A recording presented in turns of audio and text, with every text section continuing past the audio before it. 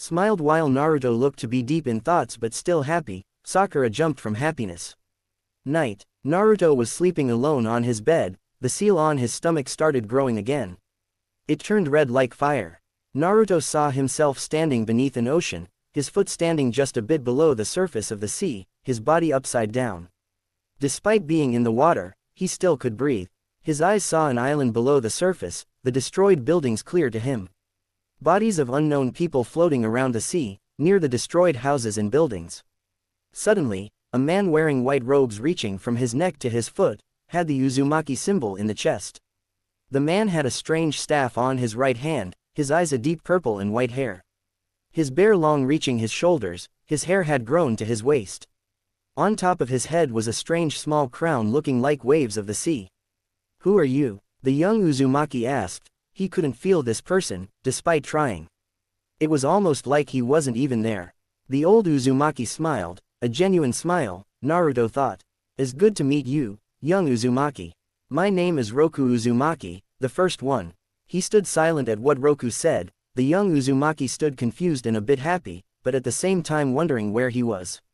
Is this a dream? Naruto asked himself, his eyes looking around at the endless sea on the horizon. The sun was shining above the ocean reflects the destroyed village below. His eyes turned to look at Roku again. His white robe had golden lines around his wrist, looking like a seal. His white hair reaching his waist. Naruto looked at his eyes and could see hardness and pain in them. It felt like looking at Hokage Gigi and Toad Gigi sometimes. Most of the time, they would smile and joke. Still, on rare occasions, their eyes would be like of a warrior, a man who had seen war with his eyes and knew the ugly side of humans, what war could do to a man, how far people could go to gain the smallest amount of advantage against the other human. To win a war, but there's no victor in war, only losses. Right now, Naruto felt like he was looking at the same kind of eyes, the eyes of war and suffering. Roku Uzumaki, who are you? Naruto finally asked, still not knowing who the man was. The older man formed a smile on his face brightened up. Almost like he was talking with someone he knew. I was the first Uzumaki, the one who found the Uzumaki clan, he stated with a calm tone. Naruto's eyes widened at what he heard. He gained his attention quickly and bowed his head respectfully, his right hand across his chest, his hand opened in front of his heart, showing respect to the elderly in front of him. It's an honor to meet you, Roku-sama. My name is Uzumaki Naruto. Naruto introduced himself, still bowing his head until he noticed from the corner of his eyes, Roku moving his hand gesturing for him to look up. Naruto did that and looked up at Roku. No need for that, young Uzumaki. You're a member of my family, but I can feel the Senju blood in you, way too similar to my father, Roku said with a hint of melancholy and taking a step closer towards Naruto. If I can ask, where are we? And how are you here? Naruto asked with a respectful tone towards his great-great-grandfather. That will be revealed, but first, he snapped his fingers, and the view changed. Now Naruto stood in front of a cliff. At the horizon, he could see a fantastic village. Uzushiogakure was carved out of a colossal stone hill beside the sunset sea. The highest tower was in that position that when the sun was behind it, the shadow looked like the waves of a sea. Uzushiogakure of antiquity built a ring fort on the peak, and as millennia have passed, its natural defenses have been expanded with walls, gates, and watchtowers. The base of the rock contains large sea-carved caverns. The stone has been mined for thousands of years, so there are hundreds of mineshafts in the depths of the rock, as well as yet untouched gold veins. The island that Uzushiogakure was built was around 1100 kilometers in length and around 700 kilometers in width, making it the largest island in the known world. The Phoenix Gate, the main entry to Uzushiogakure, is an enormous natural cavern reaching 200 feet high. Its steps are now wide enough for 20 riders. Its port has docks, wharves, and shipyards and is accessible by longships and cogs. From below the Uzushiogakure, thunder can be heard, where the sea comes in. Naruto could see a large waterfall coming out from a side of the village dropping to the sea below, homes built close to the waterfall. All of the houses had the Uzumaki symbol carved in them. Trees everywhere and looked beautiful, birds singing around. Naruto saw the main house of Uzushiogakure was much larger. This one looked to have 9 floors, the walls red, the roof had 9 large pillars that came together in the center, forming the Uzumaki symbol. Amazing, Naruto said with a hint of awe and sadness in his tone. He wondered how would have been if he had grown up here, away from the people of Hidden Leaf Village. Raising with other Uzumaki, having friends to play with from the beginning, and not bothering and not being afraid of glares and insults in front and behind him. I built Uzushiogakure as a place of peace. I taught my children and my grandchildren and so on to always enjoy peace. An Uzumaki should always believe in a better world, never give up hope, and most importantly to never give up on family, Roku said, and the scene changed showing within the village. Naruto could see at least 6 big markets around the village, people walking around. He saw a big fountain close to the main house of the village. The fountain looked like 3 children playing around, from their hands, water dropping, some people drinking and washing their faces with it. Roku-sama, you say you taught your grandchildren. How old are you? Naruto asked respectfully, looking at the old Uzumaki. The older man chuckled and turned to look at Naruto. I died when I was 247 years old, he stated, and Naruto's eyes widened. He had read, and even Kurama had told him that the Uzumaki clan had a long lifespan, but this wasn't something he expected.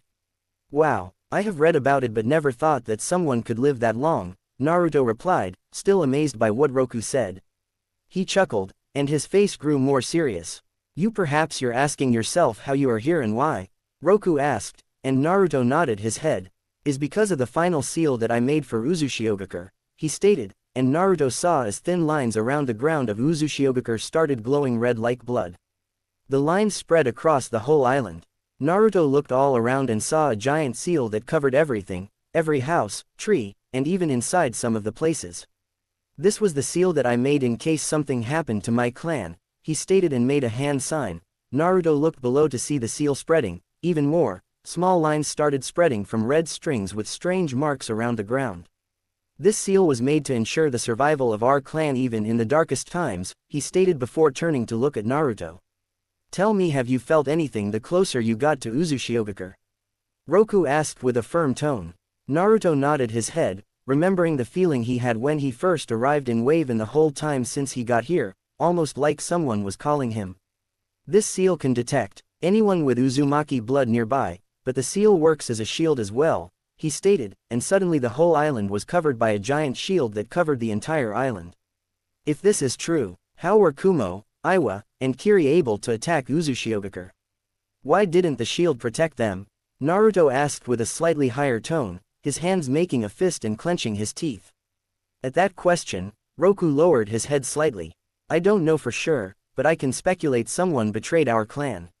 I don't know if someone who was an Uzumaki or someone outside the village who knew how to penetrate the shield, Roku stated with a hint of sadness in his tone. He turned his head around and looked down at the village. Despite that, my seal still protects the village. Only an Uzumaki can walk inside and learn the secrets that were left by our clan, he stated, and Naruto understood why no one could visit the island anymore. You mean the Phoenix contract? Naruto asked, but Roku shook his head, much to his surprise, and turned his head towards the young Uzumaki. My son Yutari Uzumaki was the one who found the secret of the Phoenix contract. He told me that he had sworn to secrecy never to tell anyone how he had found it, but the contract works differently from all the other contracts. He started walking closer to Naruto before pointing the finger at his stomach. Can I see your seal? He asked nicely. Naruto didn't know how could the older man knows that he had Kurama sealed inside him, but decided to ask later. He grabbed the end of his shirt and slowly removed it, and his seal was glowing red and had grown lines with strange marks that had gradually spread around, almost reaching his chest. Roku smiled slightly at the work of art, and he was glad that people still appreciated and knew the importance of Fuinjutsu. Amazing work, but tell me, what do you think your seal does? He asked, his voice strict, his fingers on his beard, and his eyes feeling like he was looking at his soul. Naruto knew the seal did more than just hold Kurama but wasn't sure what else it did. My seal holds Kyuubi sealed inside me and protects me if I lose control, he replied, and Roku nodded in agreement and raised a finger. That's true, but that's not all that it does. The Phoenix contract can communicate with us through our seals. I made a rule after my son established how Phoenix contact worked. They can communicate with us through our seals. The rule was that every Uzumaki that was born and was already born to have the Phoenix seal, and if they found you worthy then they will help and guide you. Whoever made your seal made sure that Phoenix Realm would one day communicate with you and see if you're worthy, Roku stated. Roku noticed that Naruto almost used Kyuubi's real name and was glad to know that Naruto has a friendship with the Nine-Tails Fox. Naruto smiled happily, and sure that must have been his mother than the one who did this for him. He still couldn't comprehend the advanced seals used by Uzushiogakure. He knew his clan was superior when it came to Fuinjutsu, but this was just amazing. Roku-sama, if I might ask, what level is the seal that used to protect our homeland? Naruto asked curiously, still unsure how someone could create a seal as large as the island itself. The scene changed, showing what Naruto thought was a younger Roku alone in a large room. He was sitting on the ground. In front of him was a large blank paper that almost covered half of the room. Behind Roku were many open and closed seals, books, and brushes. It took me a long time. I studied Fuinjutsu my whole life, always eager for more knowledge, wanting to see just how far can Fuinjutsu go. It took me almost 200 years of my life of nothing but dedication to finally earn enough knowledge to create this seal. And it took 9 years to create this seal. The strongest seal. The seal of life, he stated and put his hand on Naruto's shoulder. The scene changed again, and they were standing in an open field, the village far on the horizon. He kneeled and took a leaf from the ground, and handed it to Naruto. You see, every village has a will to believe in. Konoha believes in the will of fire. Kumo believes in the will of lightning. Iwa believes in the will of stone. Suna believes in the will of wind. Kiri believes in the will of water, and we, he stopped and put his open hand in front of his chest. We believe in the will of life. Naruto's face brightened, and he put his open hand on his heart. Roku smiled and sat on the ground spreading his legs across the field. How can you talk to me? I mean, you have been dead for a long time, Naruto asked, still not sure how the older man could talk to him. When I created the seal of life, I split half of my soul in the seal to make sure always to be there to guide the future generations. That resulted in my early death but still was worth it, he explained smiling. Silence took over. Naruto was enjoying the beautiful view in front of him. To be able to see how Uzushiogakure was before the Third War was a dream come true. He could see now why his mother had mentioned many times that Uzushiogakure was an amazing place to live. How is Kurama? Roku suddenly asked out of the blue. Naruto turned to him surprised. How did he know Kyuubi's real name? How do you know his name? Naruto asked curiously, his hands behind his head. With the winds flying all around him, Naruto could feel the fresh scent of nature around him. Despite being in a dream, he still could feel it. My father told me the names of all Biju when I was a child, my brother and I knew them. A little. I met Kurama when I was a young man. Back when I was young, he still wasn't large. The first time meeting him, he was only a bit larger than a small house. He looked frightened by me, but we talked, and I was happy to meet him, he said, smiling. Then his smile slowly disappeared and turned into a frown. Last time I saw him was when I was 197 years old. Kurama had changed, and so had the world, Roku said with sadness and a hint of anger in his voice. The scene in front of them changed again, showing Roku inside a large cave. Naruto could only see the darkness but knew there was someone or something there. The younger Roku looked at the darkness in front of him with a stoic face. I know you're there, my friend, he said, his voice echoing around the cave. Suddenly a growl was heard, the sound of someone standing up echoed through the cave. An eye opened above Roku. The younger Roku could feel the ki coming from his old friend, and it wounded his heart to know that his friend had no trust in him anymore. Why are you here, Roku? Are you here to use my power? Has the time come for you to betray me as well? Kurama spoke slowly, showing his teeth. But Naruto could see the sadness in his friend's eyes. Despite not feeling anything in this dream, he knew his friend was keeping his real emotions in check. Roku took a step forward and shook his head. I'm sorry for what the people of the mountains land tried to do to you, but I would never give up on a friend and certainly never betray you, he said seriously and with a kind tone. Kurama's eyes widened at his words before releasing a small sigh of relief. Naruto turned to look at Roku beside him. Mountains land, he asked, not knowing who he was talking about. You know them as Kumo, or the land of lightning. With the time, the names of certain places changed as well, he replied, and the scene changed again. It was during this time that the Biju understood that many people see them only as a tool for power. This leads to the Biju losing their faith in humanity, Roku spoke.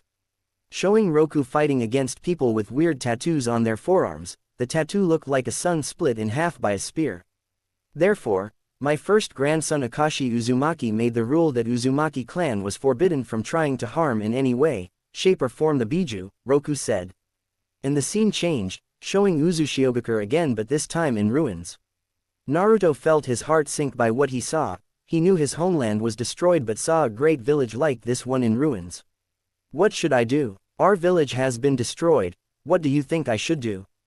Naruto asked, sitting down and looking at Roku, who sighed, still looking at the village in front of him.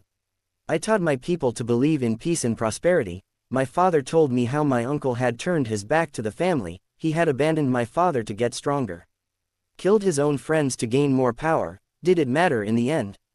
He asked, grabbing grass from the ground. The grass slowly started turning black and burning in crimson-red flames. No, what it did. It caused a war that didn't stop for centuries. How many people lost their loved ones, children, without parents, and for what? To have more power, to have the edge over the other one, he stated with melancholy, clenching his hands together in front of his chest. If you want my advice, find every Uzumaki left, rebuild Uzushiogakure, but never give yourself to revenge. Is like killing someone while you poison yourself, he stated. Naruto kept quiet and just kept looking at the village in front of them. Roku stood up, and he put his hand on Naruto's wrist. Go to Uzushiogakure, something is waiting for you there, he said, and Naruto felt a burning sensation on his wrist. He was about to ask what he did when he saw that Roku wasn't there anymore, and slowly everything turned to darkness. That night a seal formed in Naruto's wrist. The seal was red and looked like the spread wings of a bird. There was no bird, only the wings. Later, Naruto slowly opened his eyes and decided to leave and train outside with Kakashi-sensei earlier. After a long talk, Naruto and Kakashi left, but on the second floor, Inari looked at the redhead with a bit of admiration in his eyes. He remembered what Sir Shinobi-sama had told him that night. Kakashi sat beside Inari, both looking out at the ocean. Naruto didn't say any of that out of spite. He's just a bit stubborn, is all, Kakashi gently said. While what Naruto had said was the cold, bitter truth, the weight of those words was not something an 8-year-old could handle. Naruto was different, he had been handling such weight ever since he learned to walk on his feet. Naruto is just like you in the regard that he has no father. Kakashi knew that Naruto knew who his father was, but Naruto had no memories of him. In fact, Naruto has no memories of his parents at all. They were taken away from him at his birth, so he doesn't understand what his parents are. He also had no friends, he explained. Inari's head lifted to face Kakashi, confusion in his eyes. Kakashi continued, however, there wasn't a single moment when I saw him cry or get sulky. That was true, Naruto, until now, had faced the difficulties of life head-on and won, becoming stronger after defeating each challenge. He is desperate to make people recognize him, Kakashi said. Even now, when Naruto had a bored, indifferent expression almost all the time, Kakashi could see it in his eyes. The hope that someone would recognize him for who he is was naked for the world to see. Unfortunately for Naruto, the world acted ignorantly. Kakashi chuckled softly, he got bored of crying at the world a long time ago. Inari looked down, beginning to understand what Kakashi was trying to say. Naruto was not born strong, and he chose to get strong to live his life in a better way. Naruto knows where true strength comes from, just like your father. Naruto might be someone who understands you the most, Kakashi said. Inari slowly understood that Naruto might be the only one who was most similar to Inari. Kakashi's eyes smiled, the words that he said to you earlier. He's probably told himself that over and over again. A brave face slowly showed in Inari's face, his right hand fist in front of his face. I won't be a coward anymore, father. I will be brave just like you, Naruto. Tomorrow. The following day, Kakashi woke up earlier than usual. He knew today was the day Zabuza would most likely attack. He woke up Sasuke and Sakura but not Naruto, and he was still sleeping from training like crazy last night. He decided to let him sleep for once. He looked down at the sleeping form of Naruto. The sheet was slowly falling from bed to the ground. The Jonin smiled behind his mask and quietly grabbed the sheet and covered Naruto, making sure not to wake him up.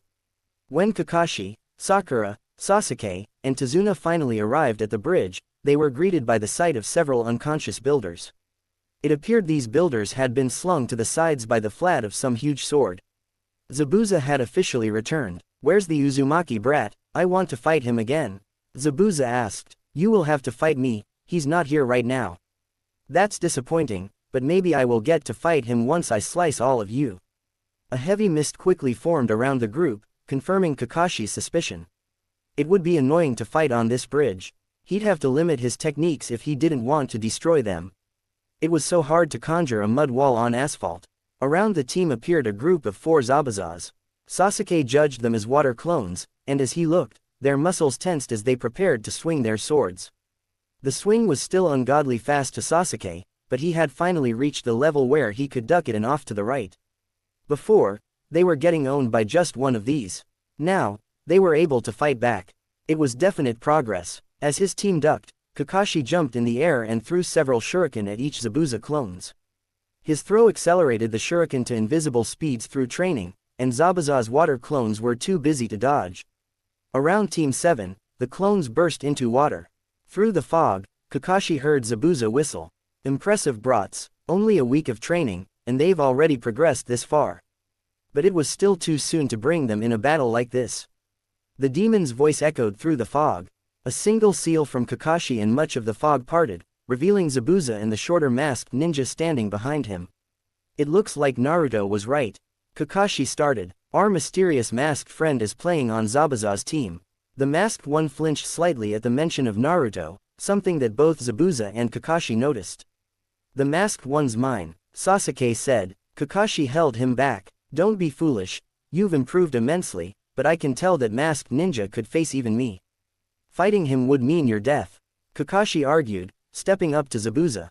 I'll face both of them. You protect Tazuna from Zabuza's water clones. And with that, the mist thickened, and the 2 Jonin were obscured from view. And for the next minute, neither Sasuke nor Sakura had any idea what was happening in that fog.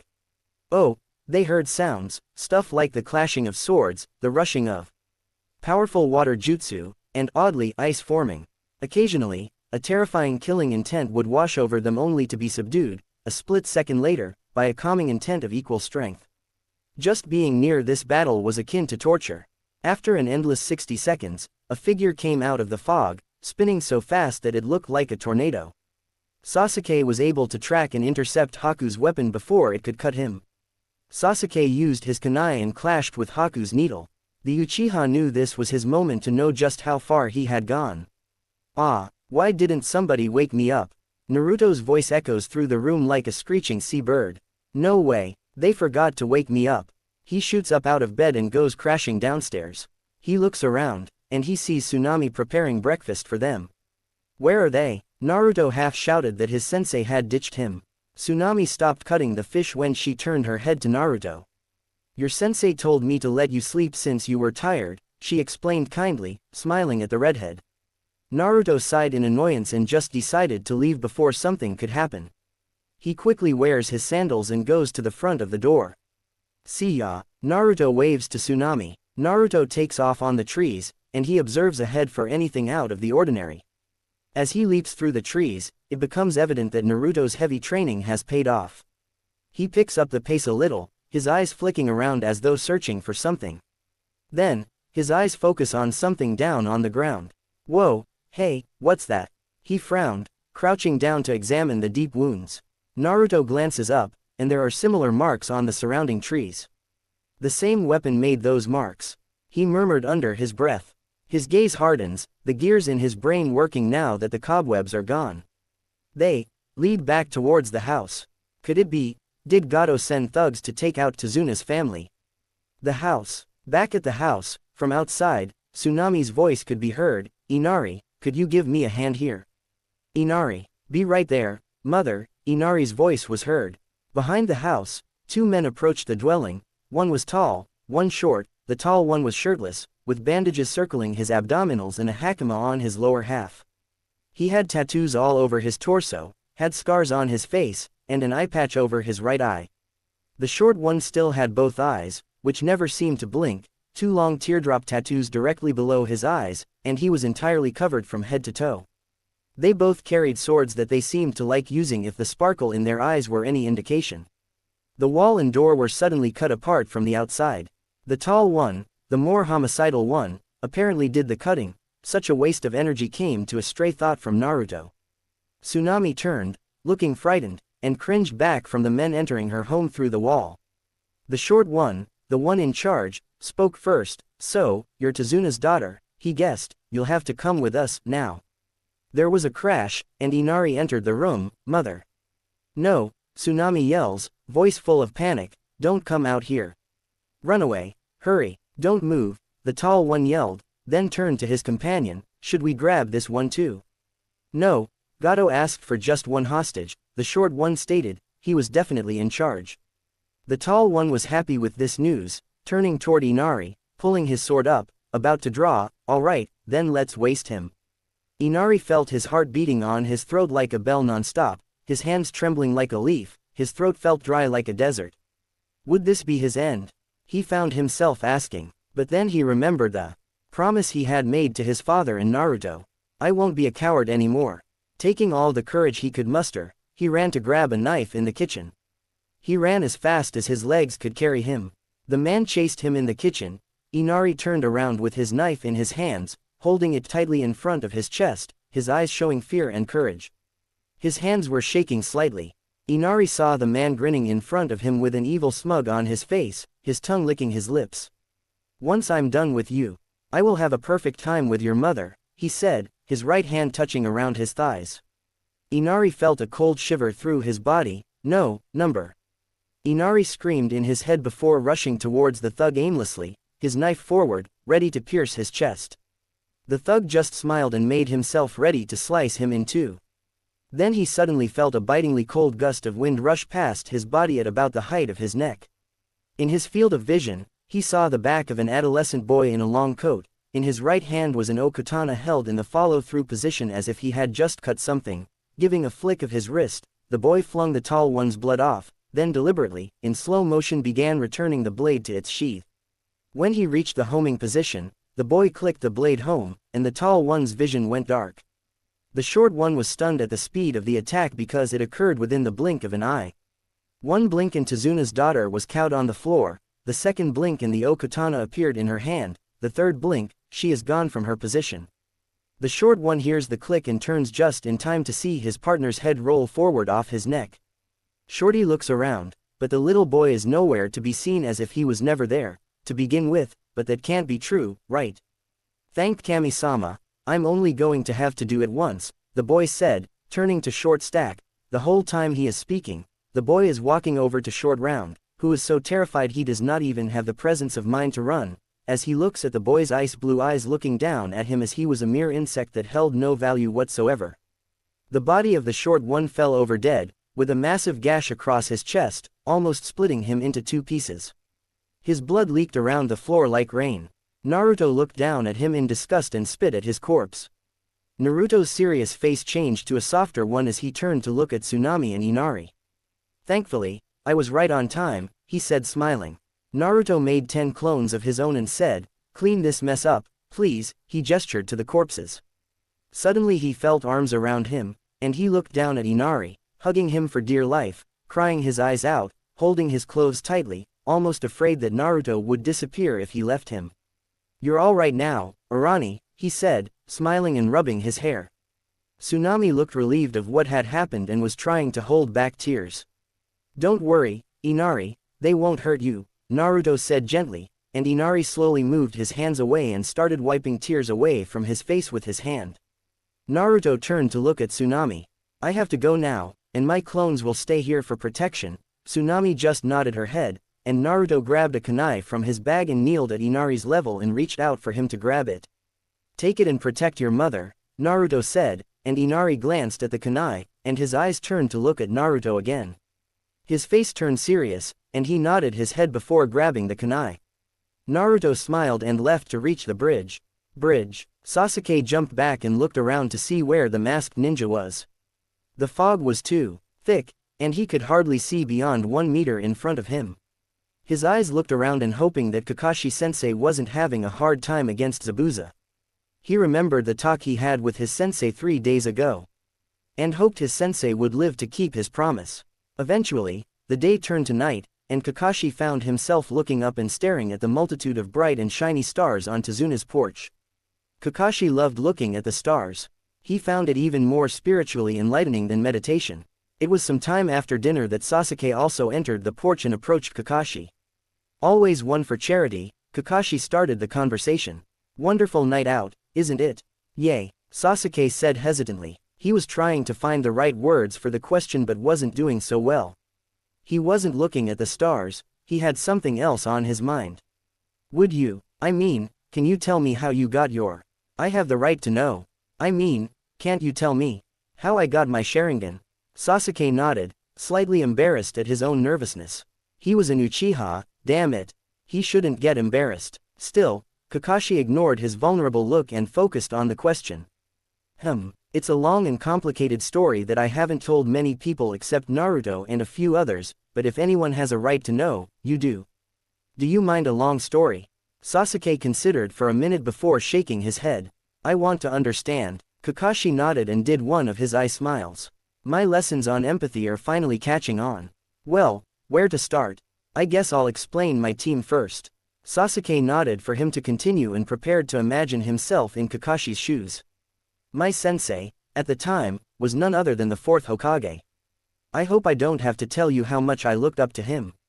When he fought, his speed was untraceable, even after I got the Sharingan. He had several jutsu that allowed him instant teleportation. One touch from his technique meant death. He was that kind of guy. My goal was to be a true ninja, and for me, Sensei embodied that. A giant fox was really just his worst possible opponent. The girl on my team was called Rin, and she'd been training to be a medical ninja. Originally, I didn't appreciate her enough. Because she was a medical ninja, she was pretty useless in a fight and got captured by enemies more than once. The first time, our sensei managed to save her. The second time, despite her seriousness in medic ninja training, she was a fangirl most of the time, and I ignored her like you ignore Sakura. I never felt I had time to respond to her confessions. I figured that romance came after my goal. The third teammate was named Obito Uchiha, and he acted like a black-haired Naruto. He'd never known his parents and was bullied by all of his cousins for being the dead last in our genin class. I always beat him in spars, so I never thought of him as my equal.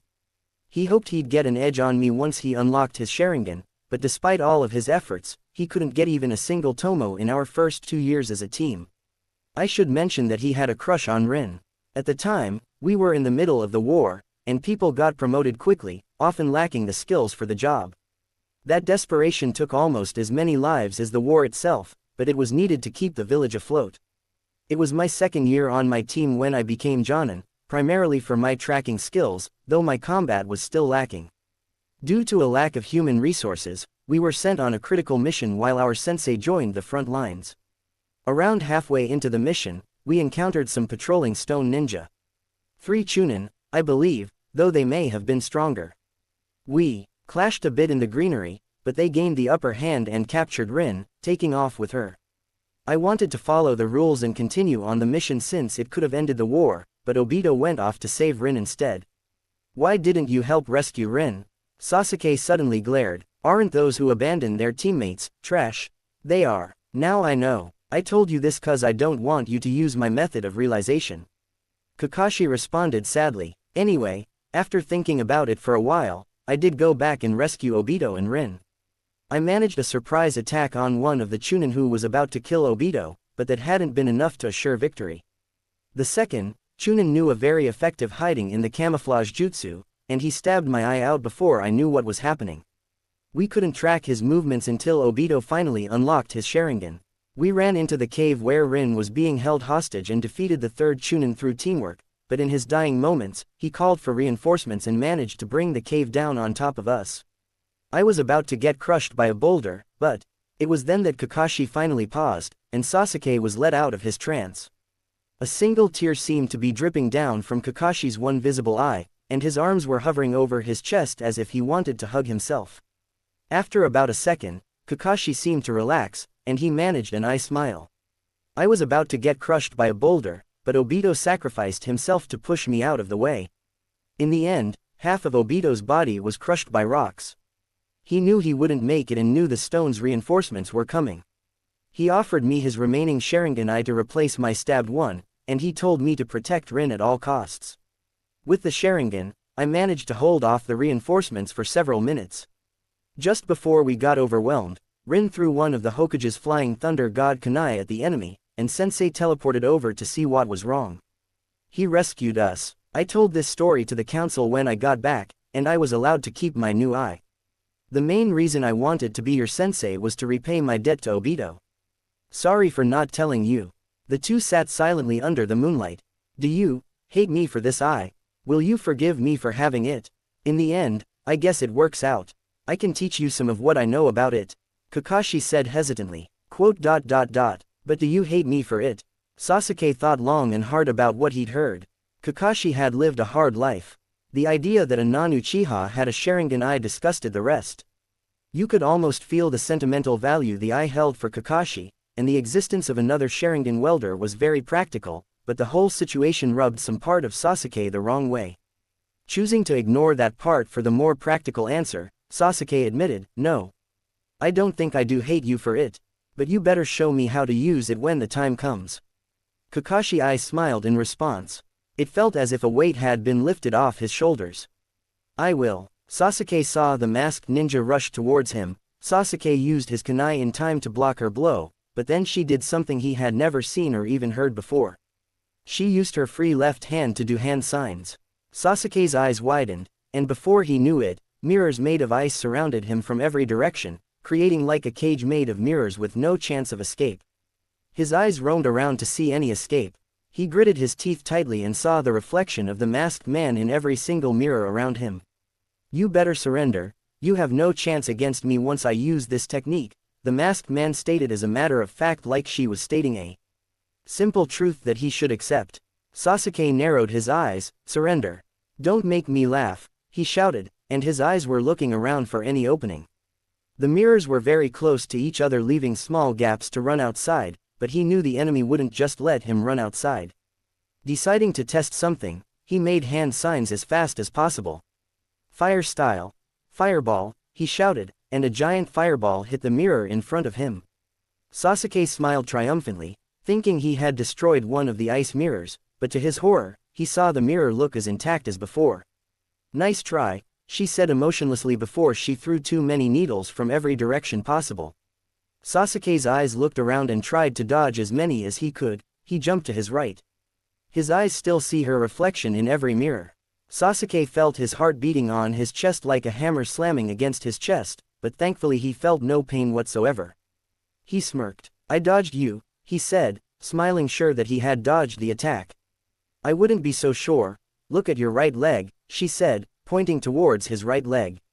Sasuke looked down to see 2 needles on his right leg and a few minor skin cuts around his legs. Why had no been able to feel it?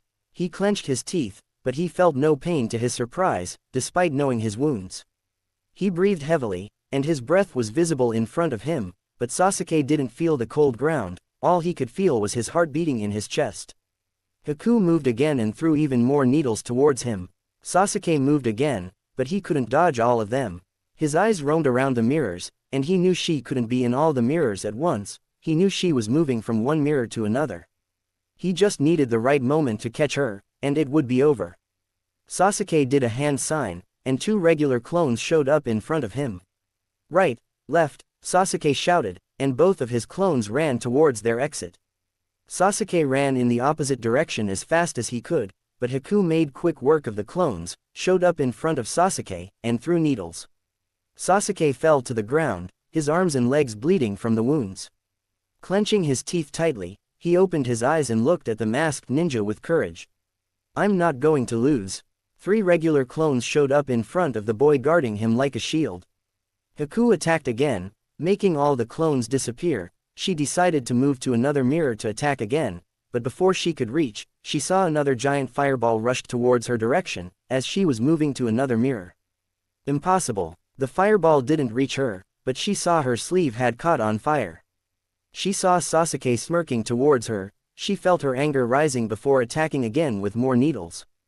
But to her surprise, the boy in front of her dodged all of them. She moved again, trying to get behind him, but she could see his eyes not leaving her, almost like he could see her now. Haku looked at his eyes and could see his eyes had changed. A bloodline. Haku went inside the mirror behind the boy, but then she heard a shout, and her eyes turned to see him finishing his hand signs. Fire style. Shining star. The fire was much smaller, but Haku just felt this one was much more dangerous. The jutsu made contact with her mirror and exploded. Sasuke put his hands in front of his eyes to shield himself. The explosion was strong enough, and Sasuke smirked, seeing that the mirror had been destroyed. He started running towards the exit, sure he had the chance, but before he could take the step outside, Haku was suddenly in front of him with 3 needles in each of her hands. Oh number! A huge slash and Sasuke flew in the opposite direction and hit the mirror with his back. Sasuke slowly opened his eyes, groaning in pain. A big flesh wound was across his chest, and 5 new needles had pierced his arms. Thankfully the wound in his chest wasn't deep enough. Sasuke opened his eyes and put a hand on his right knee, and tried to stand up. His body weakened, breathing heavily, his breath visible in front of his face. His chest leaked blood and slowly covered his legs, and fell in the frozen concrete. You almost had me, but you're not the only one who can use clones, the masked man stated in front of him inside the mirror he had destroyed. Sasuke could now see the ninja, but that wasn't enough to beat her. The masked ninja moved her right hand again, but Sasuke felt no pain. Sasuke felt his knees almost falling. He could hardly keep himself standing, his vision felt fuzzy. He wanted to keep fighting, and now he could feel just how tired he was. I can't die like this. Sasuke felt his hands shaking like a leaf, his heart beating slower. His eyes looked in the corner of his eyes and saw 2 needles sticking in the side of his neck. Sasuke didn't have time to understand what was happening to him. His eyes started closing and started falling to the ground, with only one thought on his head. Ka-chan, Tu-chan, Itachi. Sasuke's body almost touched the ground, but before he could fall, his body suddenly disappeared. Haku's eyes widened behind her mask, and her eyes started searching around the cage of ice. She couldn't see him anywhere, but before she could do anything, her senses screamed at her to move away. She immediately moved away from the mirror just in time to see a fist shattering it into thousands of pieces. Haku's eyes saw Naruto standing where the mirror was a second ago. His eyes were emotionless, looking at her like a hunter, and right now, she was the prey. His gaze made her feel small, almost tiny compared to the shadow of his body completely covering her. She felt trapped, her heart beating on her throat.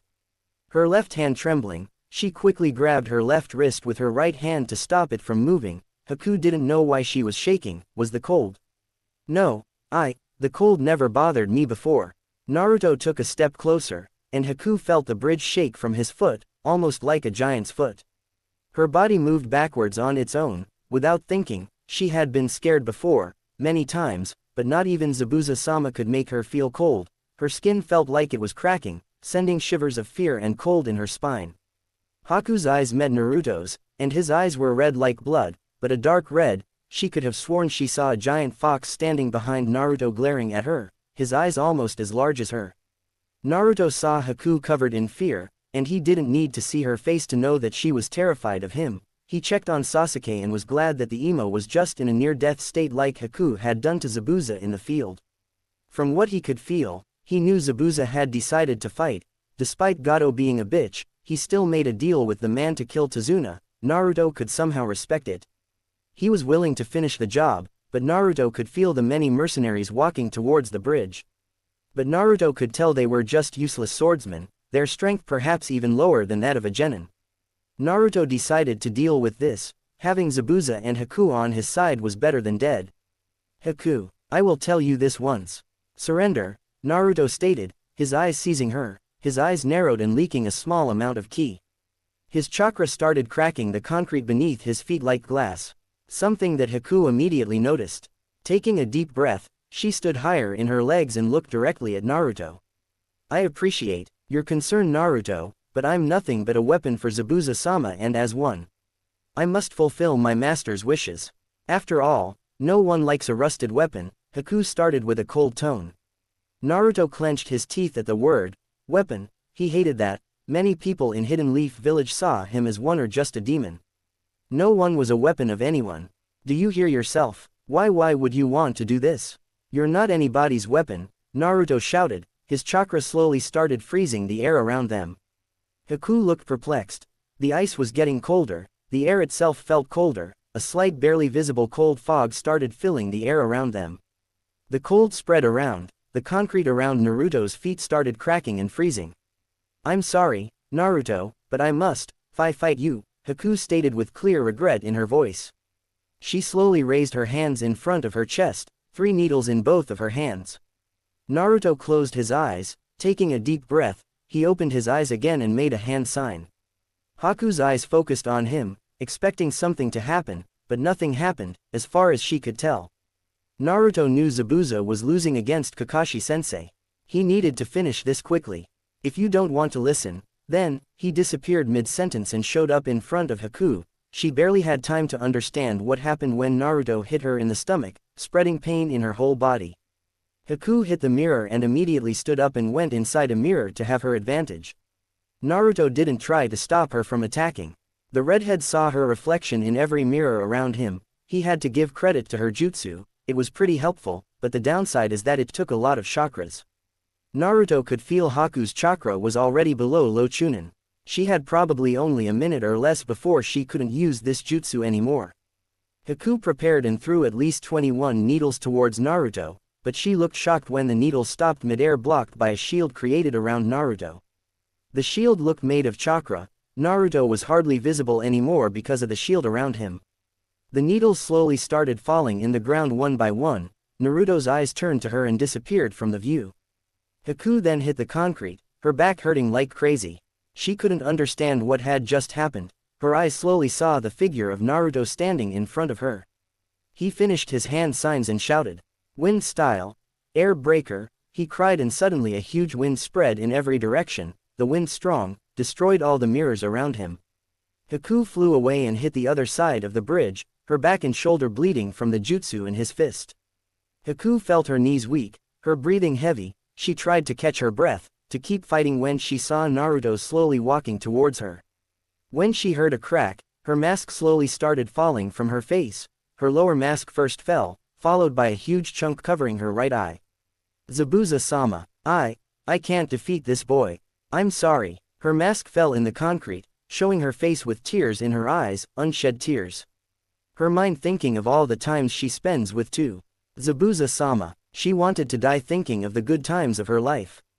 Zabuza finding her, him covering her with a blanket when he thought that she was still asleep. But after all, a thing isn't beautiful because it lasts. She closed her eyes waiting for the killing blow. Why, you're not a weapon, how can you not see it? Not even Zabuza sees you as a weapon, Naruto said. Haku opened her eyes to see him standing, looking at her with sorrow and a hint of anger behind his blue eyes. Not red anymore, or ice, but blue like the ocean. "I'm not useful to Zabuza anymore. I told you, I live only to serve him," she responded, always hoping that Zabuza would see her more than just that. Not a weapon but maybe a daughter. Naruto shook his head in denial, not believing what Haku said. "Why do you think you own it to him?" Naruto asked softly with a kinder tone. "He saved me, Naruto. I was alone. My family, my mother, was like me when Mizukage started slaughtering anyone with a bloodline. My father supported him when he found out that I had my mother's bloodline. He killed my mother and tried to kill me. I had no choice," she said, tears rolling down her right cheek. Naruto listened to her and understood her situation. He was interrupted when they both heard a sound coming from further away in the bridge. Naruto recognized Kakashi-sensei's jutsu. Haku's eyes widened when he saw the Jonin ready to kill her father. She quickly gathered all her energy and was prepared to save Zabuza-sama, one last time. Kakashi. When his nin dogs caught Zabuza, Kakashi finally let his muscles untense, and his heartbeat returned to normal. All things accounted for, Zabuza was indeed a powerful shinobi. Though it could hardly substitute for Gai's, Zabuza's taijutsu and physical techniques were through the roof. Zabuza was keeping even Kakashi on the defensive for almost their entire match, only losing his edge when Kakashi felt Kyuubi chakra. Even Zabuza had stopped fighting and looked concerned, keeping his eyes where the chakra came from. They continued fighting immediately, and Zabuza looked to be in a hurry. Not only that, but Zabuza's water vortex jutsu, copied, was on such a large scale that it could dwarf even his water dragons. At times, Kakashi would dodge the technique yet still have trouble water walking on the resulting tsunami-like waves that the technique would stir up. Their fight was on such a large scale that it must have been causing a natural disaster in the wave. With this level of firepower being so casually thrown around, it was a wonder that the unfinished bridge remained relatively unscathed. Tazuna wasn't kidding about his renown in the bridge-building business. Early in the fight, Kakashi had lured Zabuza into the water in a ploy to spare the bridge. Due to the obvious elemental advantages he'd have in the ocean. Sadly, that had led to a long-winded clashing of water jutsu, which left Kakashi almost completely out of chakra. Kakashi may have been fast before, but with one of the chakra gates active, he managed to push Zabuza back onto the bridge. In the end, Kakashi used a scroll to start the summoning, Earth Release, tracking Fang technique and activated a sound-based genjutsu through whistling, buying his nin dogs enough time to close in on Zabuza's location. Despite the genjutsu interference, Zabuza forced several of the initial nin dogs to dispel before a lucky one got a bite on his leg and channeled the chakra paralyzation technique through the missing nin's shin, giving openings for several other nin dogs to grip Zabuza with their powerful jaws and reinforce the technique.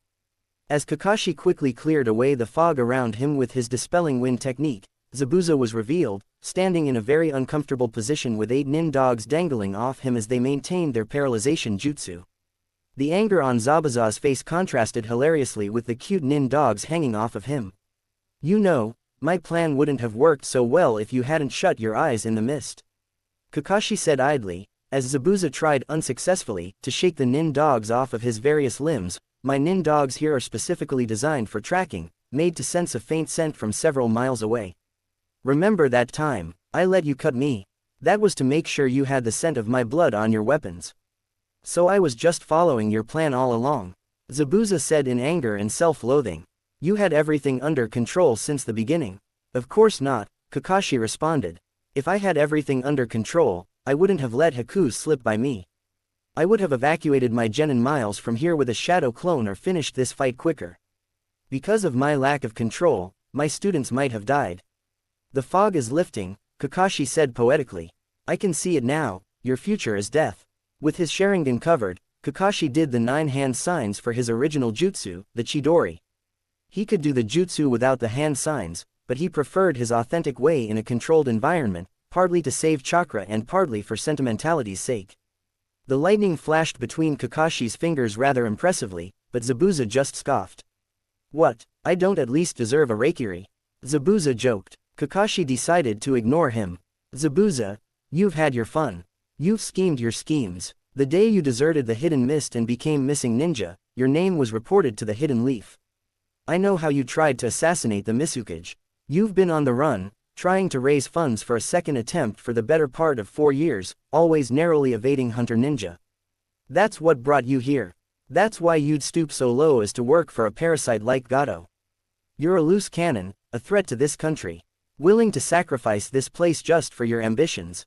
Killing with no mercy. Spare me the philosophy lesson." Zabuza interrupted. "I'm fighting for my ideals, and I won't stop." Kakashi sighed disappointedly as he raised his Chidori encased hand. "Then your future is death," Kakashi said simply, rushing forward. Zabuza's eyes closed, thinking of Haku, hoping she was alive, hoping that Kakashi wouldn't kill her. He was hoping that she had escaped somehow. "Haku, I am sorry, Tou-san." Kakashi didn't see and didn't have time when he saw a hand catch his wrist, not letting him advance. Kakashi's eyes widened seeing Naruto stopping him from killing Zabuza. The Jonin certainly wasn't surprised that Naruto could stop his jutsu, and not to mention his chakra and strength was low. "Naruto, what are you doing?" Kakashi demanded with a firm tone and loud. Zabuza narrowed his eyes at the Uzumaki brat. This was the second time he had done something similar. First time letting him go, not taking him seriously. Second time saving him. Of course, he was glad, but still. "They're not our enemies anymore," Naruto stated with a stern tone that reminded Kakashi so much of Kushina. The dogs around Zabuza disappeared from Naruto, throwing a kunai in the summoning scroll. Before Kakashi could ask him to elaborate further, they heard clapping coming from the end of the bridge. "Yeah, he certainly made a fine mess out of you. What a pity," a smug voice said from the other side of the bridge. The 3 remaining conscious shinobi all turned their heads to look at the newcomer. At the end of the bridge stood a very smug-looking Gato in front of a small army of brigands. They were all carrying a large assortment of weapons such as swords, staves, tridents, clubs, and even had someone with a scythe. Gato was smirking and strutting around as he'd already won. It would certainly look like he had to be the casual observer. Kakashi cursed his arrogance. Why had he thought that this would just stay between shinobi? Naruto looked at the army with an icy stare. Gato, what are you doing here? Zabuza asked. What with the goon squad? Gato laughed for a second at the annoyingly slow-speed civilians. We're forced to use. There's been a small change of plans, Zabuza. Or a change in your plans anyway. I was going to do this from the beginning. You're going to die, demon, here and now. I was never going to pay you at all. I hate paying people, especially if they're as expensive as shinobi. Your price may have been a little more acceptable, but it's still way more than I'm willing to pay. That's why I hired all these thugs. Wait till the ninja are done fighting and finish them off while they're weak. That's a good business strategy. Since you are a missing ninja, no one will complain when you're gone. And look, it worked out even better than I hoped. You're so weak and pathetic right now. I could kill you myself. And look at your opponent. A tired freak and a child. Kakashi was currently breathing heavily in exhaustion. He hadn't expected the fight to last this long. He'd expected to be finished much sooner. In truth, he hardly had enough chakra to stand. His body wanted to die in a hole, like usual, after going to the first gate. He was having trouble maintaining composure at the end of his fight with Zabuza. My only mistake was hiring you in the first place.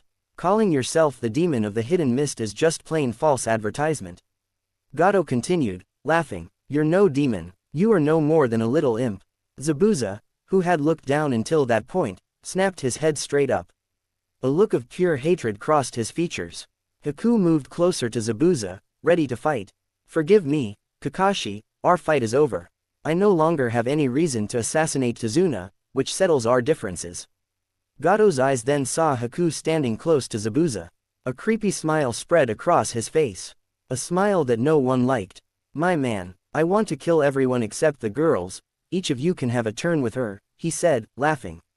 Zabuza suddenly stood despite the pain, put his hands on Haku's shoulder, and put her behind him. Gato, you little double-crossing bastard, Zabuza spat, I didn't think you'd have the balls to betray me, but it's your funeral.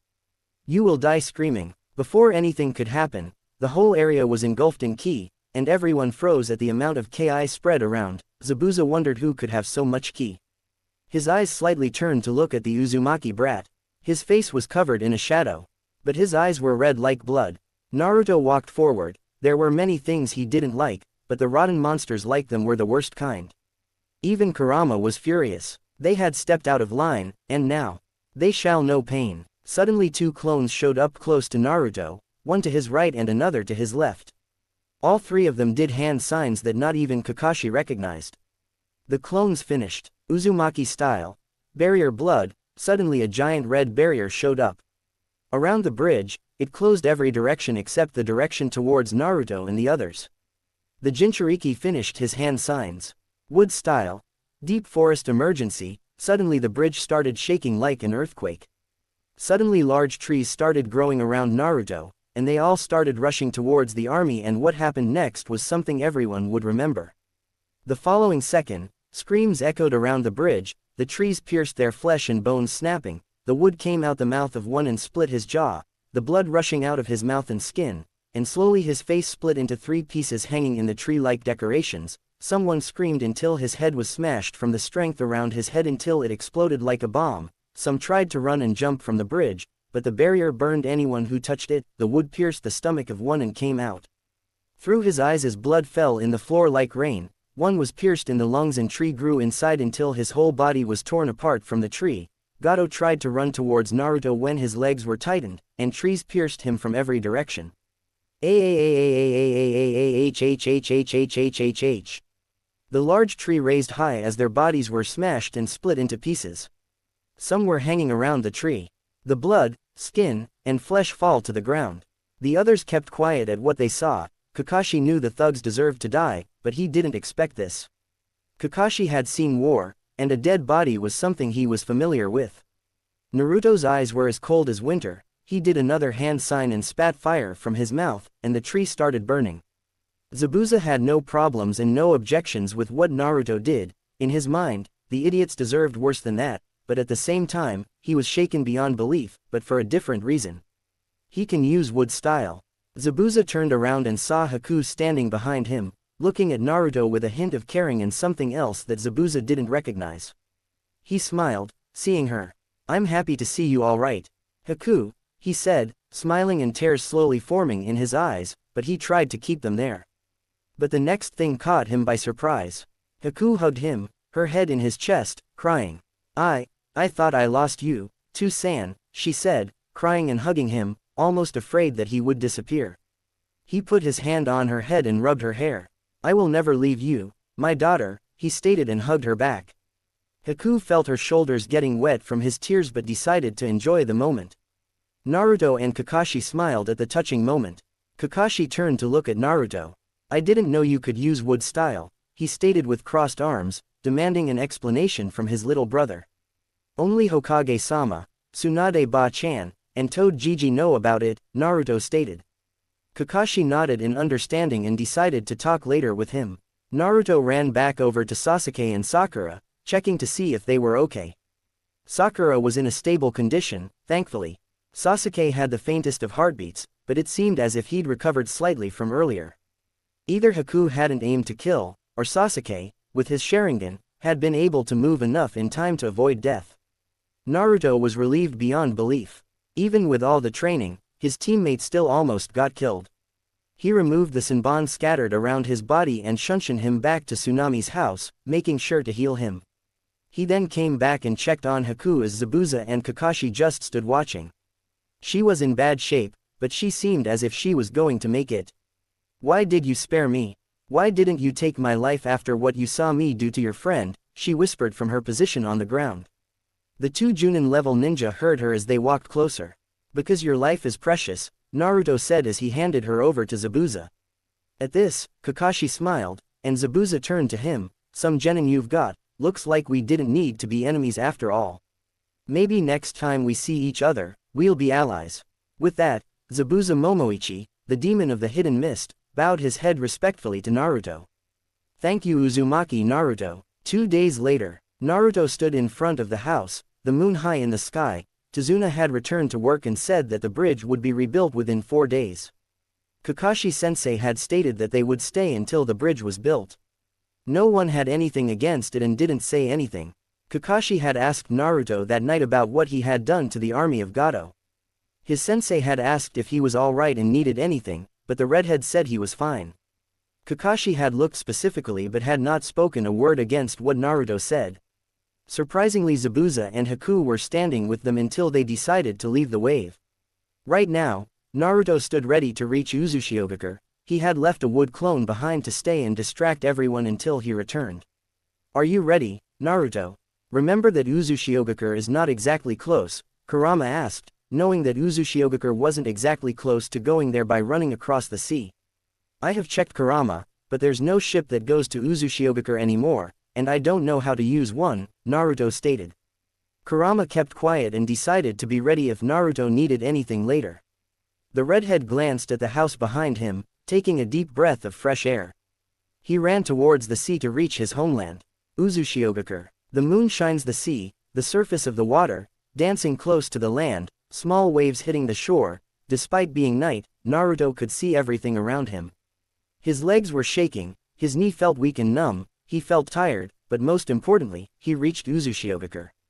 Naruto saw little grabs, running away from him, using the sand around to cover themselves until one couldn't notice that a small animal was hiding there. The scent of the sea was strong all around him, and it smelled like salt. And a little like eggs. Naruto didn't know why that smell was around him, but he didn't bother with it. The wind flew around and hit his face, his long red hair dancing with the wind. The moon makes it shine and look like a ruby. A few burned houses were nearby. Naruto could tell from the dark wood left from the fire. A few had bones around the courtyard, half-rotten clothes stuck to them. Naruto knew he was on the south side of the island. The main entry to Uzushiogakure was through the east, an ocean opening that led the ships to the center of the village. It was called the Sea's Pass, which led ships from Uzushiogakure to reach the open sea. The opening stopped in the center of the village, and the village had been built around the opening, making it easier to hunt for fish, having more accessible access to the ocean's water. Naruto remembers from his dream that the Uzushiogakure main village was around the end of the opening. Sea's Pass stopped in the center of the island, where Roku had started building the village. The end of the Sea's Pass where ships docked and gave supplies or took supplies was called Deepwater. Naruto didn't know why but figured must be a reason for it. Deepwater was rich with different sea animals. Uzushiogakure had grown their food, various vegetables, fruits, and other necessary items for a simple life. Naruto had wondered if they earned money through other means, perhaps a mine with different minerals like gold or silver, or maybe just through selling supplies and accepting jobs for ninja as the other villages did. Naruto escaped his thoughts when he started walking around the shore. This town was a bit far from the main village. This place was probably used by fishermen who didn't like to live in the village. The houses were still there of whoever lived here, but no one was alive except the animals and plants. Naruto felt the seawater wetting his black shinobi sandals. Taking a deep breath, he felt dread. He couldn't stop this feeling inside him. The place felt like calling him, but at the same, he didn't feel prepared to see his homeland destroyed. To see everything Roku had built destroyed, the place where his mother had been raised, burned to ash, and be forgotten. Naruto, I'm here with you, you're not alone, Kurama suddenly said, feeling the dread and even a hint of guilt and anger in his body. Naruto managed a small smile and mentally thanked Kurama for being there for him. The young Uzumaki half hoped that Roku would be here along with him. Closing his hands to a fist, he took a deep breath, feeling the fresh air in his lungs. The smell of mint and eggs was strong, and he wondered where the smell came from. Deciding to ignore it, he jumped through the beach, running as fast as he could. Soon he reached a forest. Naruto kept jumping from tree to tree. He noticed different animals looking at him, perhaps surprised, but he didn't stop to see them closely. He kept jumping, and the feeling was getting stronger with every step he took. His seal started glowing red and spread from his stomach around his chest and slowly spreading through his right arm. Naruto stopped moving and saw red lines slowly reaching the seal Roku had put in his wrist. The seal looked like the spread wings of a bird. The seal reached the part that separated the two wings and looked to gather in a small spot. Naruto didn't feel anything at first, but then he suddenly felt his chakra growing in that spot, almost like all the chakra of his body was accumulated in a single location. Suddenly, the pressure stopped, leaving a small empty red circle in it. The ring connected the two separated wings. Naruto touched the skin around his wrist but couldn't feel anything different. Not even Kurama could detect anything, and that concerned him, that Kushina or Minato or both had made a seal that kept him inside Naruto. Still, at the same time, he couldn't detect anything that the seal did to him. The lines that had spread from his seal slowly detached from the empty circle and returned to the seal. The seal stopped glowing red and turned back to its usual dark color before disappearing. Naruto, I don't feel the seal doing anything bad to you, but I know your parents would never make a seal that would hurt you, Kurama said, reassuring Naruto that the seal wasn't doing anything to harm him. The redhead knew his parents would never harm him, but he didn't know what the seal did, which annoyed him. Focusing his eyes, he spread his chakra almost like he was about to do a jutsu, but the new symbol didn't react to his chakra. Understanding that nothing happened, he stopped trying and decided to keep going. His eyes slowly looked from his seal and in front of him. There should be answers in Uzushiogakure. Naruto thought and jumped away through the forest. After almost an hour, Naruto knew he was close. Jumping from the final tree, he saw something he wasn't prepared for. In front of him stood Uzushiogakure. The wall still stood tall and strong. However, some parts of it were destroyed, the concrete still lying on the ground. His eyes saw a flag half burned standing at the top of the wall. Naruto couldn't see the symbol, but he could tell the emblem, the Uzumaki clan. Strong wind hit his face, sending shivers in his body. He saw the wall stretched from south to the north. The wall looked 2 times larger and taller than the wall of Konoha. The wall had small plants growing around it, creating small cracks, slowly destroying what was left. Naruto noticed a few houses standing close to the gates of the village. The gates were burned. What was left was a huge chunk somehow still hanging from the top of the wall until that part fell as well. Despite being years since anyone was here, Naruto felt the scent of fire all around the place, almost like the place was still burning to this day. Naruto felt sadness covering his body like a cold blanket, and his fist closed, his knuckles turned white like milk. He bit his lower lip tightly, his eyes full of tears, his vision fuzzy. Naruto quickly used his left sleeve to wipe the tears away. He was here to find answers and learn. Naruto, I know this might not be the best time, but you should know that even I respect your clan. I hated everyone else, but your clan was different, and so are you, Kurama said, feeling the sadness of Naruto. The young Uzumaki stood silent for a few minutes before smiling and nodding his head. "Thank you, Kurama," Naruto said, and the fox smiled. The young Uzumaki started walking towards the gates, what was left of them. His eyes looking at the houses as he passed by, the houses surprisingly didn't look destroyed, but just abandoned. He wondered why. His blue eyes soon noticed something. None of the houses close to the wall looked damaged, and the same was for the ground around the gates. He half expected small craters and maybe even clothes and what was left, but he couldn't see anything to implement that a fight was fought outside of the gates. His eyes turned to the gate itself. The gate looked 10 meters tall, but he noticed no seals around the wall. Either the seals had stopped working or were very well hidden. His eyes saw inside the gates and could tell inside looked much different. The destroyed houses were everywhere. He couldn't see anything that wasn't wasted. Taking the first step inside, neither Naruto nor Kurama detected the seal of life letting him inside the village. His seal glowed red for a moment before disappearing again. Walking inside, he felt alone. Cold, sad, angry and guilty. Everything was covered in darkness. Each house inside the village looked destroyed, nothing left but rubble. The signs of a war fought here were everywhere. From the ruins in the ground, small craters around the earth, houses burned, their concrete looked to have melted in some places making look slippery. Weapons lying around the ground, trees that looked clearly to have been cut down. Naruto's eyes went to the center of the village that had the most magnificent building. Still standing, the building looked white. The roof looked similar to that of Konoha, except the Uzumaki symbol was in the center. The streets looked covered by white bricks. He saw a few parts of the roads had started splattering from the plants growing around. The redhead knew what he would see when he arrived here, but still the feeling of complete silence, no sound could be heard around, setting a sense of dread around almost like something was hidden in the shadows waiting to come out.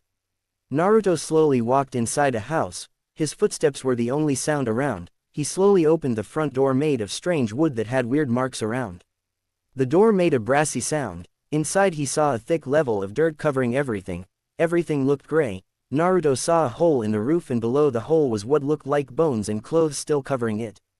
Naruto saw arrows that had pierced the wall from inside. A few weapons were lying in the ground close to another body. Weapons like a small sword, kunai, and a few shurikens. "Naruto, you don't need to see this," Kurama said, knowing that Naruto felt guilty about what he was seeing, despite not being his fault. Naruto closed his eyes, the silence almost swallowing him whole. He felt cold shivers around his body, his skin felt like something was crawling.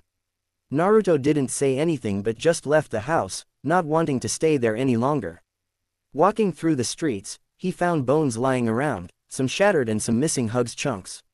He saw a few small bones in a dress covering them. After a few minutes of walking, he soon reached the docks of Uzushiogakure. As usual, everything was deserted. There were a few small ships still docked, but none of them was in condition to use. They were either filled with water or almost destroyed. Naruto saw empty crates lying around close to where the ships were docked. His blue eyes turned to look at the main building of the village that stood the closest to Deepwater. "Do you think there's anything that might help me for Fuinjutsu?" Naruto asked out loud since there was no need to talk mentally, no one would hear him here. "I'm not sure, Naruto, but even if there's something, don't expect for the doors to just open for you and be careful. The seal might have left you to walk inside, but you can never be too careful," Kurama warned him. Despite he not thinking that there was anything too worthy about, would be good to keep an eye out for anything unexpected. Naruto nodded his head in agreement. He soon made his way to the main building of Uzushiogakure. While walking there, he saw the fountain was still there, the statues of children playing were still there, water was still coming out of their hands and falling in the basin. One of the statues had his head destroyed, but still, he could tell how it looked before. One of the hands was in the mud, but one of the children's status was intact. Naruto walked closer, put his hands together, filled his hands with water, and splashed it in his face. The water was cold but still fresh and not filled with dirt or blood. He turned around and looked at the gates that lead inside the main building, one of the gates still standing. The wind flew everywhere, hitting his face, making the gate slowly move around and making small and terrible sounds, almost like someone using his nails in a blackboard. Naruto walked inside the house, seeing that it was intact. Before him was a long, wide-open corridor with closed doors on both sides, but what surprised Naruto was that nothing looked damaged. The walls and everything looked unclean but still no sign of battle inside the building. He soon reached a large door that led inside a big hall. The hall had many windows that let the light of the moon stream inside. Naruto saw a desk at the very end of the hall. Walking up to it, he saw papers lying around the desk and on the ground covered in dust. Naruto used his hand to shake off the dust. The papers were nothing but filled with missions completed around the island of Uzushiogakure, and around Wave, and even some missions completed in Kiri. Naruto noticed one of the names in the papers was mentioned far often than the others. Apparently this Karaimi Uzumaki had completed over 100 missions in a single month, but the documents mentioned nothing else. Naruto didn't think of it as necessary despite being impressed by the number of missions he had completed. "Naruto, do you feel this?" Kurama asked. Naruto closed his eyes, and now he actually felt something in this hall. He turned around and looked beneath him. Strange symbols were covering the floor. But Naruto could tell this was a seal. An advanced one. He did hand signs. "Open," he said, and the seal started glowing red. Before the ground began shaking, almost like an earthquake. The floor in the middle of the hall began opening. Naruto walked closer and saw stairs leading under the building. But he could hardly see anything. "Let me help you." Naruto's eyes changed to red, and now he could see more clearly in the darkness. He walked downstairs, his eyes roaming around and wondering where this was leading to. Soon he reached a door. Opening it, he saw a large room filled with scrolls and books, almost like a library. Suddenly, fires lighted around the walls, torches started burning again, and he could see the most extensive library he had ever seen in front of him. The shelves filled with scrolls and books stretched at least hundreds of meters. The symbol of the Uzumaki clan was standing proudly in each scroll and book. Naruto saw many desks, tables around, and chairs. He was about to look at some of the books when something blue started appearing in front of him. It looked like a bright light. Naruto covered his eyes, and soon the light stopped. The young Uzumaki moved his hands away, and in front of him was Roku Uzumaki. His whole body looked slightly transparent and bluer than in his dream. "Roku-sama, Roku-sama." The old Uzumaki smiled proudly at the young man. He had passed the seal of life and the seal of the truth. When Roku was 241 years old, he had made the seal of truth. The seal would work to detect the color of someone's chakra. The darker a person was, the colder and gray was their chakra. The seal protected the secret library of the Uzumaki clan. If the seal had detected that Naruto wasn't worthy, then a counter seal would be activated, and Naruto's chakra system would have been blocked, resulting in immobility ever to use chakra. Naruto noticed the "sama" that Kurama used and was surprised to hear him say that, but decided to ask later. Naruto bowed his head respectfully to Roku, who gestured for him to stand up. "No need for that, young Uzumaki. It seems you were able to find this place," Roku said, smiling. Kurama stayed silent and couldn't believe that Roku was here. He still remembered him, despite being 1,500 years since he died. Kurama stood beneath a large tree in the land of fire. He was only a bit taller than 4 meters. Kurama had decided to explore the grounds around alone. Yuki and Nanabe had wanted to come, and especially Matabi, since she was the friendliest to him.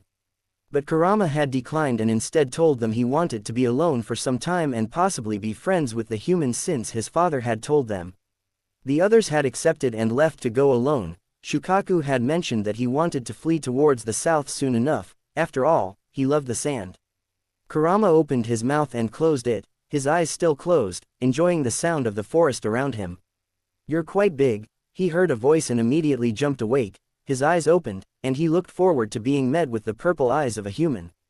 For a moment, he thought that Tu-chan was there, but giving him a second look, his eyes were just purple but no Rinnegan. "Who's this? How come I didn't feel him coming? And second, why is he smiling? And third, why does he look so familiar?" Kurama bombarded himself with questions and noticed the strange human was still standing there smiling. "My father told me about you, but I never thought you would be so cute," the strange human said. "What? I'm not cute," Kurama yelled angrily and showed his teeth, trying to intimidate him. "Calm down. I just felt your chakra a week ago and wanted to meet you. I'm not here to hurt you," the strange man said, raising his hands and showing that he wasn't here to hurt him. Kurama stopped releasing his ki and looked at his face. The man had long red crimson hair that reached his neck, a long face, and a trim beard around his jawline and chin but no mustache. His smile reminded him of Tu-chan, and now that Kurama could feel his chakra, he noticed the similarities between his father and this strange smiling man. I'm not afraid of you, strange smiling person, Kurama growled.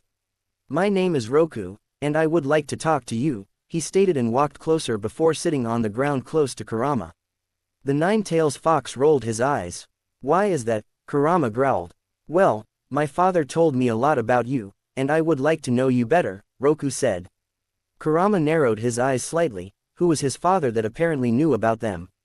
Kurama wasn't stupid. He knew that not that many people knew about them. Who is your father? Kurama growled slightly, showing his teeth again. Roku just laughed and didn't look scared of him. That made Kurama a bit happy, but this wasn't the time for that. My father is Ashura Otsutsuki. Kurama's eyes widened in disbelief. He had noticed the similarities but didn't think that the brat in front of him was the grandson of his father. A smile slowly across his face, and his face brightened like a sun. It's good to meet you, Roku, he said happily, and perhaps this journey was for the better. Kurama remembered it, and a tear was slowly showing on his left eye. Naruto was about to say something to Roku when Kurama suddenly took control. It's good to see you, Roku, Kurama said with Naruto's body and gave the control back to Naruto before Roku could say something to him.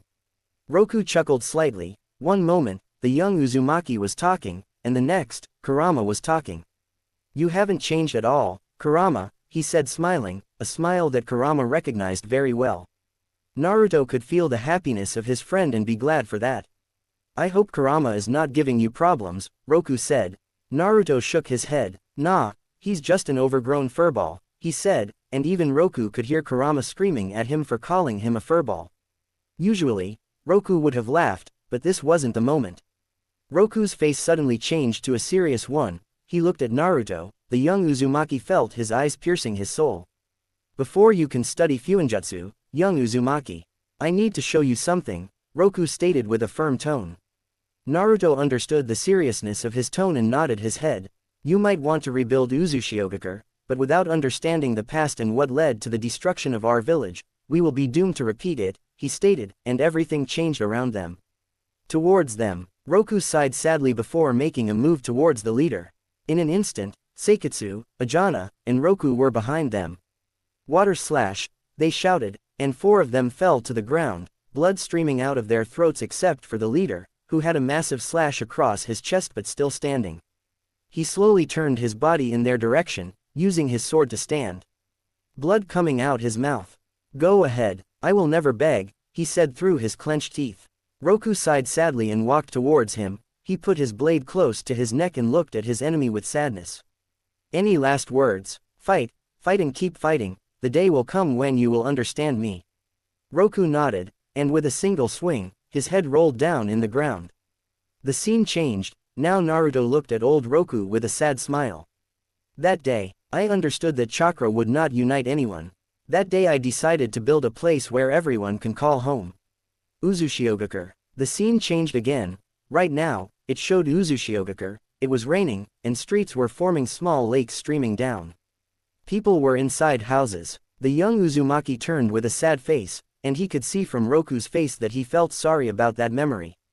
Almost like an old wound. What happened to the town? He asked, hoping he wasn't bringing up more bad memories. After that day, my father became wary of people, but we still trained people on how to use chakra. The town didn't thank us. They still hated us, and we never returned in that town again. Roku spoke with his closed eyes, pinching the bridge on his nose. Opening them, he sighed sadly. What did you understand with what I showed you? Roku asked with a hint of seriousness, looking directly at Naruto's eyes, almost sizing him up. That I should rebuild Uzushiogakure because everyone can call home, a place no one is judged by the sins of another. Naruto started thinking of Konoha. Roku just stared at him for a few seconds and kept silent. Roku said nothing and turned to look in front of him. I want to show you something about the Phoenix contract, something you will need to know if you want to complete your Phoenix seal, the Phoenix Sage mode, he said, pointing at the seal on his wrist. I have one question, how can you show me your memories? Can you show me memories of others? Naruto asked hopefully. I sealed half of my soul in the seal.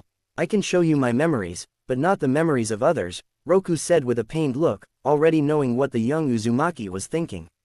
Naruto lowered his gaze for a second before turning to look at Roku again, and he didn't need to know about it. His face turned into a frown. But almost like Roku could read his mind. You wanted to see the memories of your mother, he stated as a matter of fact. Naruto looked ready to protest, but the knowing look on his face showed that he knew what he was thinking. After a few moments, Naruto nodded his head. He hoped to see his mother, and maybe even his grandparents of his mother's side. Roku smiled at him and placed his hand on his shoulder, making Naruto look at him. I know how you feel. My mother passed away when my siblings and I were still young.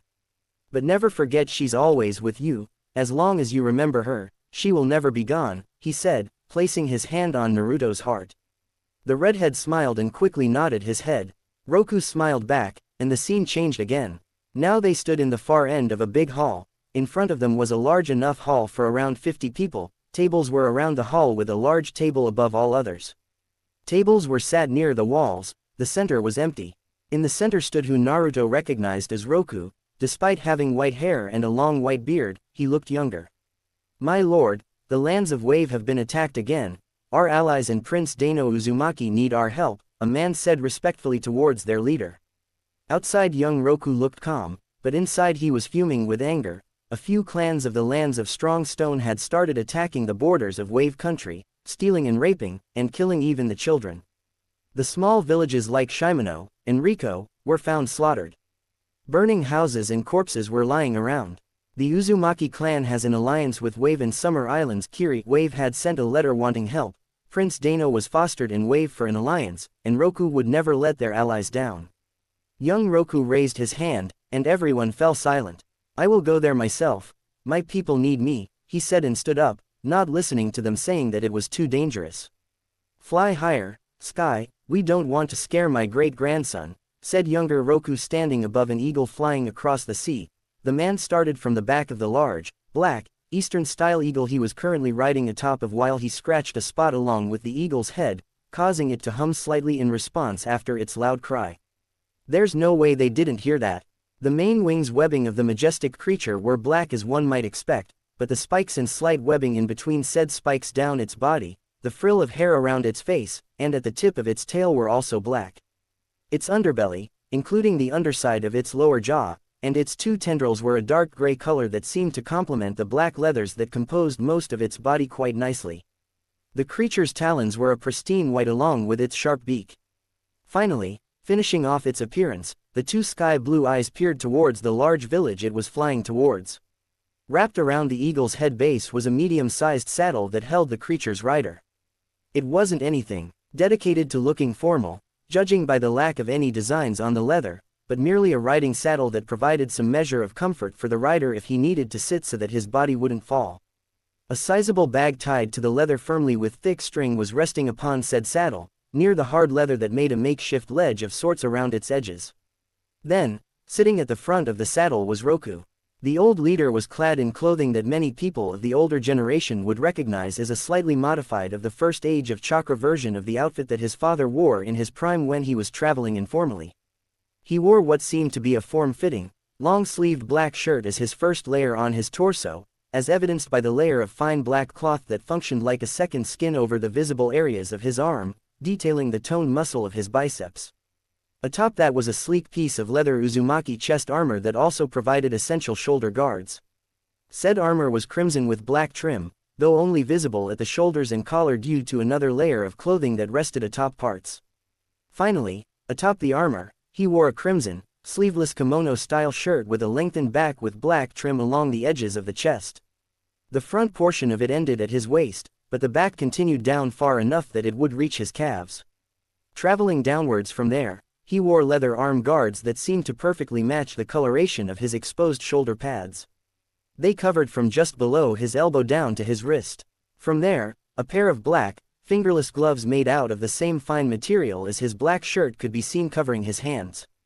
Traveling down from there, the following notable piece of armor would be his rather large belt, a fitted piece of dark-colored metal that rested upon his hips. In the center of said belt was the insignia of the Uzumaki clan in highly polished gold. Partially secured underneath the Uzumaki insignia were two pouches, one effectively held at each of the redhead's hips with the other strap for each secured under the back of his belt. Underneath the pouch on his left hip was a thin black sheath and the bandage-wrapped hilt for a GN with a small, golden pommel. Attached to the belt was also a rather elegant piece of cloth that fell to his knees. The centerpiece slipped between his legs and was crimson in the center with black trim to match the coloration rest of his armor. Two smaller pieces of similarly colored cloth then framed the piece with small flame patterns on the side closest to the centerpiece.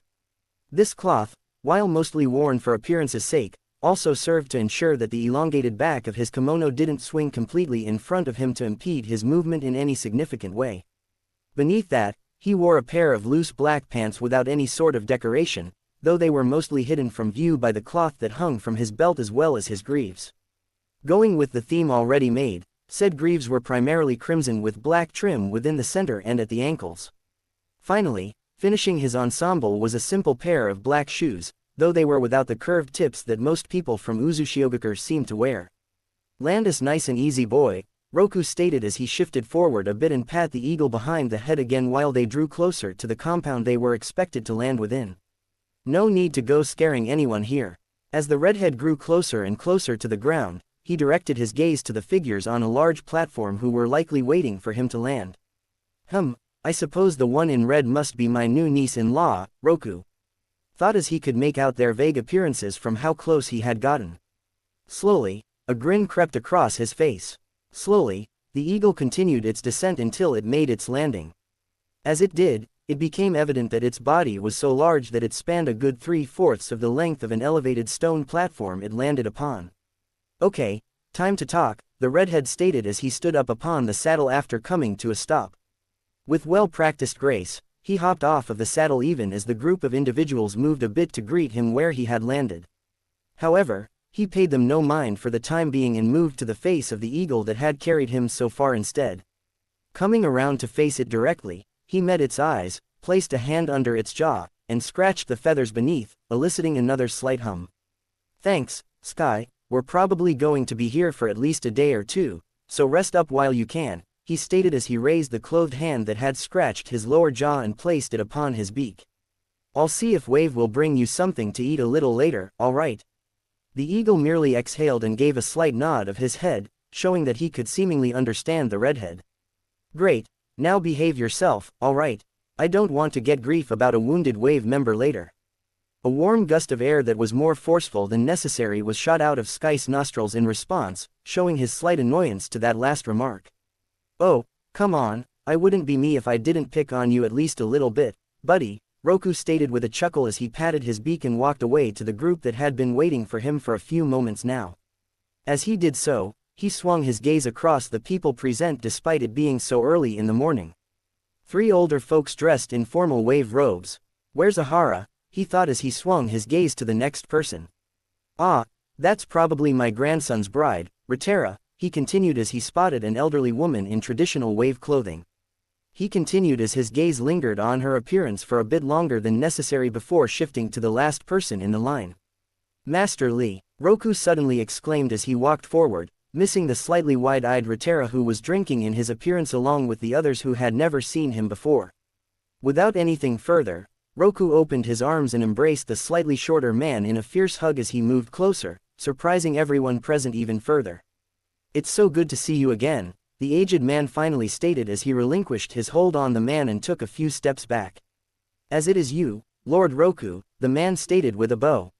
No, Roku stated as he reached a hand forward to the man's bowed forehead and pushed him back up to his standing position. "No, Lord, stuff and no bowing. You know that I hate those sorts of things, especially from you of all people. I see that the past few years haven't changed you very much." Lord Roku, the elderly man stated with a faint smirk upon his lips at seeing the redhead's eye twitch in response to his altered but no less accurate title. "Regardless, thank you for making the trip here. I apologize for pulling you away from your duties." "Bah, it isn't a big deal," the redhead stated with a rather infectious chuckle. "Besides, there's someone here I've always wanted to meet anyway." At this, Ritera stood a bit straighter and prepared to greet him properly but found herself genuinely surprised when he walked directly past her and stood in front of her fiancé. "Huh, Lord Roku's definitely different," she thought with a slightly furrowed brow as memories of nearly every royal she had met previously immediately sucking up to her came to mind. So far, not only did Roku appear to be an experienced fighter, unlike the others based on clothing choices and muscles that were coating his arms based on the bulges against the form-fitting shirt around his arms, but he seemed kind and surprisingly informal as well. Her mind continued as she shivered at remembering a good deal of pompous and rather ugly nobles who had visited blatantly flirting with her ever since she had turned 15. "You must be my grandson," Roku stated warmly towards her fiancé, blissfully unaware of Rotera's current thoughts. "You have grown into a fine young man," Roku said, and his grandson gave him a big hug. "Is it good to see you, great-grandpa?" he said, smiling, earning a chuckle from Roku. They pulled away smiling, and Dano-kun pointed his hand towards her, who looked nervous. "This is my fiancée, Princess Rotera Uyaka," he introduced her, and Roku turned to look at her. "A pleasure to meet you, Princess. I hope my grandson isn't bringing problems," Roku said warmly, and she chuckled while Dane rolled his eyes.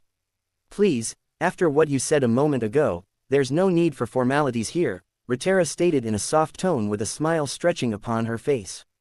"I've heard a great deal about you as well though Lord Roku. Dano-kun told me a lot about your little pranks." At this, the redhead froze momentarily before smiling nervously and scratching the back of his head nervously. "Dano told you about that of all things. Man, I miss those days," he stated with a chuckle as he remembered pulling said pranks on some of the more pompous nobles that would be in the palace on a nearly daily basis. Dane loved to pranks, and Roku gladly helped him sometimes before he left to foster in Wave when he reached 8 years old and now has been only 6 years, and he has changed. "Yes, he likes to ramble on about you quite a bit," Rotera stated with a laugh from her throat. "My little brother Ash did too, for that matter, though I am already beginning to see why that is the case." "Oh, he does," an elderly Wave woman responded with a grin that grew just a bit more. "He usually has helped from a certain someone," her gaze upon Rotera for a second. "Ah, well, what can I say? I'm happy that my grandson seems happy," the redhead responded with a shrug of his shoulders. "Well, I'm glad my child will have such a good role model to look up to," Rotera responded as her smile grew just a bit wider. "But we can talk about Ash and the others later. My granddaughter here has been looking forward to talking to you," the elderly woman stated with a gesture towards her left. "Well, I certainly can't say I haven't been doing the same," Roku stated with a chuckle as he turned his gaze to him in question, letting his piercing purple eyes gaze meet hers again. "It's an honor to see who my grandson likes," he greeted as he held out his hand towards her. Rotera extended her hand and gripped his in a firm handshake. Though she didn't let it show on her face, she found herself surprised immediately at the warmth his hand exuded. "Likewise, Lord Roku," she responded warmly with a friendly smile on her face. "Please don't be like Lee and use the stupid title," Roku stated somewhat childishly after taking his hand back and running it down his face in an exasperated fashion. "I'm not Lord Roku, I'm just Roku. I hate all my titles," he finished with a grumble. "All right then," Rotera responded after a moment with a grin as she started to get a good feel of his personality. "I won't use your title if you don't use mine," she offered in compromise. Though she was undoubtedly accustomed to people calling her by said title since it had been with her for nearly her entire life, she didn't particularly like to hear it used when it wasn't necessary. "Hey, fair enough," the redhead stated after a moment with a slight nod of acknowledgement towards her.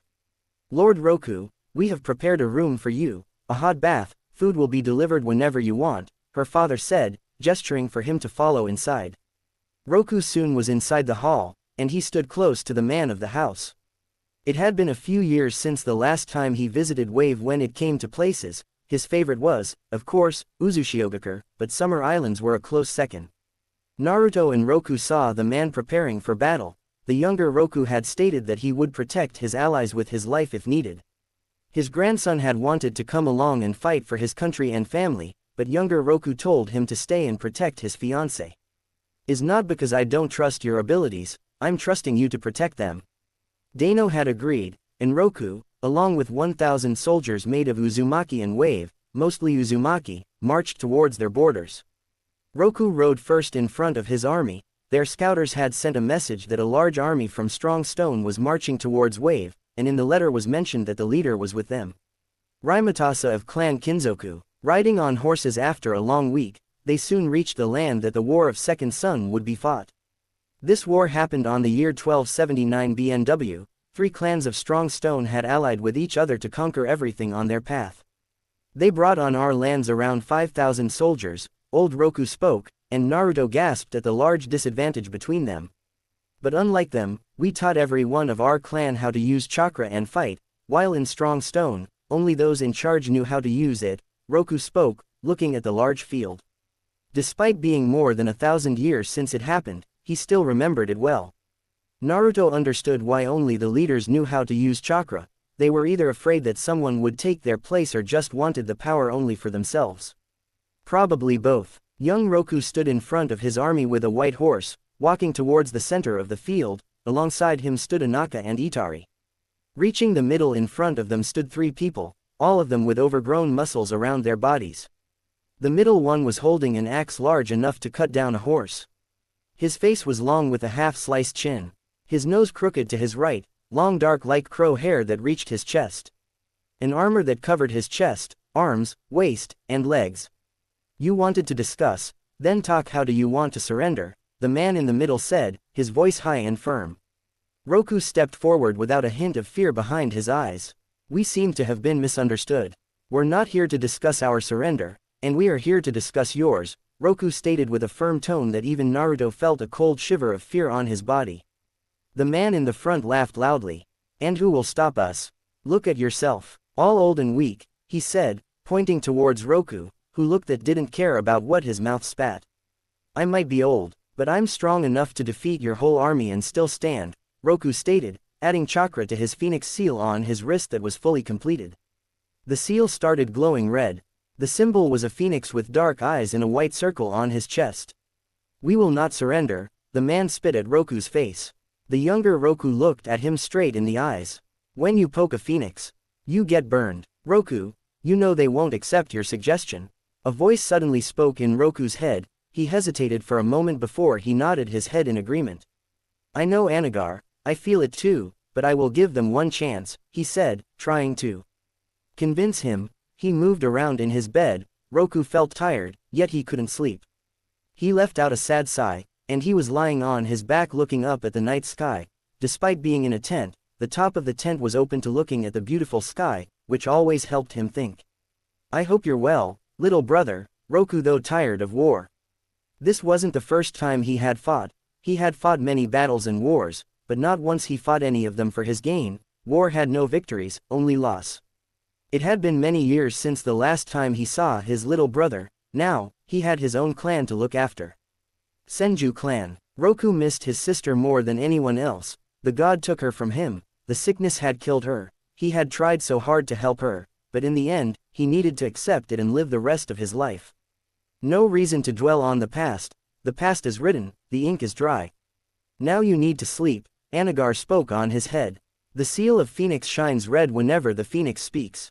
Roku kept silent, his eyes closed. A tear slowly rolled down his cheek as he imagined her being alive. He had been alive for 141 years now. He was still alive while his youngest son died of lung sickness, but yet here he still stood. Won't do any good to think of death, Roku. We never know what the future will bring us, Anagar spoke. Roku spoke nothing and just let himself fall asleep. No point in dwelling about the past anymore. Anagar had been the Phoenix chosen for me. Once someone signs the Phoenix contract, they could summon and form a bond with a Phoenix, but only one. You can never summon more than one? Naruto asked, slightly shocked. Since he could summon more than one toad with the toad contract, he was still looking at the younger Roku lying alone on his bed. The older Roku shook his head. No, you will only be able to summon one and never any other Phoenix. Onogan was the one chosen for me, Roku spoke with a look of melancholy on his face and sadness on his tone. Kurama told me that Haiwa was the strongest Phoenix, Naruto spoke. He had thought that Roku would have been bonded with Haiwa.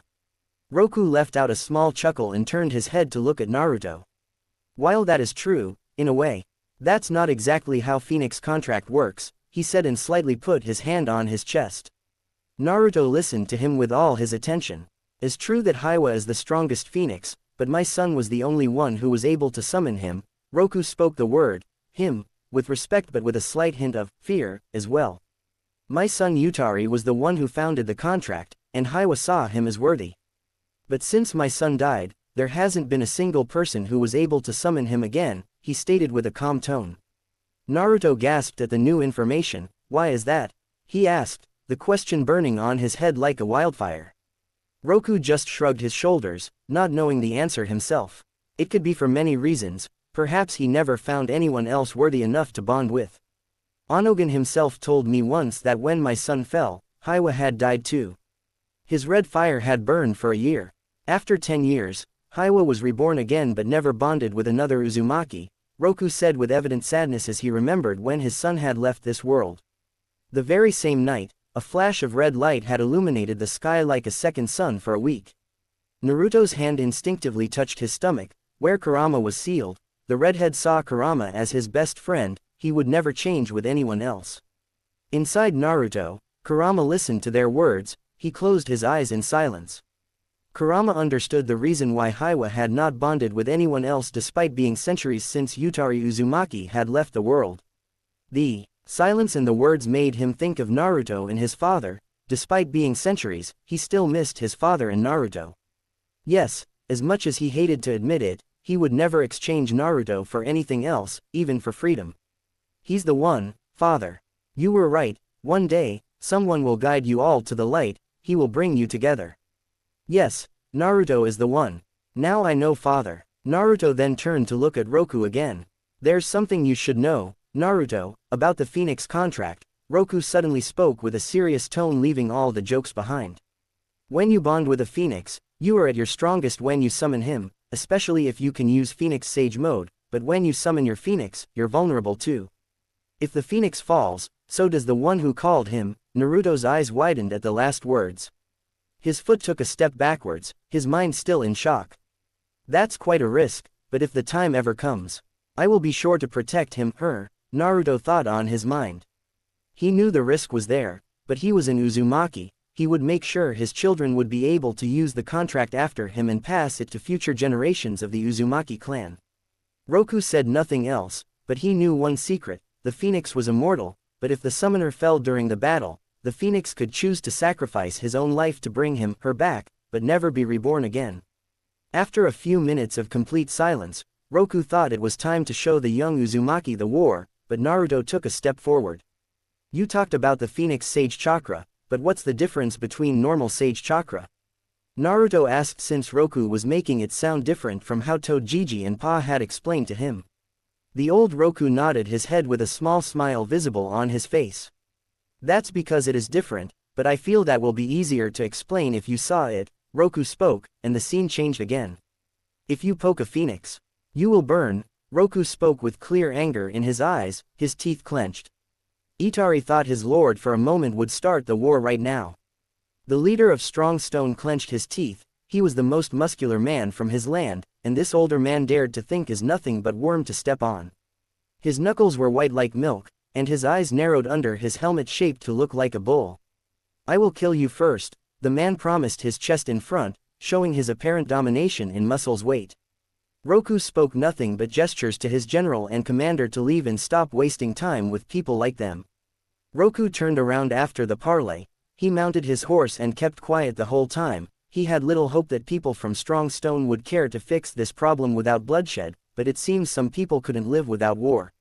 His general Itari Yuki, the Ice Warrior, and Commander Inaka Terumi, the Fire Warrior, stayed silent during the whole ride back to the camp and didn't try to ask about their plan now.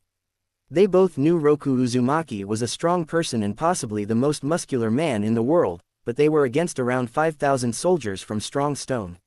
Still, to both of their surprise, when they saw Lord Roku's eyes, they didn't see fear but instead pity and a slight hint of anger. Reaching the camp, they were greeted by several commanders who looked impatient to know how it went, but one look at them and the message was as clear as day. Some stewards took the horses to feed them before the other horses.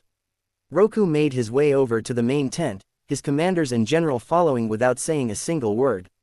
Roku walked inside. In front of him, a table large enough for 10 people to sit around, a map of the land was over the table. The map showed the lands of Kiri, Uzushiogakure, and Wave. Roku stood in front of the table sitting in a chair that was decorated with a phoenix head in the armchair, the symbol of the Uzumaki clan carved in the wood of the chair itself made of yaki wood, one of the strongest wood. The trees of the forest of Uzushiogakure were made of yaki. This wood is hard, durable and very good to make houses, tables, and even some swords had pommels made of this wood. This would made it easy for Uzushiogakure to ally with Kiri and Wave since they were the closest places near Uzu.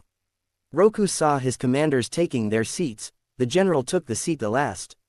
You might have already had guessed, but they refused to end this without bloodshed, he stated, watching the different reactions. Some just shook their heads in disappointment, some looked to have seen this coming. Since war is the only option left, tomorrow morning, I will lead the first charge, followed by General Itari and Commander Inaka. We know that not many in their armies know how to use chakra, therefore, once the first charge has contacted the enemy, I want the second charge to attack from the west and the third charge from the east. Leaving no other options but to retreat to the north, he said, moving small figures representing their armies on the map. Their figures were red, while the enemy figures were brown. The red figures surrounded the enemy figures from every direction except north. Once they start retreating, the hidden charge will attack them from the north, leaving no options, Roku finished. But my lord, if we do this, we would need to split the armies, one commander spoke but still with a respectful tone. While that is true when they fight the first charge, the second and third charges attack will make them panic, and a panic enemy is a dead one, and all our guards have shield seal to protect them, Roku responded. No commander or general spoke anything against Roku, and they all nodded their heads in agreement. One by one, they left the tent, leaving Roku alone in his thoughts. Putting his hands on the table and resting his chin on them, his thoughts were on his grandfather. Is this how it always goes? Will true peace ever exist? Roku asked with a tired tone. Will you use it? The voice asked in his head. I will, after all, it'd been a long time since the last time I used it, Roku responded. He remembered he had given it to his son, once he reached 16 years old but his death 9 years old. His grandson Prince Dayano Uzumaki would own the sword once he reached 16 years old. But for now, the sword had no owner. Summoning, Ninshu, he spoke and slammed his hand on the ground. Smoke suddenly came out, and a sword was slowly revealed lying on the ground. Roku slowly grabbed the sword and held it gently in his hands, almost afraid that it would break. His grandfather had left them many items that belonged to him, but 3 of them were more powerful than the others. The war fan, Gunbai, that his uncle Indra had taken after he had betrayed his grandfather. Owned by Uchiha clan, the Sword of Fate, Dark Blood, Uzumaki clan used the sword, and the third was a staff owned by Senju clan. Roku still didn't quite fully grasp what the staff could do. His brother had mentioned being able to use wind style despite not using it without the staff. And the last item was, the Scroll of Secrets given to Ajana, but no one was ever able to use the scroll or find out what it could do. Roku slowly raised the sword, his hands feeling the pommel made of gold. The pommel was made of gold, with a red phoenix small symbol around the grip, decorated with sapphire. The guard was made of silver, decorated with tiny lines carved to look like a small fire. The scabbard was black. The chap had 3 red tomos that looked like the fully matured Sharingan. The blade itself was made of a very rare metal that grandfather said it was called Villirikian. Roku had not been able to find anywhere metal like that. Still, his grandfather had said that the sword made of that metal can never get rusted and could channel your sea chakra along with your elements like fire, electricity, water, wind, and earth. The sword itself was 4 feet long, counting the pommel and the handle. Naruto looked at the sword with clear awe behind his eyes. He hadn't seen many swords in his life, but this felt and looked powerful, but the redhead still knew his mother's sword was better than this one. His mother had left it for him, and he would never change for any other blade. This part will be hard to watch, young Uzumaki. I hope you're ready, old Roku spoke, aware it could be hard to watch for Naruto. After all, a war wasn't something pleasant. The vision changed again, showing Roku standing on his horse. Beside him were Itari and Yutaka, and behind them were the soldiers of the first charge. Roku wore his armor, and the sword tightened to his back. Caressing his horse's head with his hand, he turned his head to look at his brothers in arms. The wind is flying across the field, the grass singing a song for the warriors, the branches of trees hitting against each other, small animals and birds running away almost as if they knew what would happen. The enemy army slowly stood from the top of the hill. Their flags around their armies, their flag, a mountain with a sword standing in the sky above the ground with a white background. Roku turned to Itari, a sad smile on his face. If I die, weep for me, Roku told his friend. How will you know? You'll be dead. I'll know. Roku wondered whether this was the last sunrise he would ever see. and whether wondering was a mark of cowardice. Did his brother Seiketsu ever contemplate death before a battle? A war horn sounded in the far distance, a deep, mournful note that chilled the soul. The clansmen climbed onto their scrawny mountain horses, shouting curses and rude jokes. Several appeared to be drunk. The rising sun was burning off the drifting tendrils of fog as Roku led them off. What grass the horses had left was heavy with dew, as if some passing god had scattered a bag of diamonds over the earth. The seamen fell in behind him, each clan arrayed behind its leaders. In the dawn light, the army of Lord Roku Uzumaki unfolded like an iron rose, thorns gleaming. He had no time to think about it. The drums were so near that the beat crept under his skin and set his hands to twitching. Itari drew his longsword, and suddenly the enemy was there before them, boiling over the tops of the hills, advancing with measured tread behind a wall of shields and pikes. Gods be damned, Roku thought. Their captains led them on armored warhorses, standard bearers riding alongside their banners. Roku grabs his sword with his right hand and raises it above himself, high in the sky. For our homeland, he cried, followed by everyone. For our homeland, for our homeland, for our homeland, for our homeland. A war horn blew. Haru, it cried, its voice as long and low and chilling as a cold wind from the north. The Temuri trumpets answered, da-da da-da da-da, brazen and defiant, yet it seemed to Roku that they sounded somehow smaller, more anxious. He could feel a fluttering in his bowels, a queasy liquid feeling. He hoped he was not going to die sick. As the horns died away, a hissing filled the air, a vast flight of arrows arched up from his right, where the archers stood flanking the road. The strong stone broke into a run, shouting as they came, but the Uzumaki arrows fell on them like hail, hundreds of arrows, thousands, and shouts turned to screams as men stumbled and went down. By then, a second flight was in the air, and the archers were fitting a third arrow to their bowstrings. Raising his sword, he swung down, cutting down someone. Screams of pain and terror echoed in his ears like bells. His eyes saw another running towards him. With a sudden move, the body sliced in half like bread, his blood and guts all over the ground. The blood on his mouth. But Roku didn't stop. He swung and swung, and swung. A man after man fell by his blade, his sword cutting down their armor like paper. His whole body bathed in blood, the scent of blood strong in the air. Fire style. Red flower, a voice cried to his left, and a massive fire burned down man, their skin slowly burning and turning dark like coal, some trying to remove their armor from their body, the heat unbearable, tearing skin along. The screams were everywhere. Roku's eyes roam everywhere around the battlefield, cutting down man after man. Blood and more blood in the ground bathing it. Suddenly he heard a shout, and the ground started rising and splitting the armies apart like a wall. Fire style. Hot stone. Earth style. Oil river. The men below the wall caught ablaze, the fire shining like a beautiful red diamond. Suddenly he saw Region 2 and Region 3 attacking from the side. Roku then, at that moment, made eye contact with the leader. The man rushed at Roku with medium SS rank speed.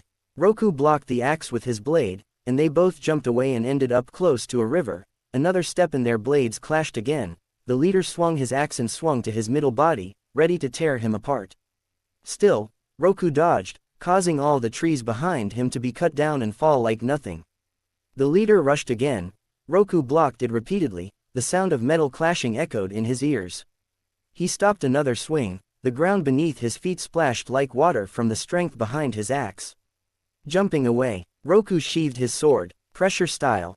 The last breath, he shouted, and a massive dragon made of water raised from the river and clashed against the leader, who used a wall made of earth to protect himself.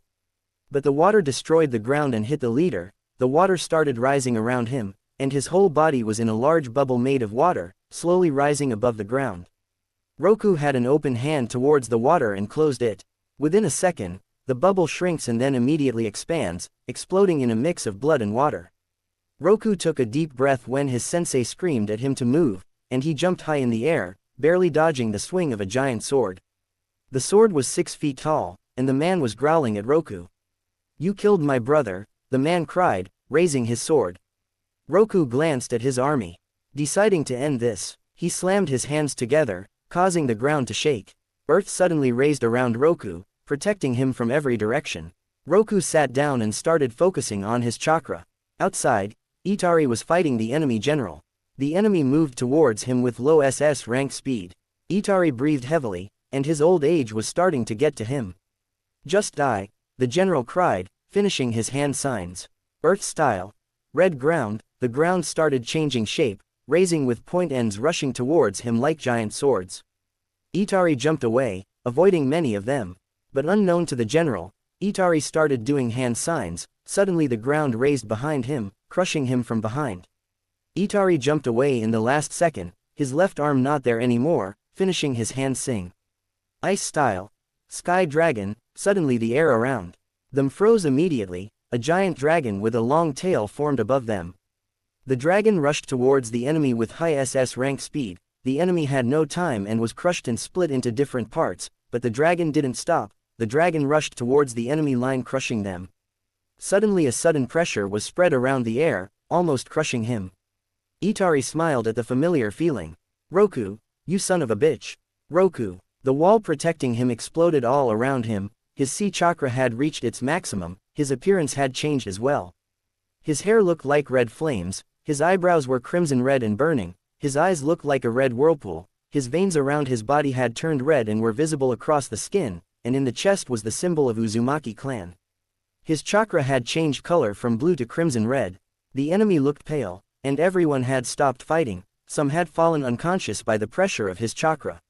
Roku used C chakra on his finger to cut the thumb of his left arm. But instead of spreading the blood across his right palm, he applied it in his phoenix seal on his right wrist. The moment his blood touched his seal, Roku slammed his right hand on the ground, spreading a wide red seal across the land. Suddenly the whole sky and the battlefield were illuminated by the light of what looked like a second sun slowly descending from the clouds. Many closed their eyes and used their arms to shield their eyes. Roku did the ram sign and closed his eyes. Great Phoenix of the sky, please hear my cry. Envelop the sky with your glow and help me protect my home. Unlock your powers from deep within me so that together we may win. Appear in this battlefield as I call your name. The Phoenix of War, Onogan. A loud screech was heard for miles around the battlefield, the phoenix shining like a red sun across the battlefield. His wings spread like a blanket across the field, his eyes shining gold, his figure casting a shadow large enough for some to think that it was night. His heat caused the grass and tree nearby to start burning in red-crimson flames.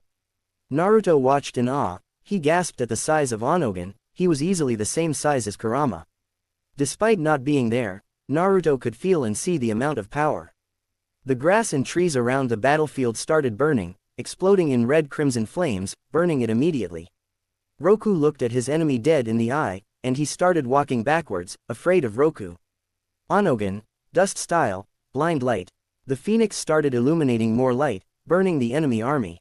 The people began scorching from the light, the heat unbearable, their skin scorched from the heat, fusing with the armor around their bodies, but none of the allies was harmed. The enemy army started retreating.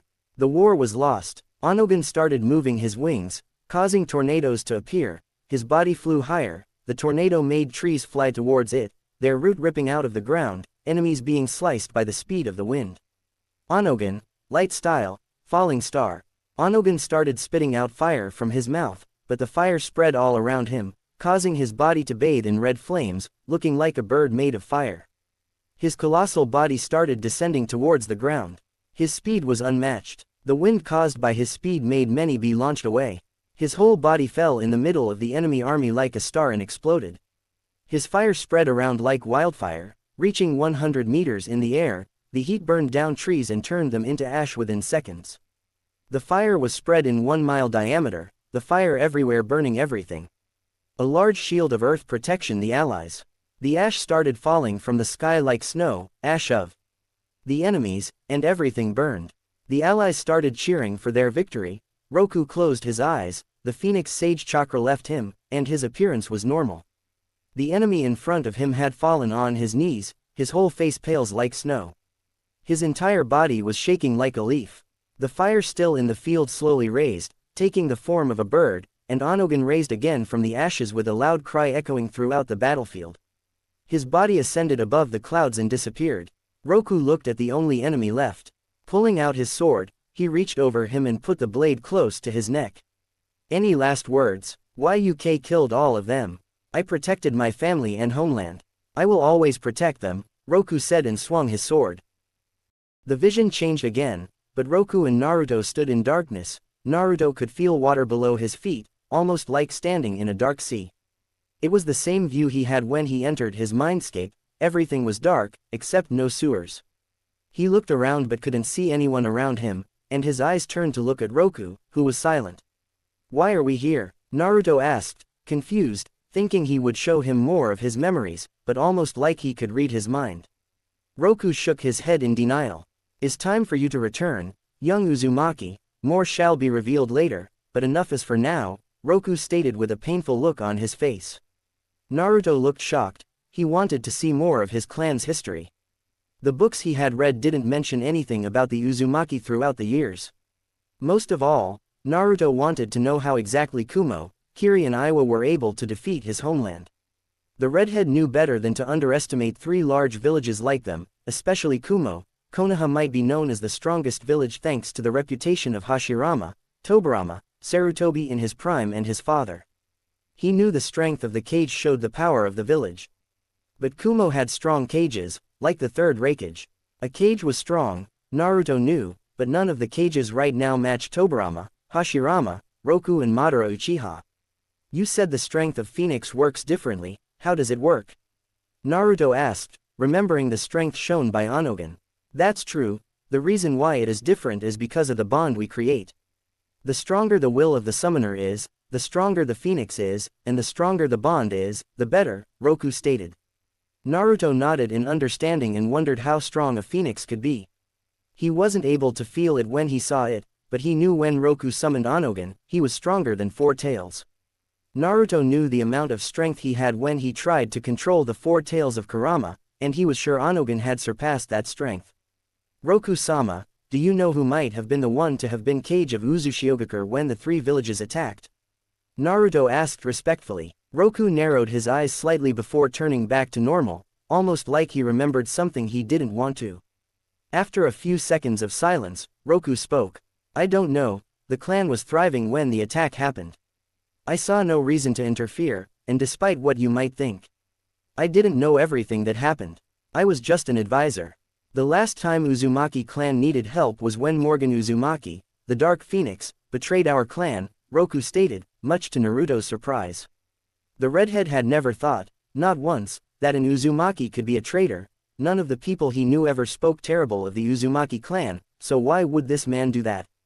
"Who's he?" Naruto asked with a hint of anger in his tone. Roku sighed sadly. He was the twin brother of the Crown Prince Marikyane Uzumaki of Uzushiogakure during the year 300 BNW, before Ninja War, back then. "I was indifferent, a part of me wanted to split this half from the seal and die. I saw no reason to stay around. Still, it had been almost 1,000 years since I had left this world. I don't know all the details of what happened, but I know where you can find more if you want. The only thing I know of Morgan Uzumaki is that he was jealous of his big brother who would rule Uzushiogakure after their father passed away. Still, you can learn more from his diary," Roku stated, and everything changed again, and now they stood in the library of Uzushiogakure. Naruto looked around and saw they had returned, and he turned to look at Roku. "My time is at the end, we will talk again later," Roku and he slowly vanished from the view. Naruto wondered why. Was there any reason that he couldn't stay longer?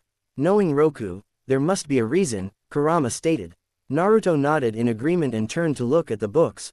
The library stretched for hundreds of meters. He wondered how many books were there and if he could read them all. Naruto walked off to a part of the library, looking at the titles one by one. Healing Fuinjutsu, written by Act Uzumaki. Secrets of Biju, written by Minjeta Uzumaki. Summoning Contracts and Where to Find Them, written by Anna Uzumaki. Phoenix's Wool, written by Funari Uzumaki. The Dark Side of Personality, written by Zenolo Uzumaki. Ishi Fuinjutsu, written by Shigamasu Uzumaki. After hours of looking at the titles, Naruto found the book he was looking for. Fuinjutsu Art. Level 11, written by Diet Uzumaki. Naruto picked up the book from the shelf. The cover was dark red, and the title was white. The book felt heavy, maybe 2 kilograms weight. Naruto noticed a seal around the shelf shined in white color when he grabbed the book and took it, and he wondered what the seal could do and how it was still active after so long. Naruto sealed the book in a secret scroll and started searching for level 12. He suddenly felt like someone was looking at him. he turned around to see no one. Naruto kept looking around, close to where he found the first, but all he could see were books explaining more of level 11 and guides on using the seals of that level. Naruto grabbed one but not more than. Soon searching for an hour, he was only able to search the first section of the books in the library. An area had around 100 books, and the whole library looked to have more than 50 sections of shelves filled with books. Naruto, I think it is better if you searched for that book some other time. In case you haven't noticed, it is already morning outside. I suggest finding the diary Roku-sama mentioned and leave, Kurama spoke. Naruto looked around the library with a painful look. This was a treasure, and he hoped no one else that wasn't an Uzumaki would find this library. Walking around, Naruto saw a few doors that had weird circle keyholes. The young Uzumaki felt a burning glare on his back. Turning his head around, he saw no one. Breathing heavily, he started looking around again.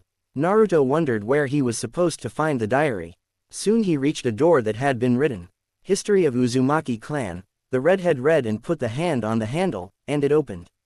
Walking inside, he saw a few scrolls lying on a table but mostly books. The room itself wasn't large. In the middle of the room was a table big enough for 4 people to sit, and the room looked large enough to put 4 tables. The walls were made of wood. The shelf with books was on every side of the wall, except a small window was on the east side. Looking through the window, he saw the sea outside.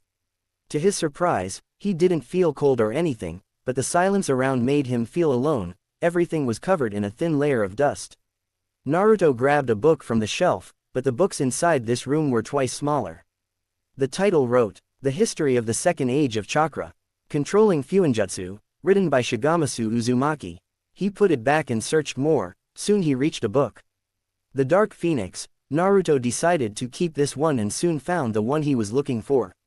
The Uzumaki War was written by Marikyane Uzumaki.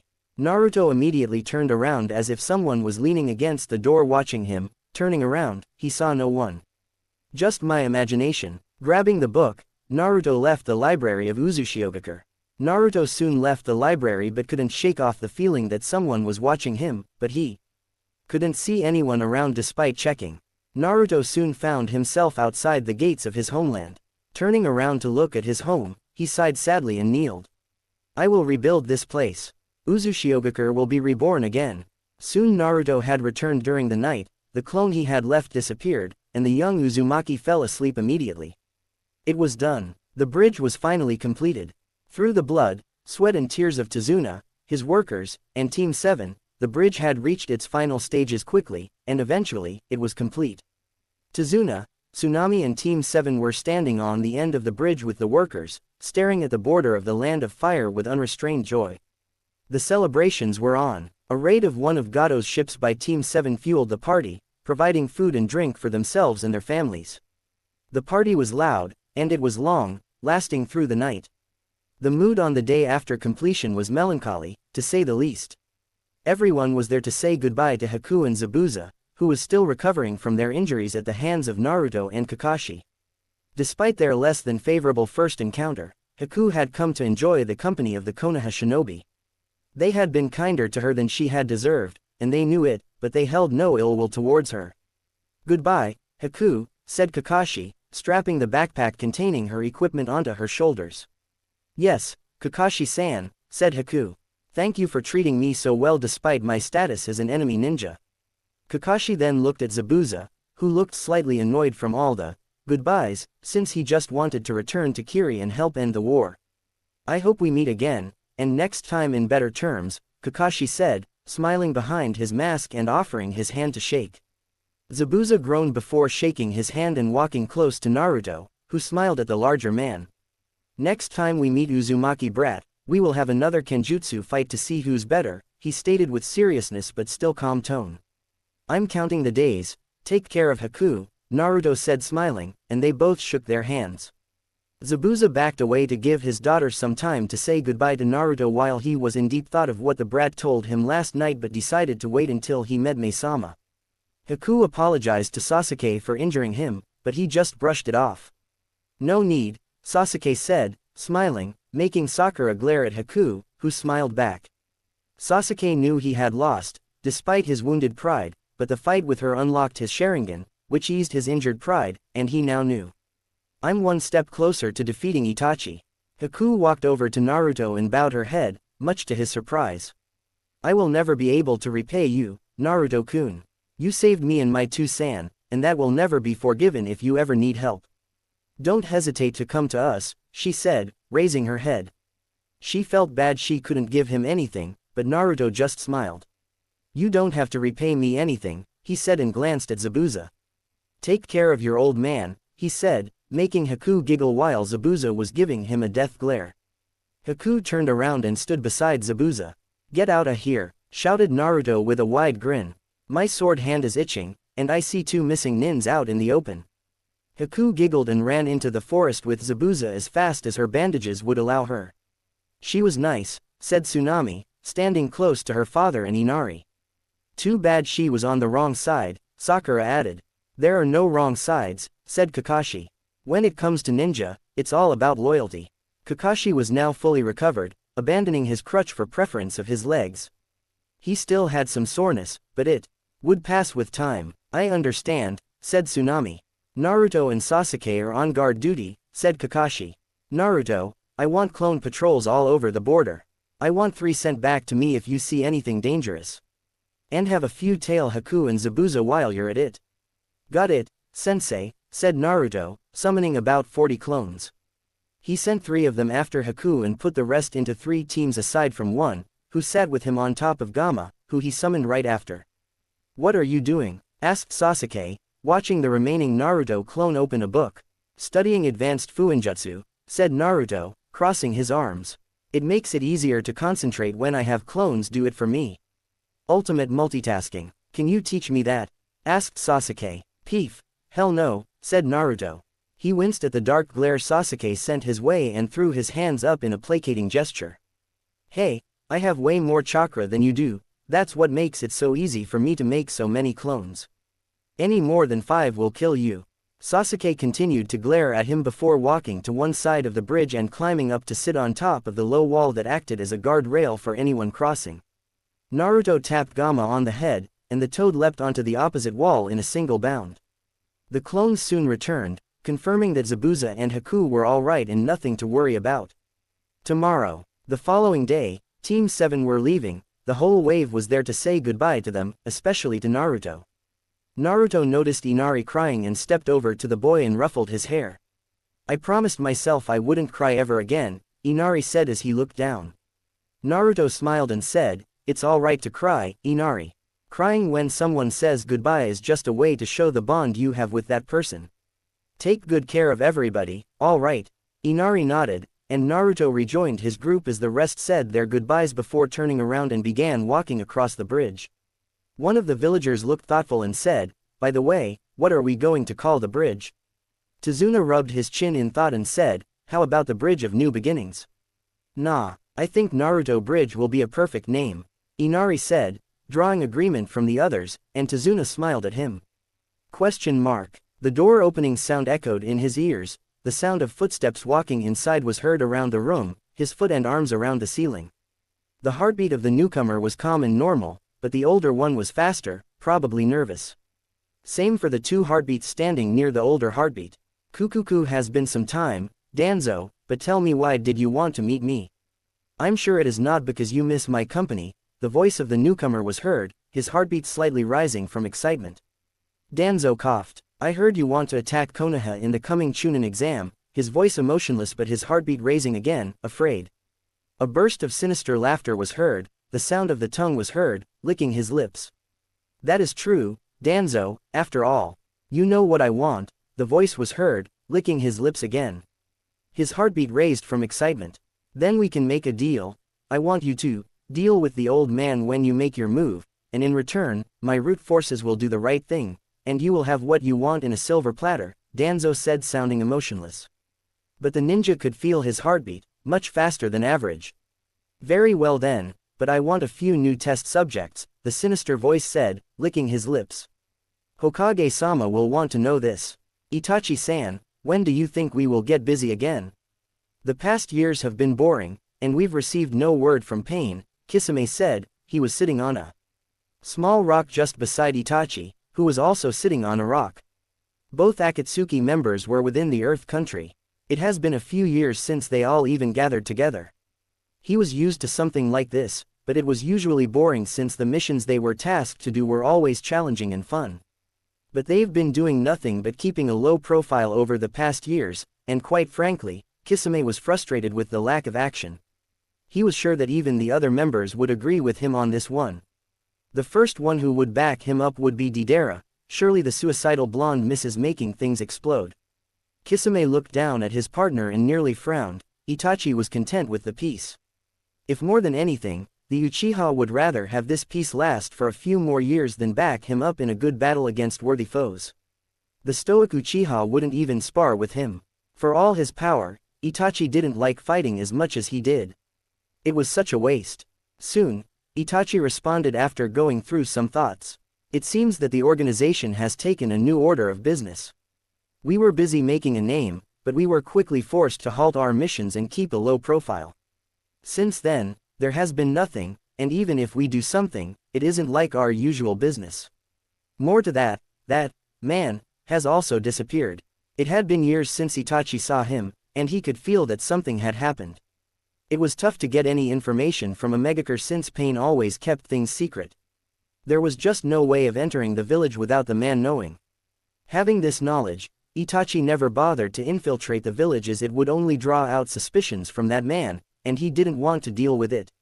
Itachi could only assume that something big had happened, and it was only a matter of time before they gathered again. The only problem was that they were never told of the objectives of the organization. It was tough to make out what that man wanted and what Pain wished to achieve. Sure, capture all the tailed beasts, but what is after that? You think so? He never thought it like that. But it didn't matter to him, as long as he was able to fulfill what he had joined this organization for, he would be satisfied. Itachi gave a slight nod. We're not even focusing on the Jinchurikis anymore. They may not have been taking an active role against the Jinchuriki, but they were told to look after them while moving around since their identities had yet to be affirmed. But they'd been told to keep that mission on hold as well until new orders came, and that was a couple of years ago. I have no complaints about that, Kisame said. It was a bothersome task. It was boring for him since he wasn't a spy to spend his time looking for Biju containers. The leader needed to get a spy for this kind of task. It'd been a long time, Kisame and Itachi, a voice suddenly spoke behind the two Akatsuki members. Kisame quickly twisted his upper body to look at who it was since he hadn't sensed anyone walking behind them. Itachi merely narrowed his eyes while keeping his neck from twisting to look like he wasn't giving the newcomer a time. He was stunned that someone could sneak in from behind him while his guard was held up. He couldn't say he'd lowered it because he was with Kisame. He became Anbu captain at the age of 13 and has fought many battles. No one should sneak behind him like this. Itachi narrowed his eyes at the newcomer. The black and white face was recognizable. Kisame groaned at Zetsu, and sometimes he knew how to annoy him. What do you want, plant? Kisame asked with a slight hint of a sneer in his voice. Zetsu sighed in annoyance but decided to avoid an argument with the fish. Leader Sama wants to have a meeting, something important, Zetsu stated with a calm tone. Both Kisame and Itachi raised an eyebrow, and Kisame gave a quick confused glance at Itachi before returning his attention to the plant. If that's the case, why doesn't Leader Sama tells us about the meeting like usual? Why are you telling us personally? Kisame asked with a grin on his face. Black Zetsu slowly narrowed his eyes but, this concerns only you two and Leader Sama, Black Zetsu stated with a much colder tone than White Zetsu. Itachi kept his emotionless mask on, but inside, he wondered what could be so crucial that Leader Sama wanted to meet them specifically and not tell the other members. He decided that it would be worth a try. Perhaps new information could be brought up to the light. It had been 2 years since he last gave information to Jiraiya-sama, and all he gave him was information about Deidara's abilities. In that case, we will be honored to meet him, Kisame stated with a small mocking bow of his head. Zetsu said nothing, but his eyes were focused on Itachi throughout the whole thing. Hidden cave, Leaf's End. 3 days, Zetsu stated and slowly disappeared by sinking in the ground, and after a few seconds, it felt like he was never there, to begin with. Kisame turned to look at his teammate. What do you think? I don't think Leader Sama is missing our company, he asked curiously and wanted to know what Itachi thought about the whole situation. Itachi kept silent for a few seconds before talking. I think there is something to do with Jinchuriki since everyone else is way too loud when they do their job, Itachi stated with an emotionless tone. Kisame turned his head in front of him and murmured something under his breath that Itachi didn't hear. After a few minutes of silence between them, "Well, let's see what this is all about," Kisame states. Hiruzen, tired. That's how the old Hokage felt. Tired. He was getting too old for this job, his fingers rubbing his temples, he was in deep thought about the next course of action. Jiraiya stood leaning against the wall near his desk, his face unreadable, but Hiruzen could see a slight hint of anger in his face. Tsunade was reading a few reports while waiting for new information. The old Hokage knew, Anbu Ghost, would arrive soon, and he hoped Danzo wasn't foolish enough. Despite everything, Sarutobi still remembered his old friend and how much he had changed throughout the years. Suddenly their special Anbu appeared in front of Hiruzen kneeling. His face was looking at the ground. Both Jiraiya and Tsunade straighten up when they see him. "Report," Hiruzen ordered with a stoic tone, his face looking emotionless. Jiraiya stood on his legs and looked at the Anbu with an uncertain look. Despite the information, Jiraiya still didn't truly trust the Anbu. On the other hand, Tsunade was resting her chin against her hands but kept her guard up. Hidden Sand Village is planning an invasion on Hidden Leaf, Orochimaru is helping, and Danzo stated that his troops would do the right thing according to him, the Anbu spoke with an emotionless tone. Suddenly the air around the office became colder. Both the Sanins and Hiruzen were angry at what they heard but not surprised, especially Tsunade and Jiraiya, who had wanted to have their hands on Danzo for a long time now. Jiraiya had informed Hiruzen about what Hidden Sand Village wanted to do. Jiraiya had given him information that Orochimaru had a few secret meetings with the case of Hidden Sand Village. "Have you found anyone inside willing to cooperate?" Hiruzen asked, keeping his emotions in check, but inside he was furious. He had known for a long time that he and Danzo didn't exactly see eye to eye, but he was willing to destroy the village and how many people would die so that he could be a Hokage. He closed his head in anger. He remembered the many pieces of advice that Tobirama-sensei gave them, but he would never approve of something like this. "I have one in mind, but I still need to approach him," the Anbu stated with an emotionless tone. Despite working for a year now, his voice was still emotionless. Hiruzen nodded in agreement and gestured for him to leave. He said nothing but disappeared. The silence took over the room. Tsunade and Jiraiya were already thinking of ways to deal with this problem. Feeling a headache coming, the old Hokage started messaging his temples. His students kept quiet. Opening his eyes, Hiruzen turned to look at Jiraiya. He looked in deep thoughts and almost completely zoomed out. "Jiraiya, I want you to stay in the village throughout the whole Chunin exams, but I want you to stay hidden, not let Sand Village or Danzo know that you're here," Hiruzen stated with seriousness. Jiraiya nodded his head in agreement while thinking of ways to train Naruto once he arrived from the mission. He knew his godson was strong, but for a long time now, he had been thinking actually to fight Naruto at full strength, and if the redhead could, use Sage Mode as well. Jiraiya doubted Naruto was strong enough to beat him in Sage Mode, but it would be a good fighting experience and helpful once he starts training to use Sage Mode. Sarutobi-sensei, called an angry Tsunade who looked just as angry as she was when she heard that she had lied about Naru-kun when she had caught Jiraiya peeping on her, resulting in the worst beating Jiraiya ever had. Turning to her, Sarutobi waited for her to elaborate further.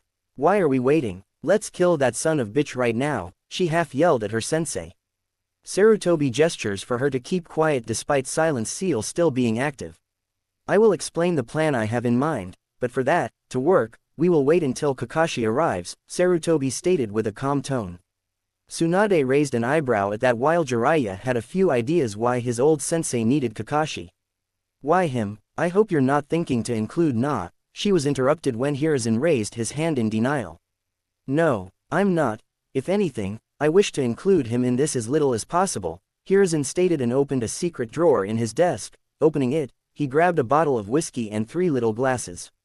Jiraiya gave Tsunade a confused look. She shrugged her shoulders, not knowing why her sensei was filling 3 glasses with whiskey. After Hiruzen was done, he moved the first close to Tsunade and the second moved close to Jiraiya, who still looked confused. Drinking his own with a single breath, he took a deep breath, and his face changed from serious to relaxed. "This is the plan. Hidden Stone Village." Onoki always saw himself as a patient man, and he had been Tsuchikage for how long now? He wasn't exactly sure anymore. He fought many battles and sent many of his shinobi in battles he knew wouldn't come back. All for the good of Aiwa. But despite his experience, he had made his mistakes throughout the years. Two were a complete disaster. Uzushiogakure was one he still remembered, still fresh on his head despite being many years now. They had lost more than half of their troops. What the old Kage thought would be easy with the help of Kumo, Kiri and the fourth party turned out to be much more difficult. Not only they hadn't gained any of their secret techniques or fuinjutsu, but more than half of his troops didn't come back. He should not have understated them. The Uzumaki clan were feared for a reason after all. The same was for Kumo and Kiri. The other villages didn't exactly send him a letter telling him how much manpower they had lost, but Onoki was able to calculate and come up that they had suffered just as much. The second biggest miscalculation he ever made was during the Third Ninja War. Not only did they lose, but they were humiliated. Minato Namikaze, the Yellow Flash. That name still brought anger and hatred to most of Aiwa's shinobi. Some had moved on, it has been almost 14 years, and some had accepted the loss of a loved one. Onoki, like most of the village, had been happy when the demon fox had killed Minato, but in these years, Onoki had spent some of his time visiting the orphanage around the village. Countless kids were left without parents because he had ordered the conjure of the Hidden Leaf village.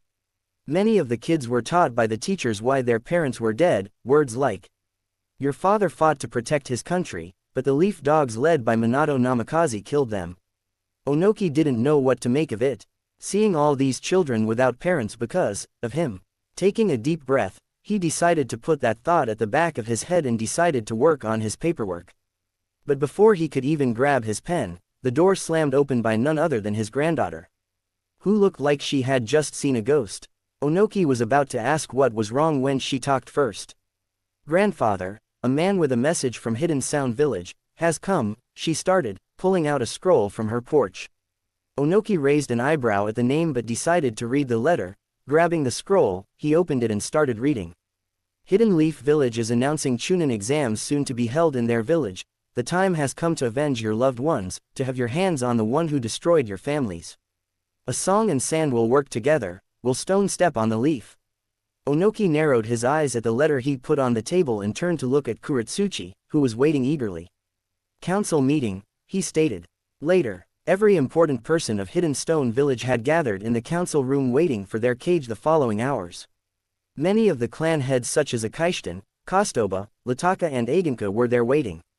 Soon the door opened revealing Onoki walking inside beside his granddaughter and his personal guard. Everyone stood on their feet when he walked inside. Onoki glanced at everyone before sitting on the man's chair and gesturing to sit down. "Now, many of you might think why I have called you here," he started and keeping a calm tone. Everyone waited patiently for their Kage to inform them what was going on.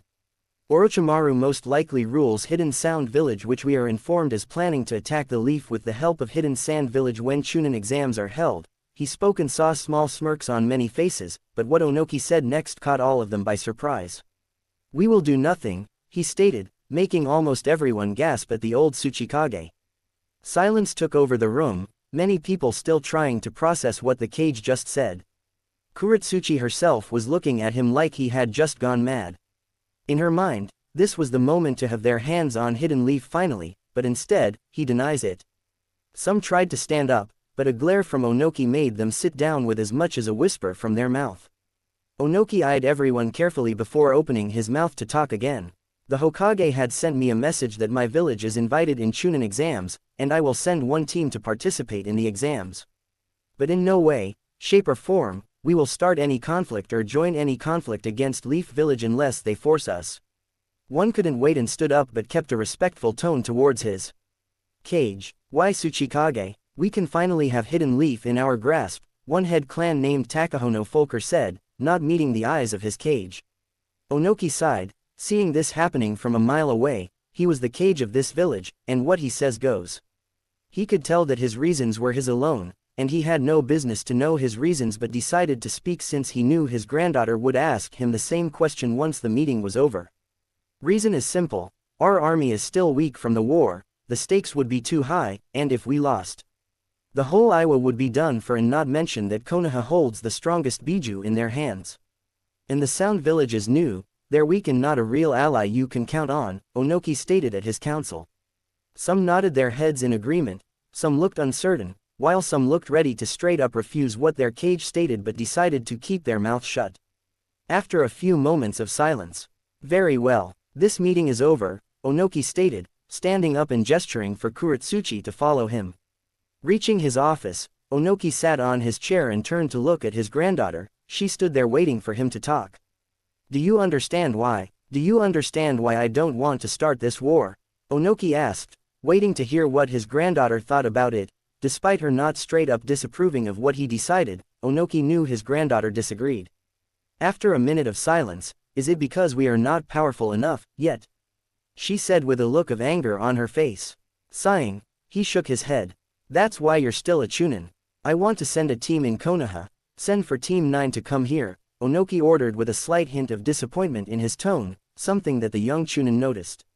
Of course, Hidden Lightning Village. In his office in Kumogakure, the Raikage was sifting through the endlessly replenishing pile of reports and official documents that it was his reluctantly accepted duty to oversee. The huge man growled low in his throat as he read yet another sheet outlining the supplies Kumo's hospital once again felt they were in dire need of. I swear, he thought to himself as he approved the seemingly trivial list of demands, I'm a warrior for Kami's sake, not a fucking secretary. The sound of someone knocking on the door was heard. He turned his head in time to see his secretary walking inside. Raikage-sama, your brother is here along with his team, she said, asking if they should walk inside. A groan but a gesture to her to let his crazy brother walk inside the moment she left them. The door slammed open by his brother, who looked just as idiot as ever, if not more so. Oi brother, what do you need from the best team? His brother was rapping, much to the annoyance of everyone in the office. I called you all here for something important.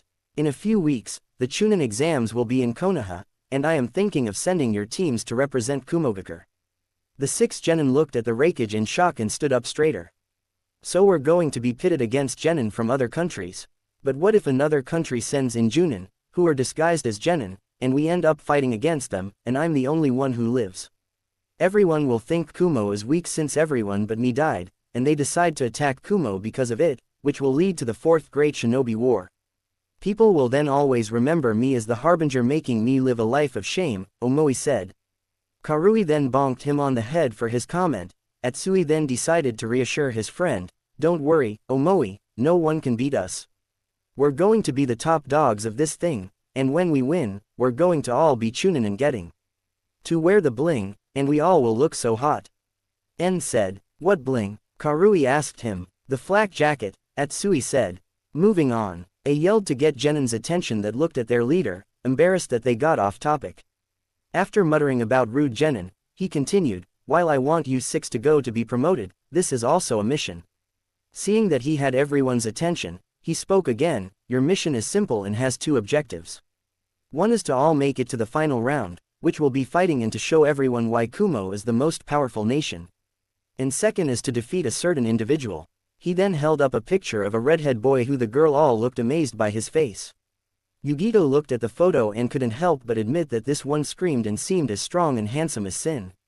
This one is a good mate kitten. You should mate with him as soon as you arrive in Konoha, a voice screamed at her head when she saw the handsome face of the redhead. Yugito blushed, but she had to admit this one was cute and handsome. Be quiet, we are not even in Konoha yet and second, I don't even know him. Yugito said to Matabi, who was grinning from ear to ear. Well, I'm sure you can know him very well once you find his home and mount him. Nibby, Yugito screamed in her head, her whole face blushing. She cut her connection with her and focused on what Raikage was talking about. Who's he? Atsui asked, eyeing the photo. His name is Naruto Uzumaki Senju, Raikage stated, and both teams were silent by what they heard. Even B stopped rapping and looked deep in thoughts. HHH, I wonder what kind of lines I could add in my beautiful songs once we arrive in Konoha, B thought. Raikage-sama, I thought Tsunade Senju was the last Senju, Samui stated, her eyes going from the photo to the cage. Everyone else was just as interesting waiting to know. Well, I don't know the whole truth, but this shinobi goes by the name Senju. I want you to measure his strength and personality. And if possible, beat him in Chunin exams but no killing, Raikage stated, and they all nodded in agreement. No one said it out loud, but the news that Kumo had tried to kidnap Hinata Hyuga had spread everywhere around the country, causing the village to have fewer jobs and earn less money. 3 years after the news had spread, they had made around 20% less money than average years, causing a crisis. You can trust in our abilities. We will defeat all of them. B started moving his hands around like an idiot.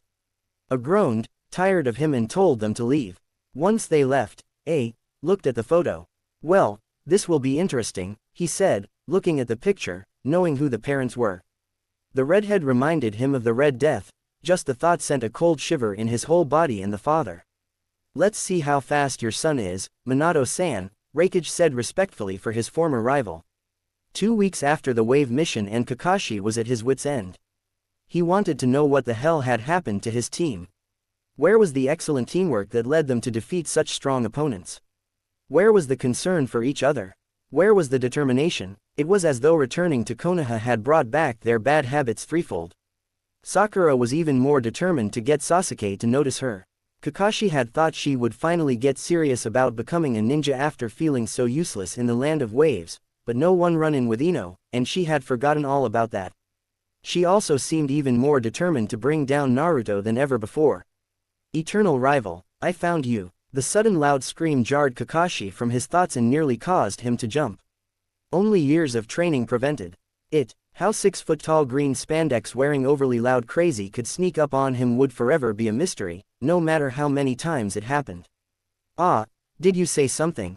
Kakashi said as he stood, flipping open one of his treasured Ika Ika Paradise books. How unbearably hip of your rival. Maida Guy cried, pointing the finger at the relaxed-looking Junin. That does not matter. I have simply come to tell you that no matter how bright the flames of youth might shine in your students, those flames of my students shall always be brighter. My students will prevail over yours in the Chunin exam, or I shall do 100 laps around Konoha's walls on my hands. He finished off his exuberant and loud speech with a thumbs up and a scarily bright student. Oh, is it time for the Chunin exams already? I'd forgotten. Kakashi lazily flipped a page, not taking his eye off the book. That hip attitude rival will not fool me. Suddenly Guy seemed to realize the time. Ah, I am late. No, I don't wish to become unyouthful as my rival. He then ran off, kicking up a dust trail behind him. Kakashi sighed as he lowered his book. He had not seen a word after Guy had mentioned the Chunin exams. The truth was he had forgotten about that. Sakura wasn't exactly ready for Chunin exams. Hell, if she kept going like this, he wondered if she ever would be. With another sigh, Kakashi put his book away and turned to the Hokage's tower. Where is Kakashi? The Hokage asked, only mildly perturbed as he had grown accustomed to the Junin's habitually tardiness. No one in the room answered him. He supposed that was to be expected. Well, we might as well start. He was cut off as the door opened, admitting a one-eyed shinobi into the Hokage's office. Sorry, I'm late. Although honestly, he had only found out about the meeting once he'd arrived. Those messenger Chunin were getting rusty. I left my refrigerator on and had to go back to turn it off. Nobody commented on the outrageousness of this excuse because, really, what would they say? That's all right, let's get down to business, though. He turned to address the others in the room as well. Kurenai, Asuma, Kakashi, do any of you believe your Genin team is ready to participate in the Chunin selection exams? I, Yuahi Kurenai, Junin Sensei of Squad 8, nominate my team of Inuzuka Kiba, Aburame Shino, and Hyuga Hinata to take the Chunin exams.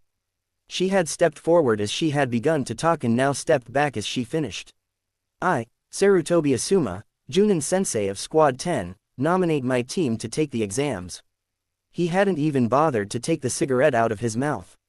There was a slight lull as everyone waited for Kakashi to speak. Finally, the Sandame got tired of the silence and asked, and you Kakashi? What of your team? Yes, they're ready more than anyone else. Especially Naruto. Kakashi started noticing the gaze of Asuma and Kurenai. The third already knew the answer but decided to play along. What? But they're just rookies. They're not ready yet, Iruka stated, looking at Kakashi and the others. Kakashi sighed, knowing Iruka was overreacting and not understanding that Naruto was already strong enough to be a Jonin, let alone a Chunin. Hiruzen was about to tell Iruka not to interrupt, but Kakashi spoke first. No offense Iruka, but they're not your students anymore and trust me. My team is more than ready, especially Naruto. Kakashi kept the last part to himself. Iruka looked ready to repeat something, but Sarutobi raised his hand. No, Iruka, Kakashi's right, he's the Jonin, if he says they're ready, then we should trust his word, the old Hokage stated. Naruto. Man, that mission was boring. Naruto complained loudly as he walked down the streets of Konoha, turning and looking over his shoulder at his teammates who were walking behind him. Sakura to the right wearing a sleeveless version of her usual clothing, Sasuke with his hands casually in his pockets to the left, and Kakashi was trailing behind, reading his precious Ika as usual. I mean, seriously, nothing happened. We just stood around the whole time. We know, we were there, Sasuke responded dryly, though inwardly, he agreed with his teammate. He was hoping for an opportunity to test himself, but none had arisen since the wave mission. Sakura shook her head at the redhead. You shouldn't complain because we had an easy mission, or are you hoping for a repeat of what happened in wave? Naruto placed his hands behind his head. No, nothing as extreme as that. I wish something exciting would happen, you know. Even something as ordinary as attacking a bandit camp. He responded, but he actually wanted another mission like wave. Don't worry, the exams are right around the corner. I can guarantee you'll see plenty of excitement soon enough, Kakashi said to the redhead before looking over all his students. Almost as if on cue, he heard the call of a bird. Tilting his head upward, he saw said hawk flying high over the village. He stared for a few moments before turning back to his team. Well, I need to go submit the report for this mission. You guys don't need to come along since it was so uneventful. See you. With that, he vanished in a burst of speed. Naruto was busy thinking of what the old Hokage told him after they arrived after the mission of wave. Naruto broke out in his trademark grin as he looked to his fellow genin. Great, then how about the three of us go and celebrate another job well done? Sasuke scoffed and turned away. Not interested, he said as he began to walk home. Come on, Sasuke. Sakura stepped forward. She wanted to let him know that she was there for him. After all, that was what a team and friends were for, right? Would it really be so bad to get a bite to eat with us? Sasuke closed his eyes and seemed to consider it for a moment before turning and resuming his path to his clan's compound. I have better things to do. Sakura watched the retreating figure of the object of her affections before sighing. She'd hoped that after learning how beneficial teamwork could be, he'd be more willing to let them in. Naruto watched her for a moment before stepping forward and placing a hand on her shoulder, getting her attention. Don't worry, I'm sure he'll lighten up someday. Yeah, Sakura replied, brightening up. So, where do you plan to go? Ichiraku's. Naruto shrugged. Nah, I know most other people wouldn't want to go there all the time. How about, he began, he heard something behind him. He turned to see a square rock with eye holes approaching him from behind, coming to a stop the moment he turned. The young Uzumaki sweat dropped. There were only 3 individuals who would attempt to sneak up on him with such an obvious disguise. I can see right through that disguise, plain as day. Come out of there, you 3, I know it's you. With that, the poorly disguised box was lifted to reveal Konohamaru and his friends, Moegi and Udon. The grandson of the Hokage crossed his arms and looked up at the redhead. Just as expected from the man I chose as my rival. Hey, guys, Naruto greeted before his expression became slightly curious when he noticed what they were all wearing. What's with the goggles? Konohamaru reached for them with a wide grin. Moegi took a step forward. Are you free right now? You promised to teach us something cool today. The redhead slapped his forehead. Oh right, I completely forgot. He then turned to his pink-haired teammate. Sorry, Sakura, I kind of promised them. Rain check. Sakura gaped at the Uzumaki bearer. You're going to teach someone? You. Naruto shrugged at her shocked expression, not seeing what the big deal was. Yeah, what about it? This I gotta see. Konohamaru, who watched the two in silence along with his friends, stepped forward and tugged on the redhead's shirt. Hey, Naruto, he said, getting his attention. Who's she? Is she your? He asked, bringing up his hand and extending his pinky to indicate she was his girlfriend. Naruto fought the urge to roll his eyes, and he would never look at Sakura that way. What could someone see on her? No, guys, let me introduce you to my friend and teammate, Sakura Haruno. He gestured towards his teammate, who snapped out of her stupor and waved at the children. Ah, I didn't think so. You could do a lot better than her, the boss, I mean, look how wide her forehead is. Konohamaru replied. Sakura's head jerked downward, her hair shadowing her eyes as Naruto's expression became one of shock as he was aware this was the biggest trigger for his pink-haired teammate's temper. However, another thought was going through his mind at the moment. He was aware of how similar he was to the third's grandson, who was quickly becoming like a younger brother to him.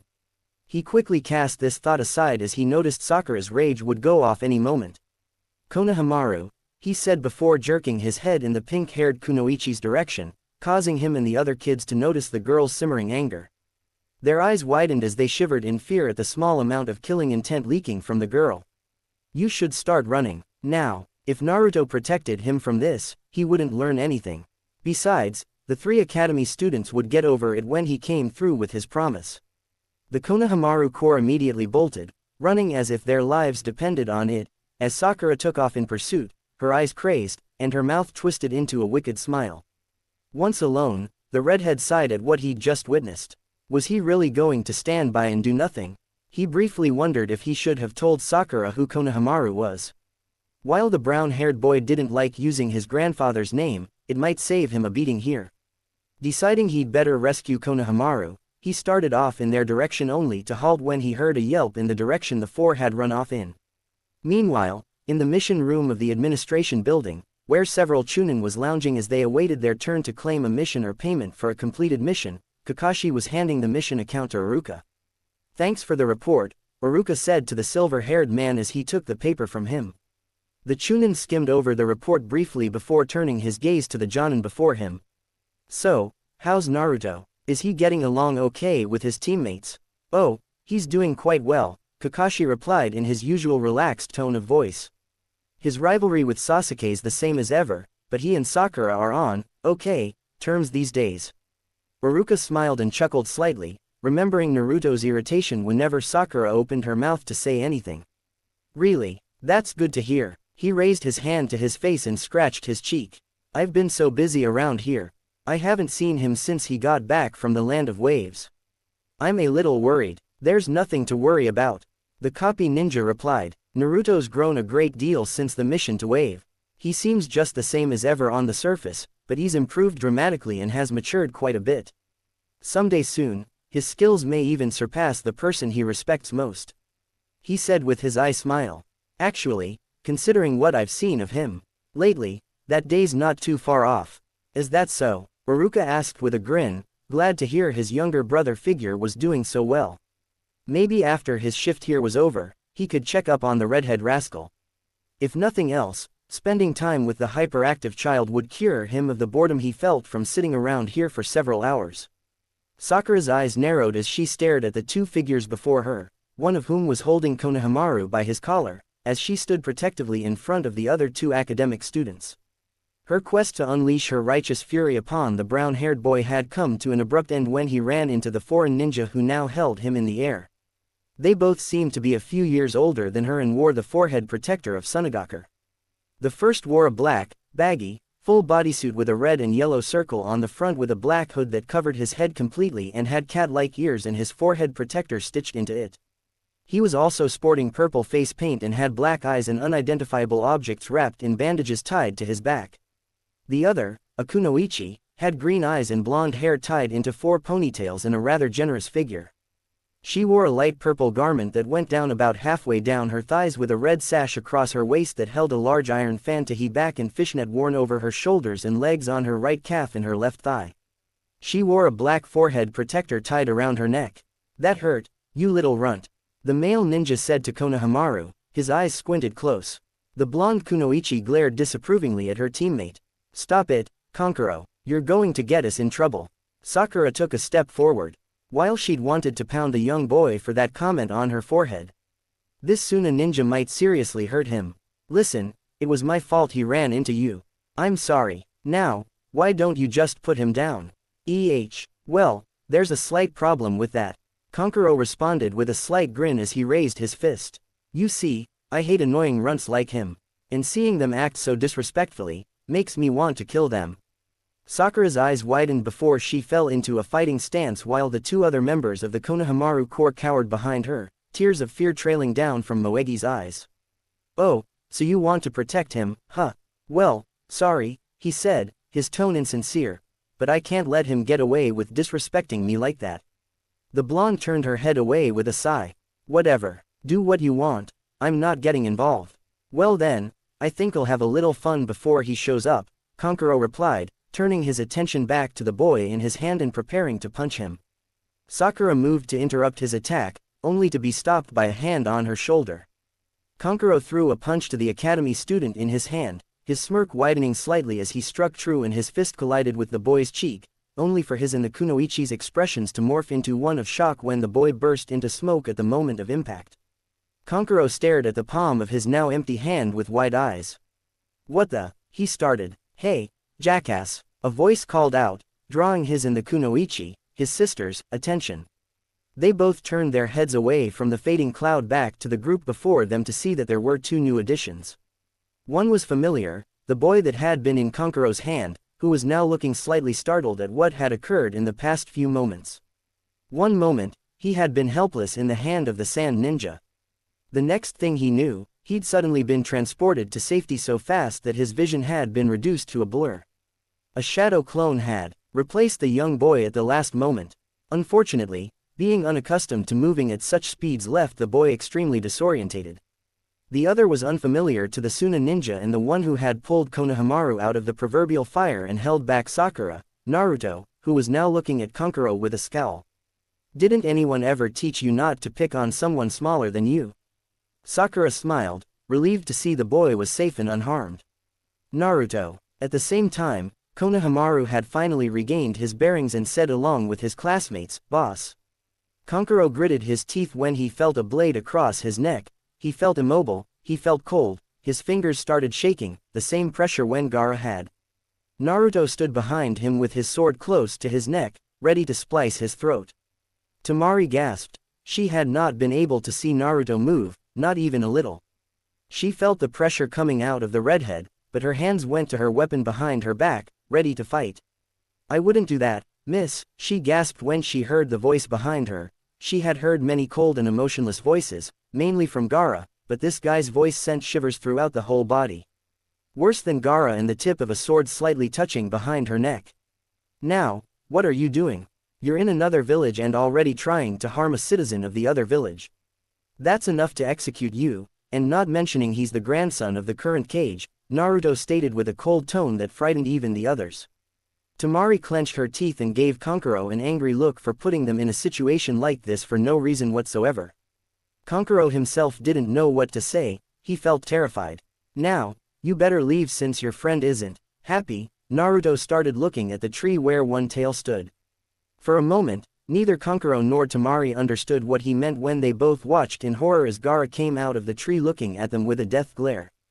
"Kankuro, you're a disappointment to our village," Gaara said with a cold tone that made Sakura's knees tremble in fear, his ki intense, making everyone around fear him, except Naruto, who smiled and walked forward, putting his sword back to its scabbard.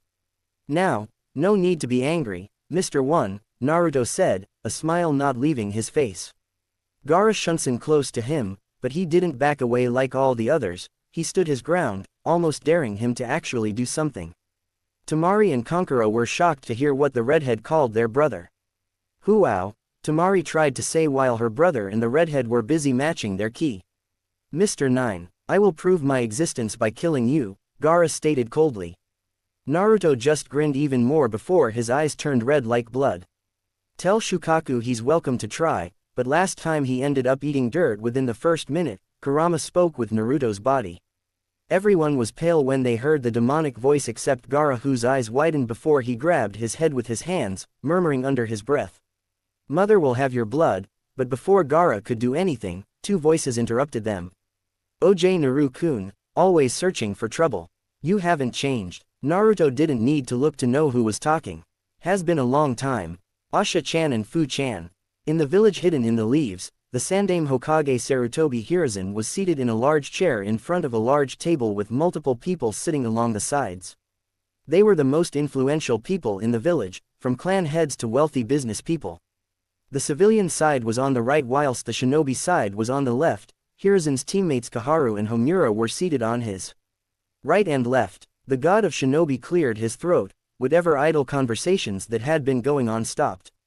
Hiruzen stood up, as you all know, the Chunin exams are soon to begin. This time it will be in our village." He paused. "Now as you know, that means that other genin will be coming from their respective villages. We are aware of this, Hokage-sama. Why have you called upon this meeting if you are just stating what we already know?" Hiyashi Hyuga asked the elderly Kage. "I received a request from Kumo for 2 of their genin teams to participate." Everyone was quiet at this. While they weren't currently fighting each other, Kumo and Konoha had always been enemies in the past. In fact, they hadn't heard anything important from Kumo for quite a while. For them to send 2 genin teams meant they were top genin. "Is there anyone of interest in either team?" Inoichi Yamanaka asked. Hiruzen nodded his head. "Yes, there is, a young girl around the age of 14 and a half, his name is Gitago Gukano." Gasps came from the civilian side while the shinobi only had widened eyebrows. Everyone knew of the Gukano clan. They were known for their red lightning bloodline. But Hokage-sama, the Gukano clan only have 3 members, and none of them is a child. A fat, balding civilian by the name of Kurdo exclaimed. "It appears there is one more. Not only that, but from what I know is that the Raikage himself has trained Gitago," Hiruzen said. He knew, according to Jiraiya, that they had sent the Jinchuriki of the Demon Cat as well, but Danzo didn't really need to know that part. He hoped Ghost could start the clean plan. If everything could go according to plan, Danzo would soon pay for what he had done. Everyone couldn't hide their surprise to find out the Raikage had a student under his wing they were just now finding out about. It was quite a surprise. A man covered in bandages and his arm in a sling spoke up. "Hiruzen, I suggest that when the boy comes for the exams, we send in a team to eliminate or capture him. He no doubts knows things that would be beneficial for Konoha." The third glared at the man. "No, Danzo, we will do no such thing. The Chunin exams are to support and maintain peace. If we were to kill the boy, then the Raikage will probably suspect something and would no doubt declare war with us, a war we could not win, as few would side with us if they thought we weren't below the idea of killing a child during the Chunin exams. The Nine Tails attack and the death of Minato have wounded us severely. We would be walking into our own graves," Sarutobi said bluntly, where Danzo scowled. "The exams will begin in a week, and I will be meeting with the Jonin senseis to see what genin of ours will be participating. If I am correct, most of your children will be participating," Sarutobi said to the clan heads, where they nodded their heads. "I have the belief that they will do well in the exam. The will of fire burns strong in them. I have a feeling this exam will be quite interesting." With that said and done, the Hokage left the room, with the others getting up from their chairs and leaving the room too. Fu, she, her friend Ashara and the third member of their team, a boy named Ikashu, arrived in Konoha. Fu could hardly control herself at this point. Fu had grown and changed since the last time she saw Naruto-kun. She now had straight, spiky hair that was a distinctive mint green in color that almost reached her shoulders and framed her face, and had tan, caramel-colored skin. She wore a white, sleeveless midriff shirt and a short matching skirt and white shinobi sandals, along with bandages under her shirt that went halfway down her stomach and from her skirt halfway down her thighs, and a pair of long, white armlets. She could see the gates from where they were, her face a big smile, her legs jumping up and down. She couldn't contain herself. It had been more than 5 years since she last saw Naruto. She wondered how he looked now. Was he still as cute as she remembered him? Just the thought of him made her cheek blush, turning pink. She wondered how strong he was now, his face and cute whiskers, his ocean blue eyes, which made her feel a tingle in her stomach, almost like butterflies in her tummy. How long his hair was now. She wondered about his muscular body. Ashara, on the other hand, looked at her friend with a raised eyebrow. While she too couldn't wait to meet Naruto-kun, she was holding herself back.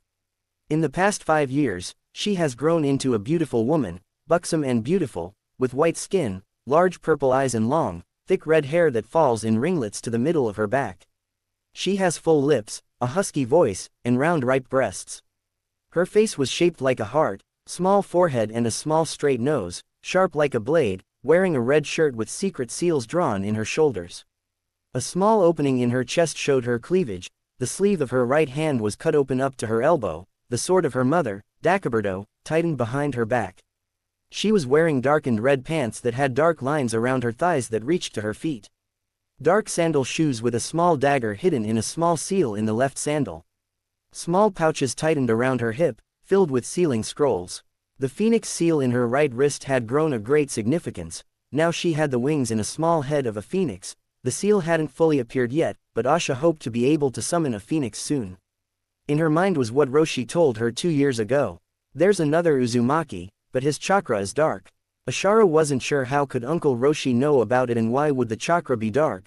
She had figured that whoever the other Uzumaki was, he must hate what the villages had done to Uzumaki clan. Asha couldn't wait until she could tell Naruto about Uncle Roshi. He wasn't her uncle by blood, but the older man had said to her that she could call him uncle if she wished to. Ashara escaped her thoughts when they reached the gates of Konoha. The two guards eyed them and their sensei before letting them walk inside, but Ashara could tell that they mainly focused on her almost as they recognized her from somewhere. She wondered why but decided that it didn't matter much. Did you see her hair? She looks like the Red Death, one of them said to the other shinobi. The second one nodded his head in agreement.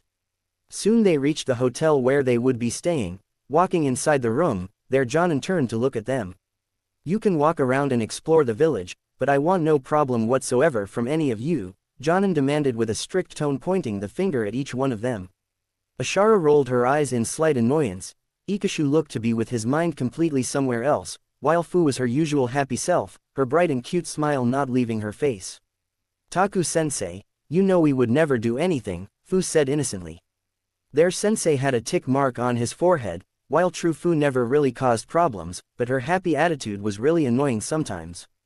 Ah, Fu, just don't go around making friends, and we will be okay, Ikashu said, already half asleep on the couch. Right now, their sensei was even more annoyed and marched towards Ikashu and grabbed his left ear tightly. He started yelling in pain while their sensei leaned closer to his right ear. For the last time, don't sleep, their sensei yelled at his ear, making him hear an ongoing strange sound on his brain, while Fu was giggling cutely.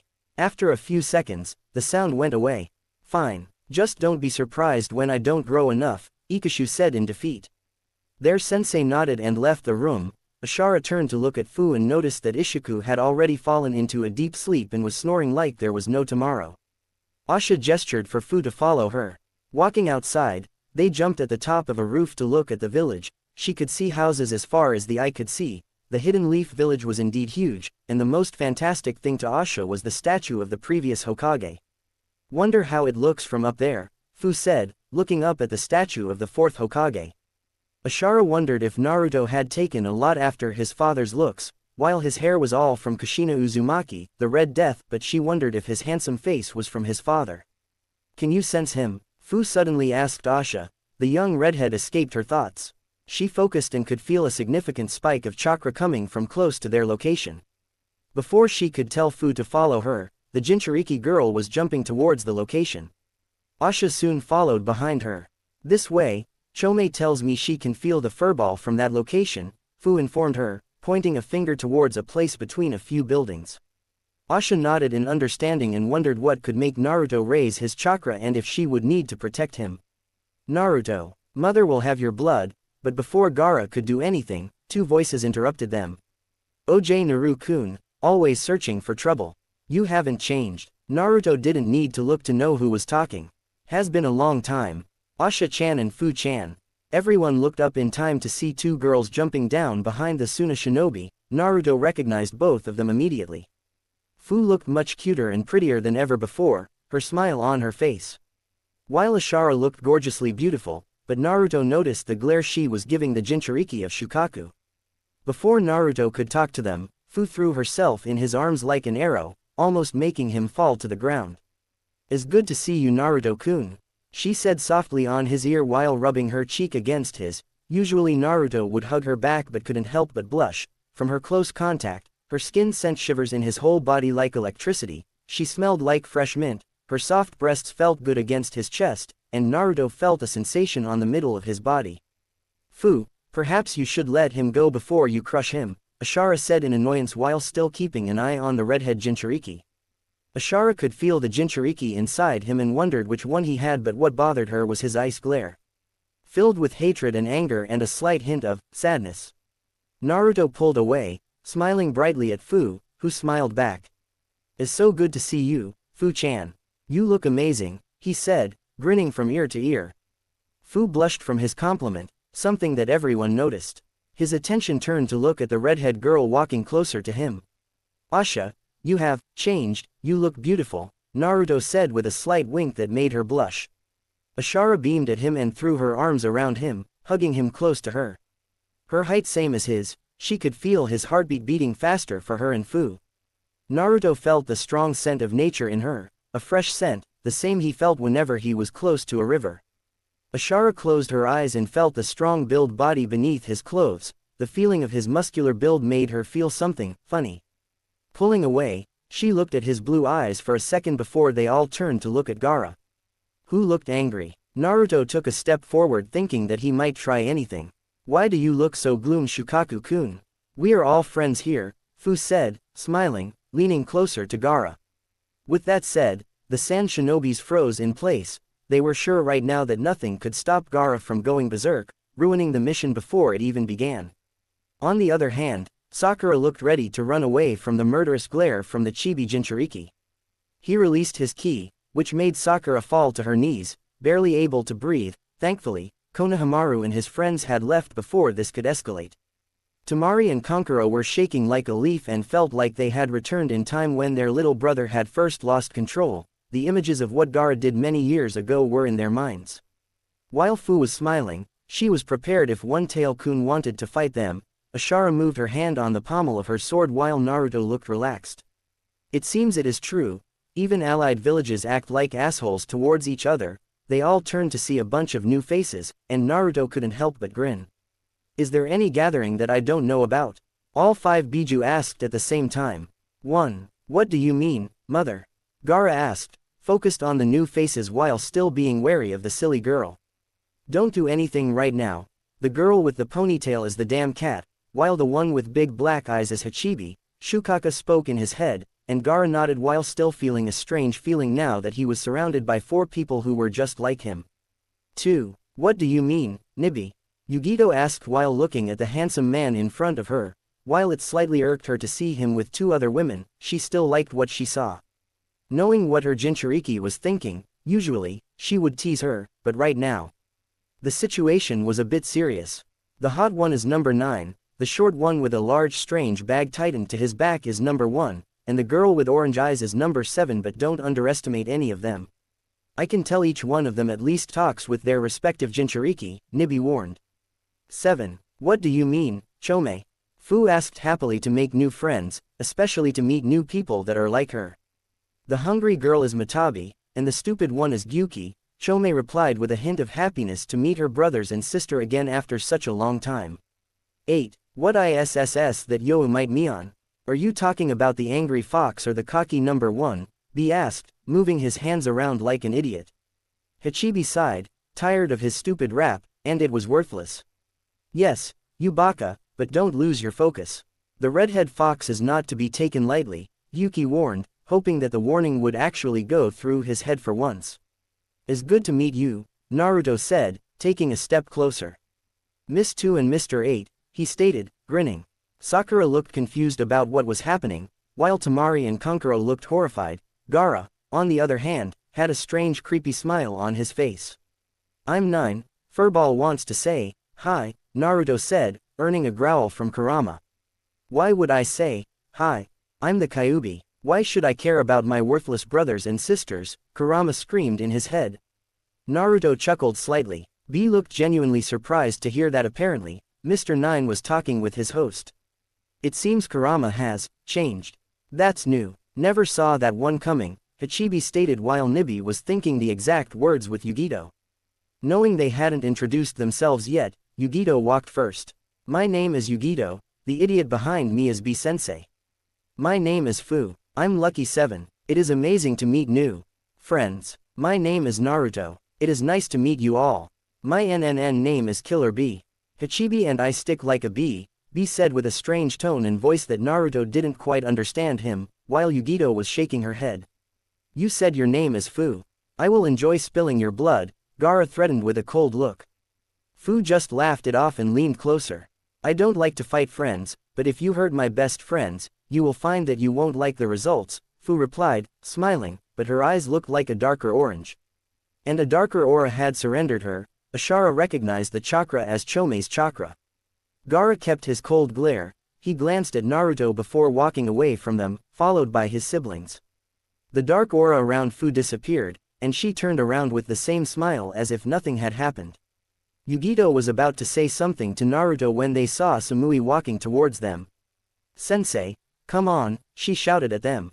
"Good to meet you, I hope we meet again, Mr. 9B said and jumped away. "See you later, handsome," Yugito said with a wink making Naruto blush. Now that things had finally settled down, Naruto turned to Asha and Fu. "How about some ramen?" Naruto asked to hope to catch up with Fu-chan and Asha-chan. They both nodded immediately and followed Naruto behind, talking with him. When they left, Sakura was still left and looked angry. She couldn't believe that the redhead and the blonde girl were so much prettier than her. She could only thank the gods that Sasuke wasn't there. Kakashi. "So, what are we going to do today?" Kakashi mused, glancing around her apartment. Finished with her breakfast, Anko pushed her plate aside, resting her elbow on the table. "Well, I have been pretty lax with my training lately." She grinned. "What do you say to a sparring match? You want to spar with me?" "Why not?" She was an excellent Jonin, but to be honest, Kakashi doubted her ability to beat him. Not many had claimed that distinct honor, and those who had been dangerous enemies. "You're not scared, are you?" she asked, her grin turning into a smirk. "Now, why would I possibly be scared of a sparring match with you? It isn't like I'd ever lost." She stood and took her dishes to the sink, feeling a new satisfaction when she felt his eyes following her again. "Then you have nothing to worry about, do you? What's the harm in accepting? You'd only get angry with me again. Are you sure I didn't know you for an arrogant?" "It's not arrogance, it's honesty. Each time I give you a fair warning, and each time I win, which leaves you upset with me." Anko placed her hands on the table next to him and stared down into that lone, gray eye. "Put up, or shut up." Heaving a great sigh, Kakashi stood from the table. "If you insist, I'll meet you at the 5th training ground in 30 minutes. "Oh, I look forward to it." Anko arrived early, as per her usual, and Kakashi. Well, he was, of course, late. By another 30 minutes, to be exact. Anko grew more and more impatient as the minutes ticked by until finally, she decided to practice her already perfect aim by littering the trees around the clearing with shuriken and kunai knives. When Kakashi finally showed up, he had the audacity to look guilty. "Sorry, I'm late." "Oh, save it, you're not sorry, and you never have a good excuse. You're habitually late, and you always will be." He blinked at her. "Excuse me for trying." She gave a knowing smile, one hand on her hip. "So, are we going to do this or what, Kashi-kun?" "Whenever you're ready to lose, Anko-chan." She smirked. After retrieving her kunai, as well as her shuriken, Kakashi and Anko took their stances. Truth be told, Anko had been looking forward to facing off against Kakashi for quite some time. She knew he was a skilled and powerful ninja. She'd seen it with her own eyes. It was different from being on the edge of fighting him herself, however. Part of her feared she may be beaten, but the other part was simply anxious to clash with the fierceness that was Kakashi of the Sharingan. Although he did not lift his headband to reveal his left eye, she could see the seriousness in his right one, in the hard lines of the visible portion of his face, and in the way he looked up at her from under his low brow. Even from across the clearing, she could feel his ferocity as he geared up to give this match everything that he had. She had come to know his more casual side. Now she was eager to experience his raw power. She licked her lips and grinned. This is gonna be fun. When Anko made the first move, the battle was on. Like all of the other Jonin, Kakashi knew that despite her small stature, Orochimaru's former student was not to be underestimated. She was fast and eerily skilled with both close and far-range combat. To say that Kakashi had his hands full was putting it lightly, though he had no doubts that he would win. They were pretty even in terms of skill, and just when one of them thought they had the other beaten, the tables would turn. Kakashi had to admit that Anko was quite unpredictable. Her mind worked quickly as she found a way to counter almost every move he made.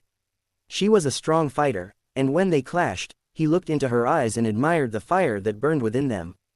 Beautiful. He caught himself staring into those eyes just a little too long, and he managed to jump away from her before she threw her leg out to swipe his from under him.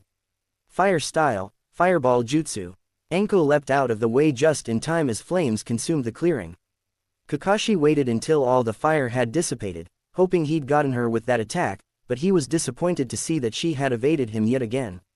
He barely had time to blink when he felt her chest against his back, her kunai at his neck. "You've gotta be quicker than that, Kakashi," she chastised him mockingly. Anko was immensely enjoying their match. Their heat, passion, energy, power, and ferocity, they told the tale of Kakashi's true strength and prowess. They were also telling of the man's virility, and the reality that Kakashi was a man among men only elevated her heart rate and got her hot under the collar. Turning around, their eyes met again, and this time, Anko pulled up his mask and kissed him fully on the lips. Kakashi was caught by surprise but kissed back just as eagerly. Anko put her legs between his legs, feeling his hard cock against his pants. Pulling away, they looked at each other's eyes, breathing heavily. In my apartment, Kakashi. Kakashi closed the door to her bedroom, and when he turned around, he saw a hungry look on Anko's face. Kakashi watched as Anko slipped the sandals off of her feet before she went to the other end of the room, where she picked up a chair. Anko brought the chair closer to him before she smiled at him. That smile always had the ability to make his breeches tighten in an instant. Come Kashi, take a seat, Anko said as she patted the comfortable chair. Kakashi slowly closed the distance and sat down. He was curious as to what Anko was doing or what she had planned. Anko, who was standing behind the chair, wrapped her arms around him and kissed his neck a number of times. Let's get your shirt and mask off, Anko said after she pulled away. She helped him take it off and she threw it to the marble floor once it was free from his body. I much prefer you bare-chested, she said, and then she licked her lips. The same goes for you, Kakashi replied as he turned around and attempted to lift her clothes off of her. Anko batted away his hands and smirked at him. You're going to have to wait for that, Kashi. Anko placed her hand on her chin for a moment, looking as if she was contemplating something. I'll have to tie your hands together to make sure you don't try that again.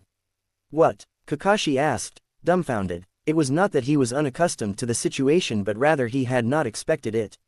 Anko sauntered off to one of their drawers, her hips swaying as she walked. When she got there, she opened one of them and pulled out a piece of fabric. This will do nicely, she thought to herself. Hands behind the chair, she commanded in an authoritative tone when she returned. Kakashi obliged and placed both of his hands behind the chair. Anko knelt and tied his hands together, not too tight but tight enough that he would not be able to free them. She wrapped his ankles to the chair as well to make sure he didn't get up until she wanted him to. As she stood back up, her lips brushed against his ear sending shivers down his body. This is how it's going to go, you're not going to touch me until I tell you that you can. Kakashi groaned, which made Anko smile. Once I am satisfied having my fill of you, I'll finally release you and we'll fuck so good, that the entirety of Konoha will hear us. Gods, he mumbled. She placed open-mouthed kisses all along his neck, taking in a scent that was unique to Kakashi.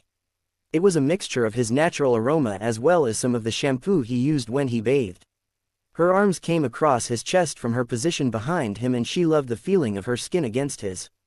Her hands rested on his muscular chest. She had seen the hard work he put in to stay in shape and become a better fighter, so it was no surprise to her that he was completely ripped. Not that I'm complaining, she thought to herself in amusement. His muscles stirred something in her and she had to rub her thighs together to quell the ache that was building. As her hands roamed his chest, Kakashi turned his head and unexpectedly crashed his lips against hers. It took Anko only a moment to recover from the surprise before she was kissing him back. It was a bit awkward for him as his hands were tied behind the chair, but he kissed her nonetheless. He felt Anko's hands cup his cheek as she deepened the kiss, which made him groan when her tongue came into contact with his tongue. She abruptly pulled away, which made Kakashi growl louder due to the loss of contact between them. I see where this is going, Kakashi mumbled. Anko walked around so that she was now standing in front of Kakashi. Oh, do you now? Anko laughed. Pray tell, you're going to tease me, Kakashi frowned. Anko found it cute and she had to stifle a laugh. She leaned forward, giving Kakashi an ample view of her tits, and brushed her lips against his throat. She looked up at him and saw his eyes darken, which caused her to smile in satisfaction. You're right, Anko whispered before she smirked at him. Oh, it's going to be very enjoyable. Kakashi felt his cock twitch in his breeches because of that damn smirk again. Anko's gaze lowered from his eyes down his torso until they dropped to his breeches. Look what we have here, she said seductively as one of her hands trailed the outline of his cock. This big, hard cock all for me. Anko licked her full, plush red lips before she lifted her head to look at Kakashi's eyes again. The shade of his eyes was so dark that it was nearly black, and it made Anko weak at the knees for him. She managed to steady herself before she took a couple of steps away from him. Anko lifted a leg and she slid her foot up and down his hard length, which caused Kakashi to grit his teeth. Her bare foot continued to travel up and down his covered cock, initially at a slow and tortuous speed. "You are a cruel woman," Kakashi grunted. They had done love before. He knew that Anko sometimes liked to play, to spice things up. Usually, he was in control, but sometimes she liked to play that role. "That you love dearly." "Yes, gods." Kakashi's head hit the back of the chair as Anko increased her speed a little. His breeches looked painfully tight to Anko, and she was never a cruel woman to her Kakashi, so she stood on 2 feet again and nudged his legs further apart. She came to stand in between them and bent over so that she could untie the laces of his breeches. Kakashi got a good long look at her tits whilst she unlaced his breeches. Eventually, she pulled the breeches and small clothes down, freeing Kakashi's cock much to his delight and relief. His cock stood up, long, thick and hard for her, and Anko was finding it difficult to contain her excitement. With his breeches and small clothes tossed to the side, Anko climbed onto his lap, balancing her hands on his shoulders. Her clothes were hiked up around her hips. His cock was pressed against her inner thigh, but she never allowed it to slip into her wet cunt. The friction between his cock and her thigh had Kakashi breathing heavily fairly quickly. "Shit," Kakashi mumbled as Anko continued to rub herself against Kakashi. "You like that?" Anko purred. More," Kakashi stuttered. No, my love, I tell you what to do, not the other way around." Kakashi growled in frustration, but the sweet look Anko gave him made him relax and let her do what she wanted to him. When she felt his body relax beneath her, Anko grinned in triumph. The hands that were on his shoulders moved so that one was wrapped around the back of his neck whilst the other was placed at the back of his head. She pushed his head forward so that they came into contact with her tits, and she urged him to ravage them. Kakashi's face was pressed against Anko's exposed skin that her clothes didn't cover. "Lick," Anko commanded. Kakashi's tongue darted out of his mouth as he did what Anko told him to do. Her hands were forcing his face to be pressed against her cleavage, and they didn't allow him to move from her tits. His tongue licked her exposed skin, and her skin tasted a little of her jasmine-scented oils that she frequently bathed in. Kakashi continued to alternate between kissing and licking her beautiful skin.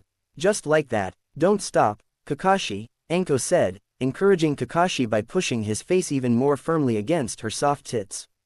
When she pulled down her clothes to free her tits, her hand on the back of his head immediately guided him to one of her nipples. His tongue stroked the sensitive skin surrounding her large, pink nipples, which made Anko involuntarily shiver. It felt so good for her, and whilst Kakashi had pleased her in the bedroom since their first night together, the numerous times that they coupled since meant that they knew exactly what the other loved in bed. He wetted the skin around her nipples, teasing her even though she was in the more dominant position. He did the same to the skin around the other nipple, but Anko had enough with the teasing and directed his mouth onto her nipple. She felt his warm and wet mouth surround her nipple, which was hard from the arousal she had had since returning from breaking their training. Anko hadn't been lying when she told Kurenai that she enjoyed Kakashi taking charge in the bedroom. She liked it rough. She liked it when he was dominant. She liked it when his body was covering hers and fucking her hard and fast. But what she also liked was when she herself was in control, and Anko had told Kurenai as much. With Kakashi sucking on her nipple, she knew that he would want nothing more than to have his hand fondling her other breast, but the fact she had decided that wouldn't be the case excited her. Anko did Kakashi's usual job herself as her free hand squeezed her breast whilst Kakashi gave her pleasure on the other breast. "You like that, Kakashi?" Kakashi's cock twitched when she said his name like that. It was when she placed a heavier emphasis on her seductive tone, and more often than not, it had an effect on his cock, and she knew it. Kakashi mumbled with her nipple still in his mouth as his tongue gently licked it. Anko was savoring the moments where she had the upper hand, but she was silently excited for the moment she freed Kakashi from the binds that held his hands together so that he would have his way with her. She wondered if they would even make it to the bed. "Perhaps Kakashi will take me on the couch," she thought. "Or perhaps he'll fuck me against the wall."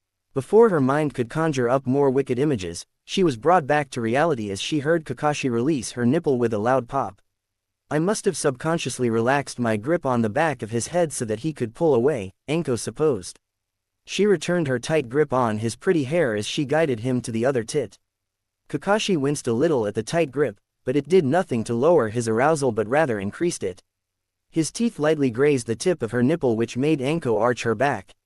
"Fuck yes," she muttered faintly. Anko refused for his mouth to be parted from her tits and she continued to hold him firmly against them. Placing kisses all over her chest, her tits were a little damp from the attention he had paid them. Anko could feel his hot, hard, and throbbing cock against her inner thigh, and so she placed her hand at the base and gave it a long and slow stroke. "And kkkk," Kakashi mumbled against her soft tits.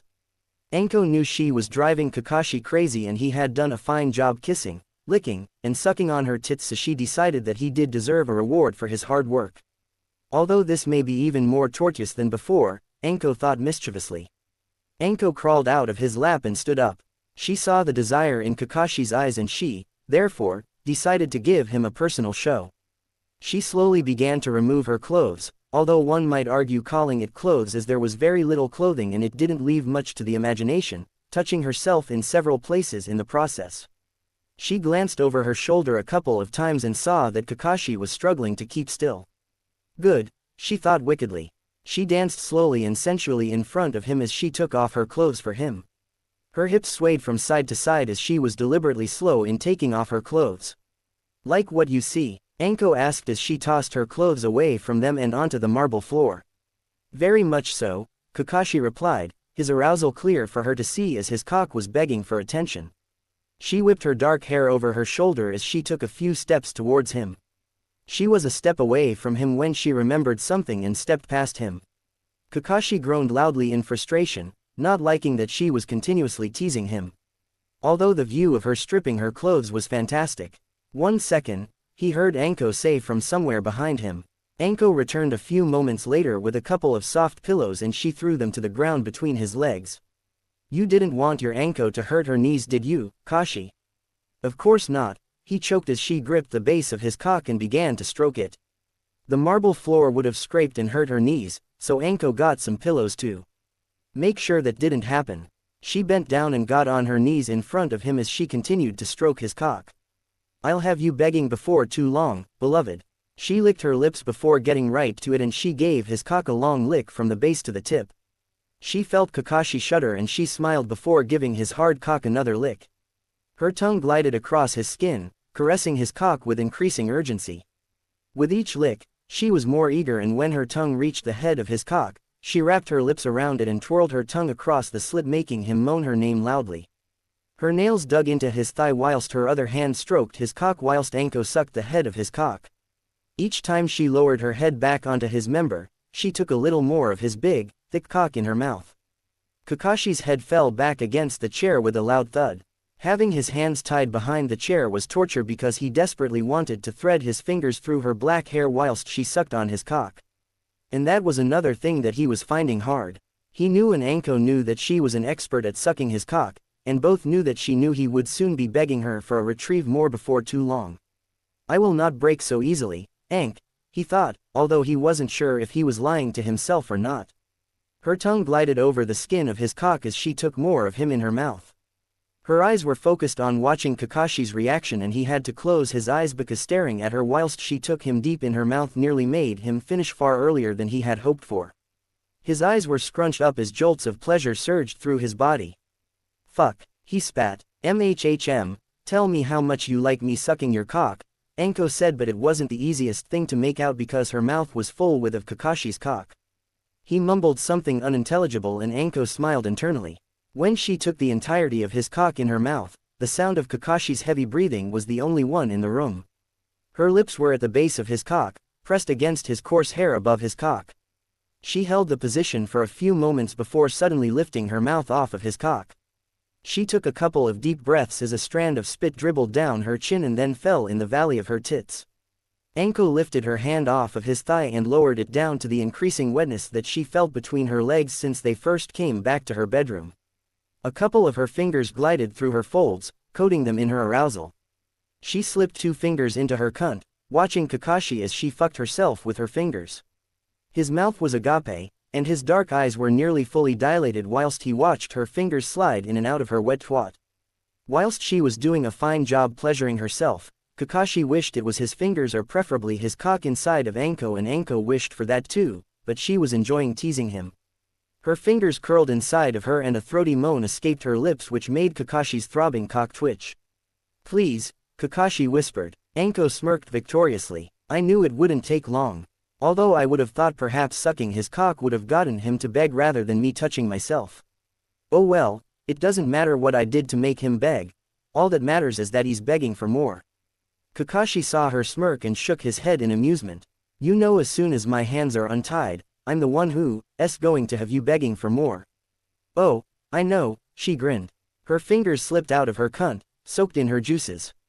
She contemplated licking her fingers herself just to wake the beast, but she decided not to. Because she knew her Kashi was going to give her a good fucking anyway. Plus, I love it when he licks the wetness from my cunt off of my fingers."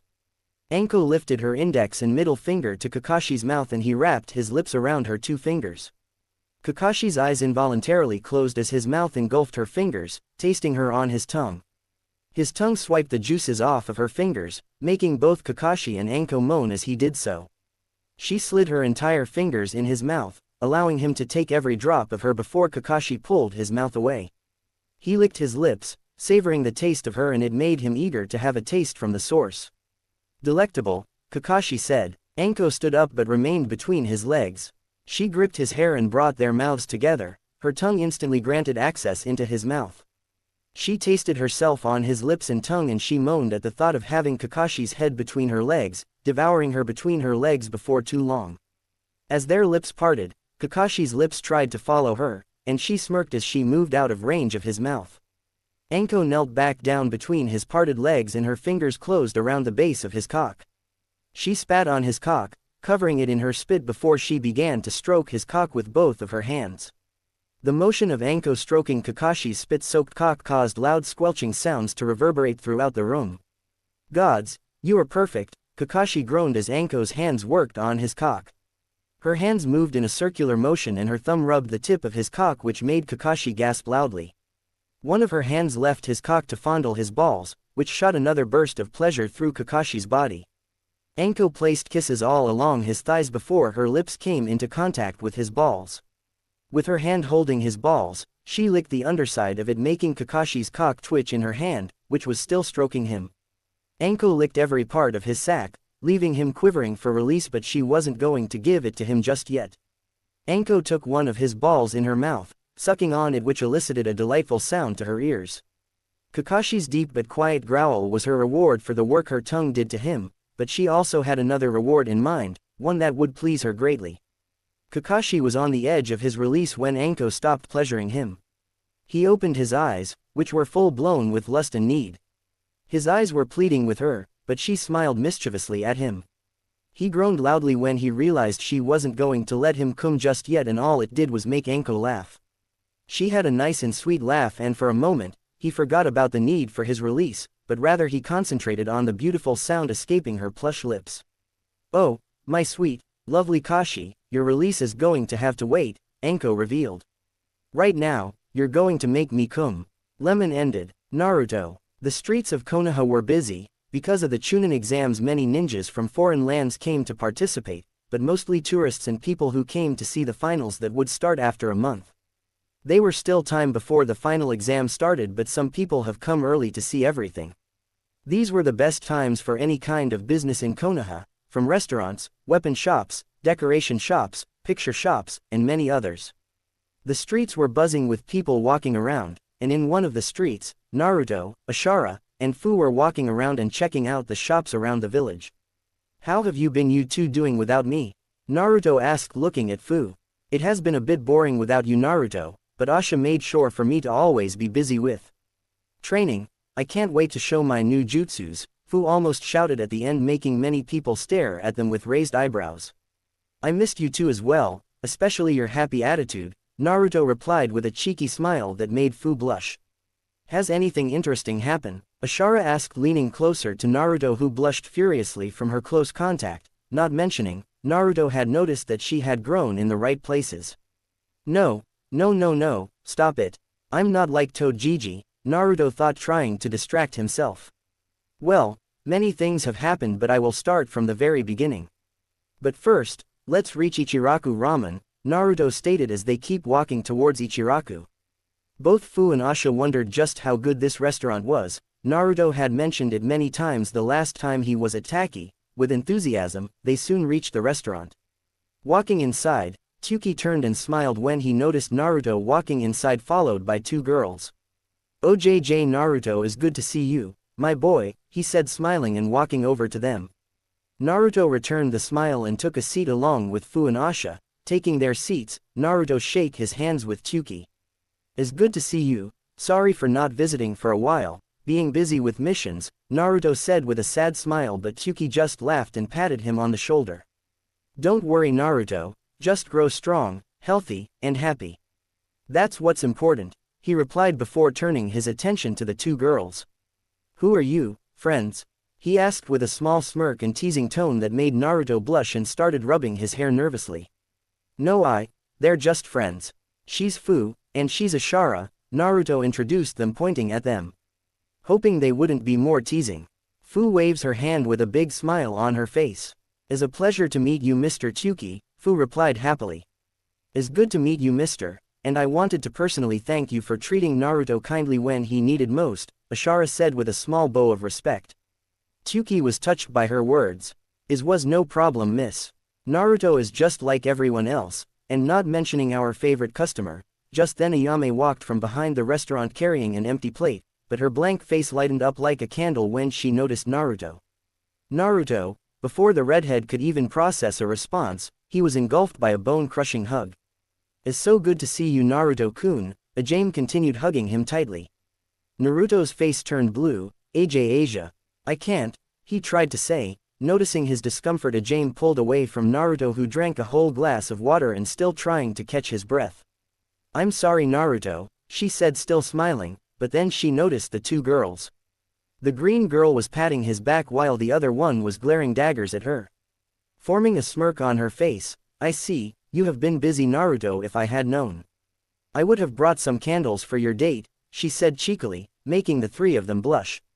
Naruto and Fu tried to say that it wasn't really like that, while Ashara was silent. "Now, let's prepare them some ramen," Tsuki suddenly said, slamming his hand together, and asked each one of them what they wanted. After taking their order, Fu nudged Naruto. He turned his head to Fu, who whispered only for three of them to hear. "Hey, Naruto, how does this guy cook with his eyes closed all the time?" Fu asked since she noticed that his eyes were closed. For a moment she thought he was blind. Ashara nodded her in agreement since she too asked herself the exact same thing. Naruto just shrugged his shoulders, since he too had no idea how he could actually do that. "I have no idea, perhaps he has some kind of secret dojutsu," Naruto suggested, not giving that much thought into it. Shortly after, Ayame brought 3 big ramen bowls and 3 candles. "For your first date," she said smiling while she lighted each candle and walked away, but not before giving Naruto a wink. Understanding the awkwardness between them, Ashara cleared her throat. "So what has happened since you left Taki?" Ashara asked. Naruto mentally thanked Asha for breaking the awkward silence. "Well, Naruto. Well, after I arrived back, I started the academy," Naruto started, and both looked at him, waiting for him to say more. So Naruto started describing how the academy was. Ashara was happy to hear that Naruto had friends in the village. The redhead had told both Fu and Asha about his friends back at the village. Naruto had stated that they had most likely forgotten him by now, or maybe had started hating him like everyone else. So when Ashara heard he actually had friends, she felt relieved. Fu just smiled with her eyes closed and ate a piece of bacon from her ramen. Naruto soon explained what was taught in the academy, which caught the attention of Asha. "Wait, what about Fuinjutsu? Or did they start learning it the last year?" Asha asked, speculating that they probably saved Fuinjutsu to be taught in the last year since it was the hardest shinobi art to be taught. Naruto sighed and shook his head in denial, looking at Asha. "No, they didn't teach Fuinjutsu in the academy. I asked Iruka-sensei once, and he told me that Fuinjutsu art had been removed from the school teaching program 10 years ago," Naruto explained and returned to his ramen.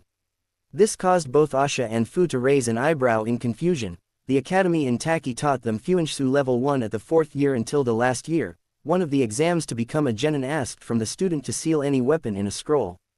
The redhead couldn't fathom how they thought they could do without Fuinjutsu.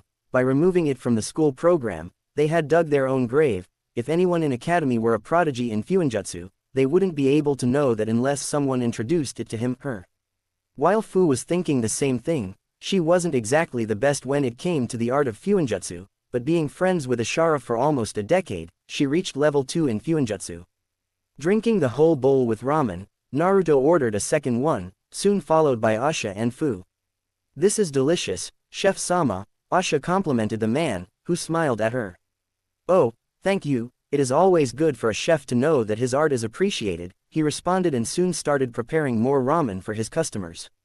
"What happens later?" Fu suddenly asked, looking at Naruto. For a moment, the Uzumaki didn't understand what she meant but soon realized. "Oh, well," Naruto gave a quick summary of his 4 years in academy, including getting a sudden visit from his godmother, and that he was living in the Senju compound now. Fu felt good to know that Naru had a family now, someone to stay with. When Naru-kun had left Taki, she had been worried that he would suffer from his loneliness and that would change him, but she felt her heart smile knowing Naru wasn't alone anymore. In this village, Naruto soon told them about Mizuki trying to brand him as a traitor of the village. After that, he told them about the numerous D-rank missions they needed to do, like capturing a demon cat named Tora. What caught the attention of both girls was, "You can't believe, this one time, Sakura was trying so hard to capture the cat, so when the cat jumped from a branch to another branch, Sakura flew like an arrow towards her, catching her midair, but they looked down to see they were falling in a bush full of nettles. She then started screaming of how she would need to wash and clean to be good looking again." Naruto finished with clear annoyance in his tone. Asha almost felt bad for the poor girl, almost. Naruto told her that she was an annoying girl who still held her head above the clouds, always screaming how this Sasuke guy was her true love or some bull crap like that. Fu, on the other hand, nudged Naruto gently, making him turn to her. "How old exactly is that cat? You said Tsunade-sama had chased the cat as well, so that begs the question, how old is she?"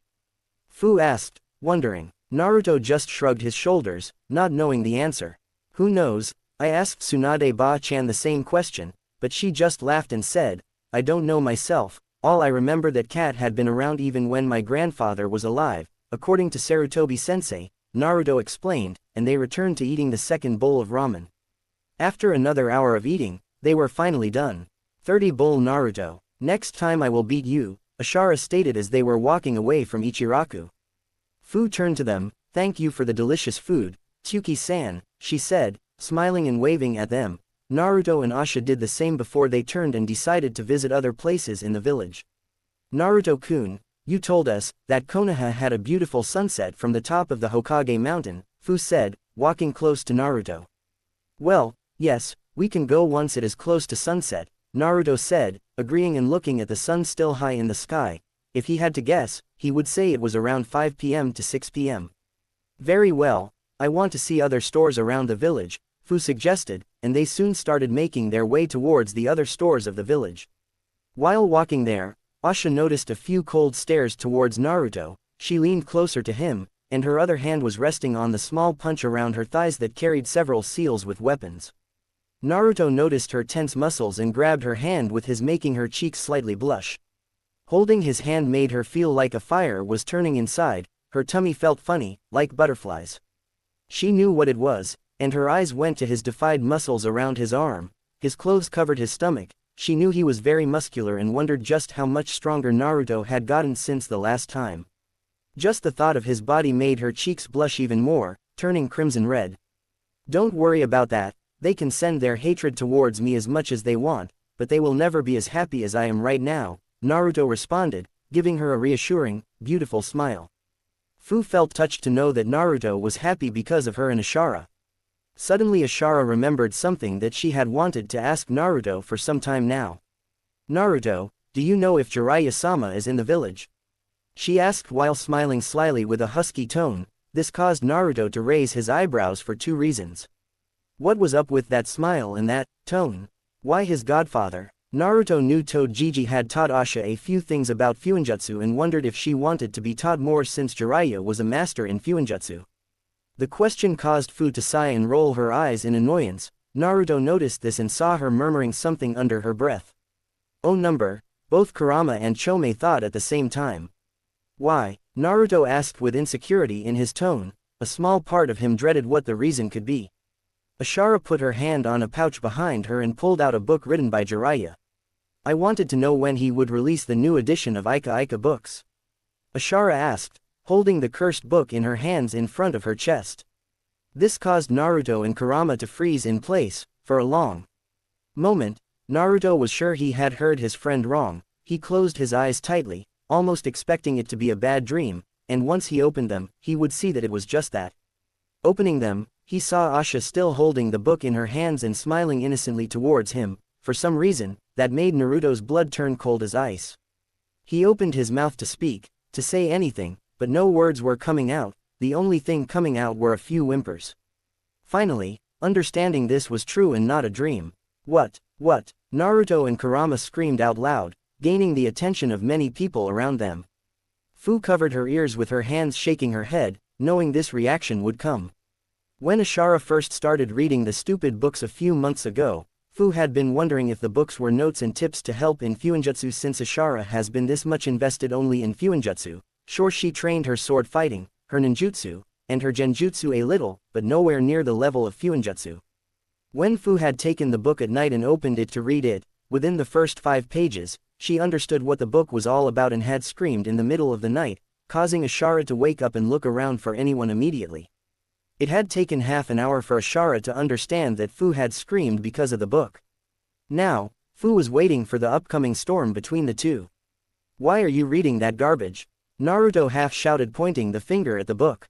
This caused Ashara to clench her teeth. Fu covered her ears again.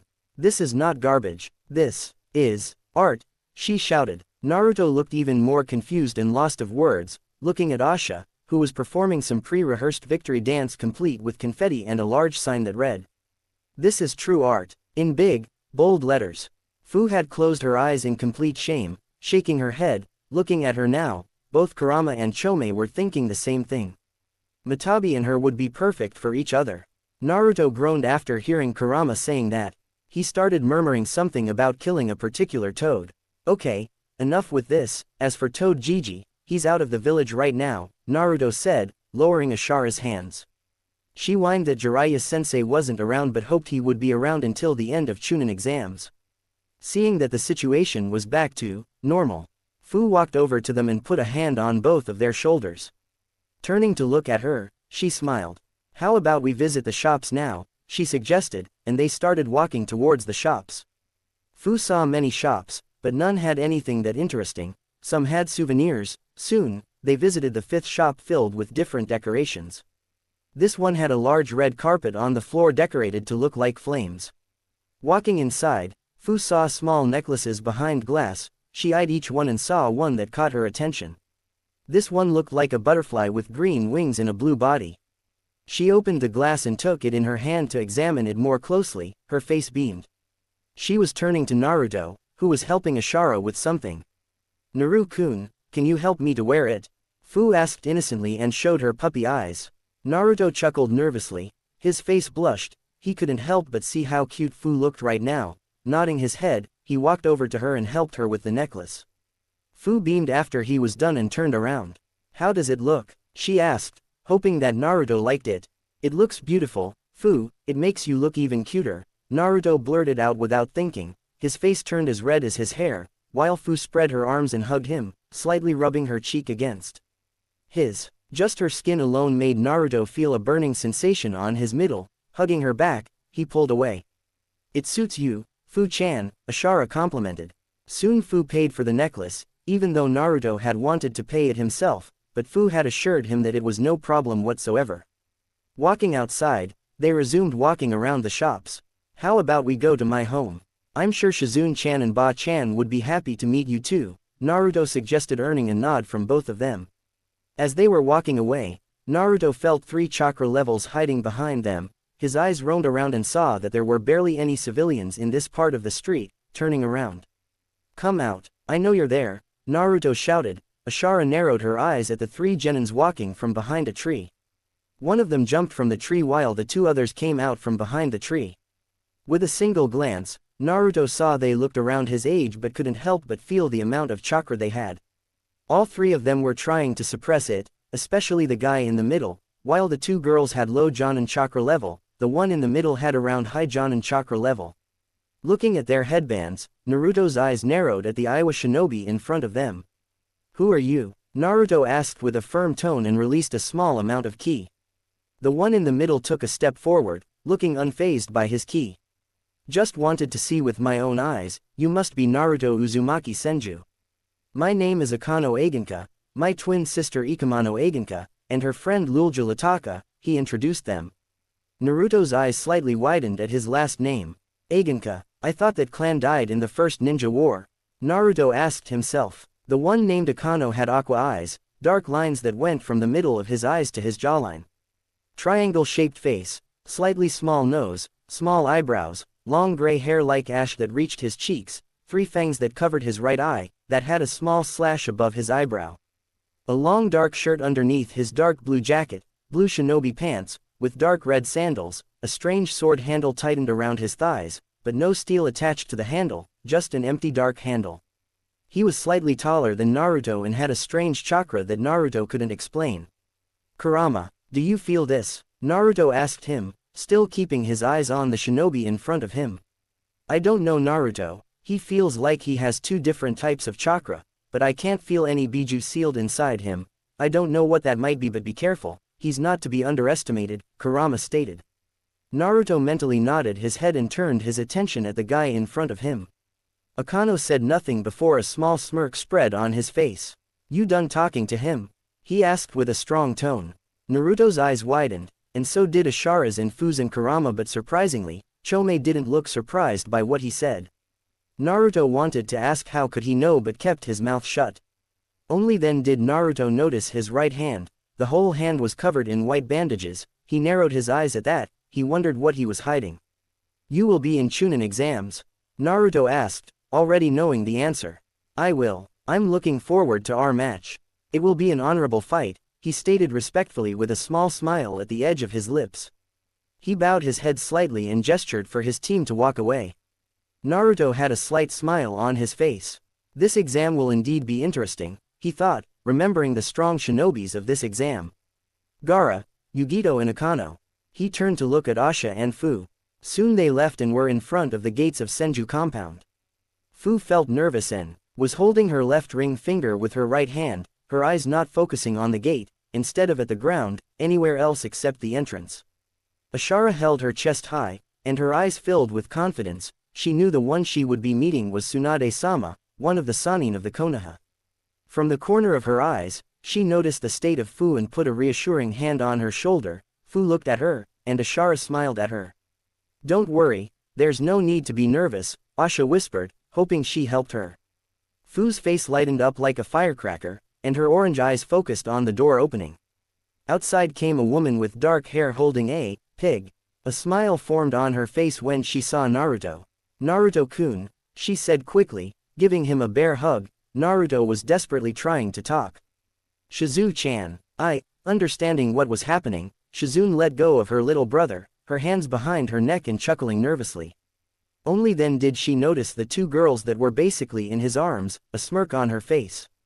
"And who are these beautiful ladies?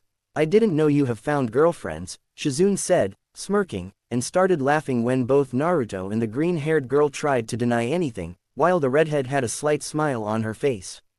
Looking at her red hair and noticing the green hair, Shizune understood who they were. "You must be Fu, and you are Ashara," Shizune said, hoping she was right, and they nodded. "Come inside, Tsunade-san will be happy to have guests for dinner," Shizune said and walked inside the house, soon followed by Naruto, Asha, and Fu.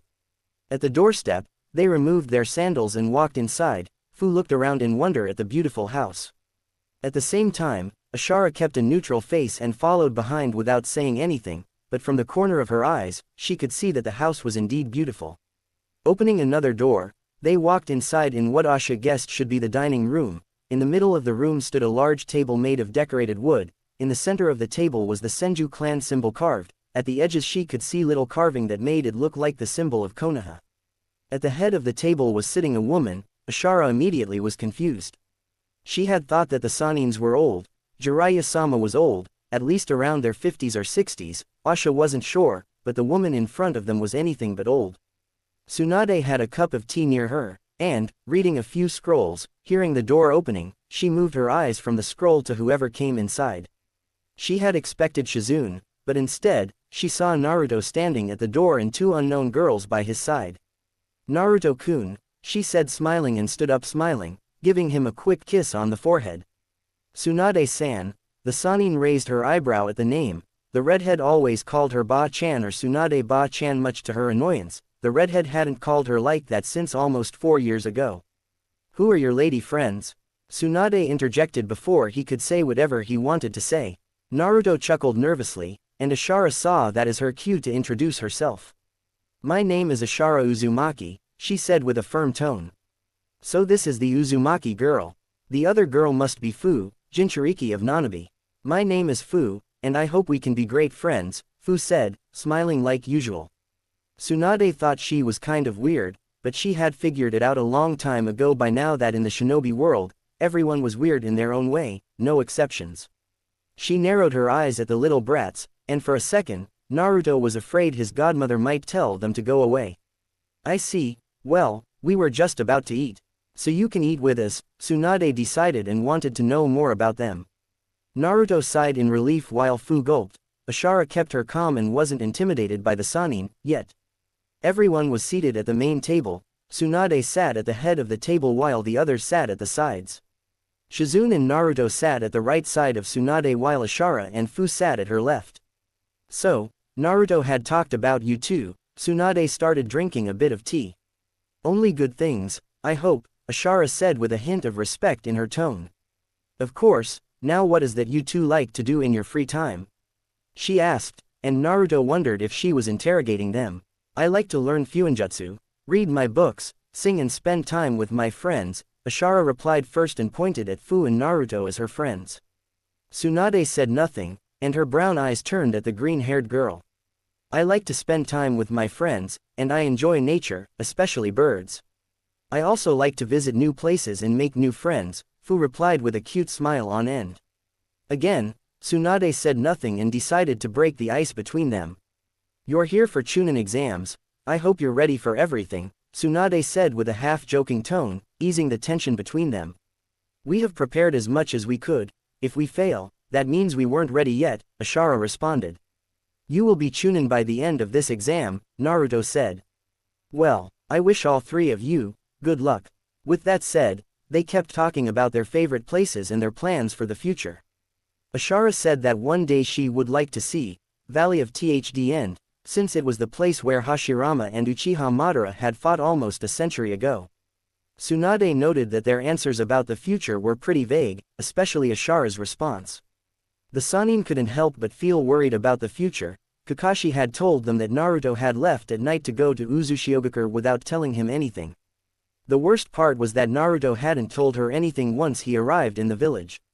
Tsunade had said nothing, but it had hurt her that Naruto had told her nothing about him visiting Uzushiogakure, but a part of her understood him. Naruto had told her many times since she had arrived in Konoha that he wanted to rebuild Uzushiogakure and revive the Uzumaki clan. Tsunade had suggested to him many times to build his compound in the village, but every time she mentioned that Naruto would always say that he would never want to raise his kids among people who chase and torture a little kid. People still saw Naruto with hatred after such a long time. It hadn't disappeared, it was just hiding in the shadows. Tsunade knew Naruto would be branded as a missing nin, but the worst part was herself. For a long time, she had seen him as a grandson, as family. He was her reason to be here. Tsunade in a way thanked Naruto. She was sure that without him, she would still be drunk in a local somewhere, drowning in her own sorrow. Taking a deep breath, she stood up and left the room as the kids were asking Shizune something. Walking outside, it was close to sunset. Her eyes searched the face of her grandfather. She couldn't help but imagine her brother, and then her mind drifted back to 37 years ago. Sometimes she wondered how things would have been if he had just survived. She still remembered the cursed words of the doctor. "I'm sorry, but he didn't survive, his chakra was abnormal." "I'm sorry, Tsunade-sama." A tear was slowly rolling down her cheek. Just remembering the words made her heart feel pain. Why did you have to leave us? My, Ba-chan, she escaped her thoughts when she heard his voice.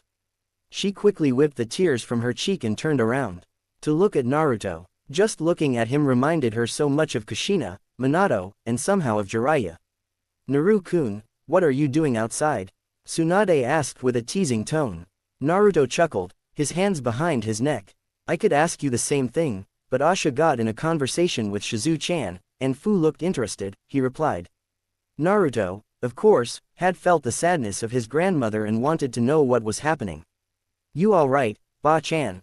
Naruto asked with a sincere tone that reminded Tsunade of Jiraiya. She turned her head away, looking back at the Hokage faces in the mountain. She knew he could feel her pain, but he didn't need to see her thinking about him again. It was more of a statement. Tsunade said nothing but just nodded her head. Sometimes, I can't help but look at you, Naruto, wondering if he would have been like you. Reckless, kind, smart, but most importantly with a sweetheart, Tsunade said quietly, still looking at the faces of the past Hokage. This earned a chuckle from Naruto. You should know that I see you as my grandmother, as my family, he replied. Tsunade closed her eyes, and happy tears streamed down her cheek.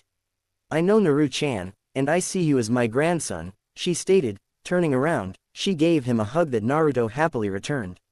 Be careful in the exam. I want you alive once this exam is done, Tsunade whispered in his ear. Naruto smiled a genuine smile. He remembered when she had told him that he would live with her from now on.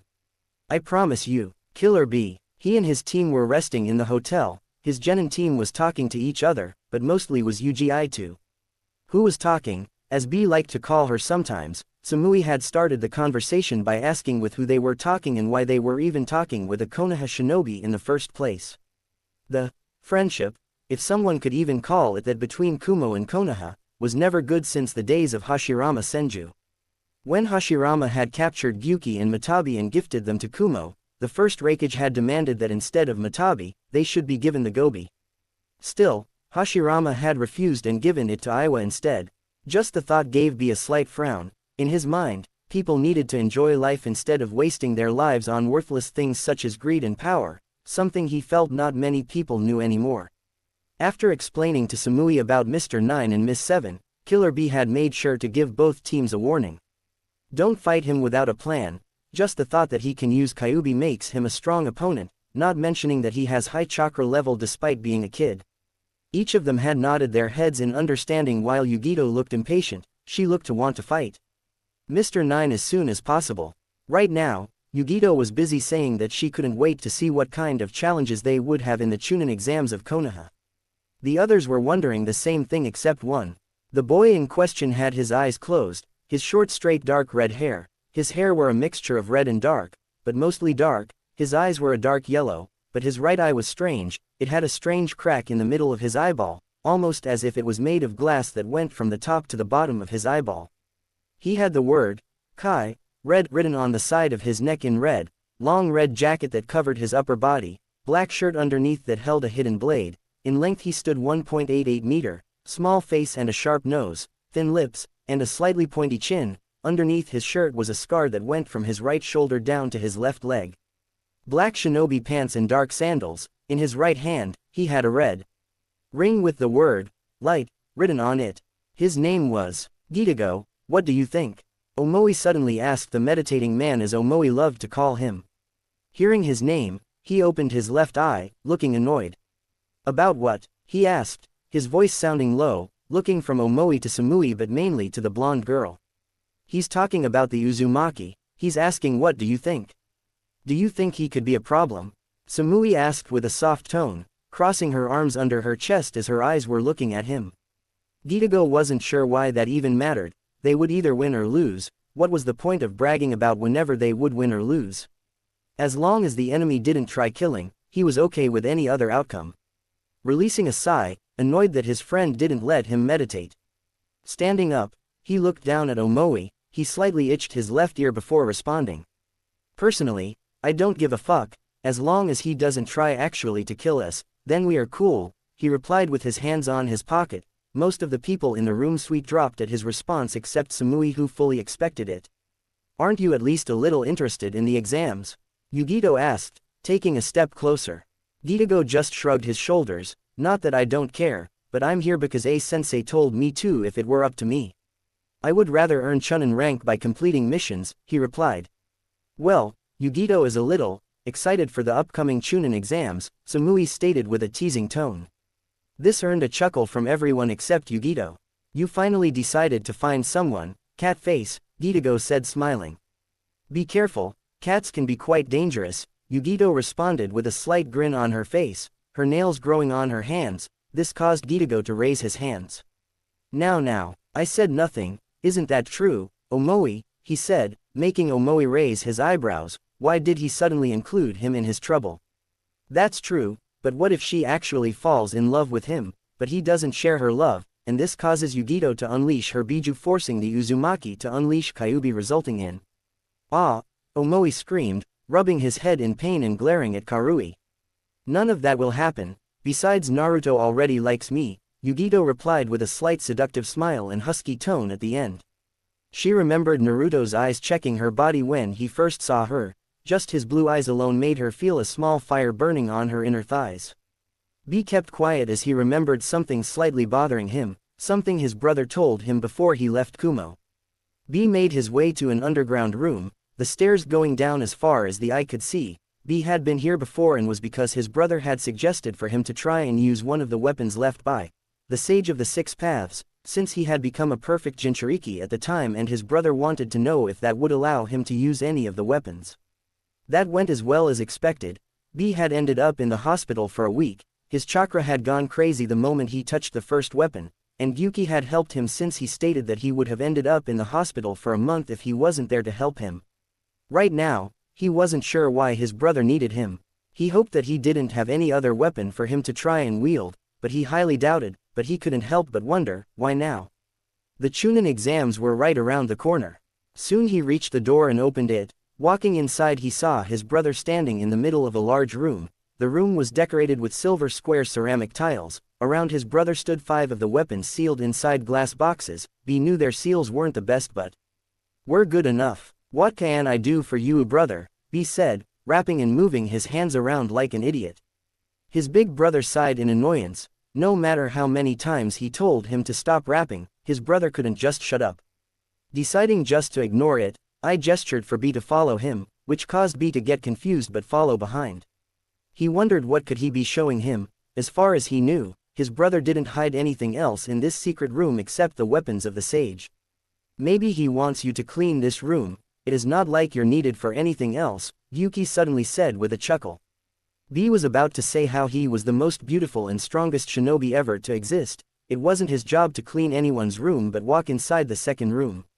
He saw in the middle of the room a glass box, and inside was what he at first thought was a summoning contract, but giving a second look, he wasn't exactly sure. This scroll was 1 meter tall and was dark. The wood in the middle was decorated with to look like wings, and at the top was the head of a phoenix. It looked to be decorated with gold and silver. The eyes of the phoenix at the top were crimson red like blood.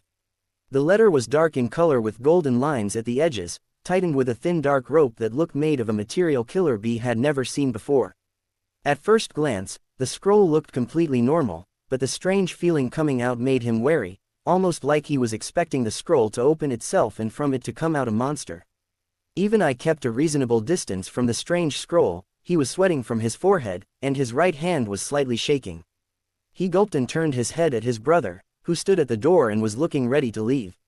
Come here, I said with a tone that left no room for arguments. B gulped and half hesitated to listen to him, and didn't help that Gyuki had fallen dead silent the moment they walked inside. After a few moments of not moving, B walked closer. The feeling got stronger. B felt a weight in his entire body, almost as if an elephant had stepped on him. His whole body started sweating as if he had just fought a war all alone.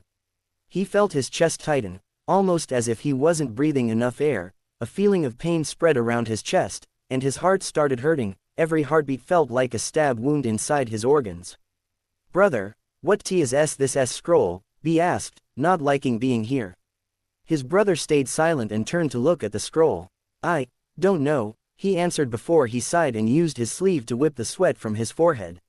I stood silent for a moment, deciding to get to the point.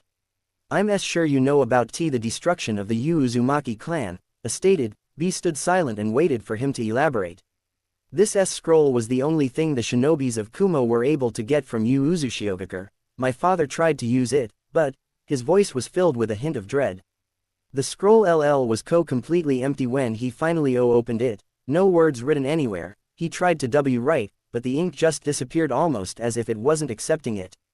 My father then told AJ Jonin Shinobi to use his blood hoping for something to see change. His brother stopped talking, his breath quickened. B took a step back.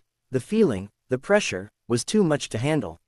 What happened? B asked, almost not wanting to know. B knew nothing good had happened from his tone alone. My father said that the J Jonin that had tried was burned alive from the eye inside. First after he wrote the N name, the blood had started burning in crimson red fire. The J Jonin had started screaming in agony a few seconds after he wrote his name. After a minute of screaming, his skin had started turning dark like night. His eyeballs burned, and his body was engulfed in red-crimson flames. After 5 minutes of screaming, the Jonin finally died, finished making B shake. His body started sweating even more. He hoped that his brother hadn't brought him here to try and write his name at the damned scroll. Just standing 5 meters away from it was enough to make him sweat and feel as if whole elephants were stepping on him, let alone coming close enough to open and write his stupid name on it.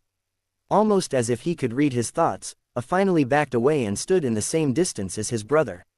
No, I don't want you to write your name on it, stated. B released a sigh of relief. He didn't know he was holding this whole time. Then suddenly, a question came to his mind.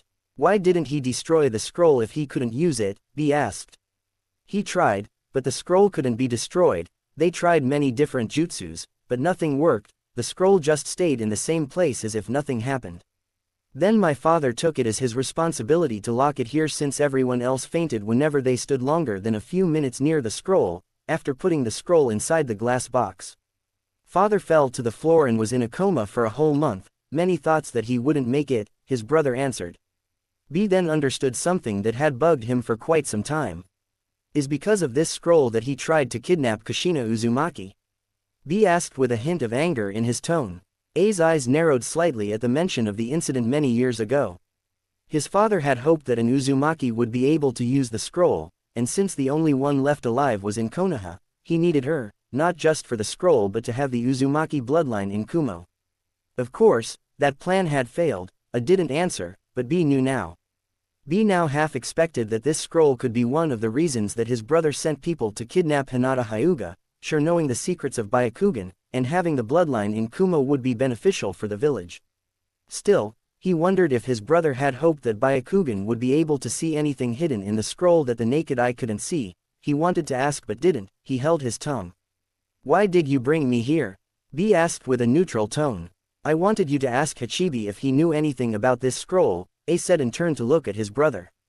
B nodded his head. Hey, Yuki, you there, do you know anything about the Devil Scroll? B asked mentally, but to his surprise, Yuki stood silent.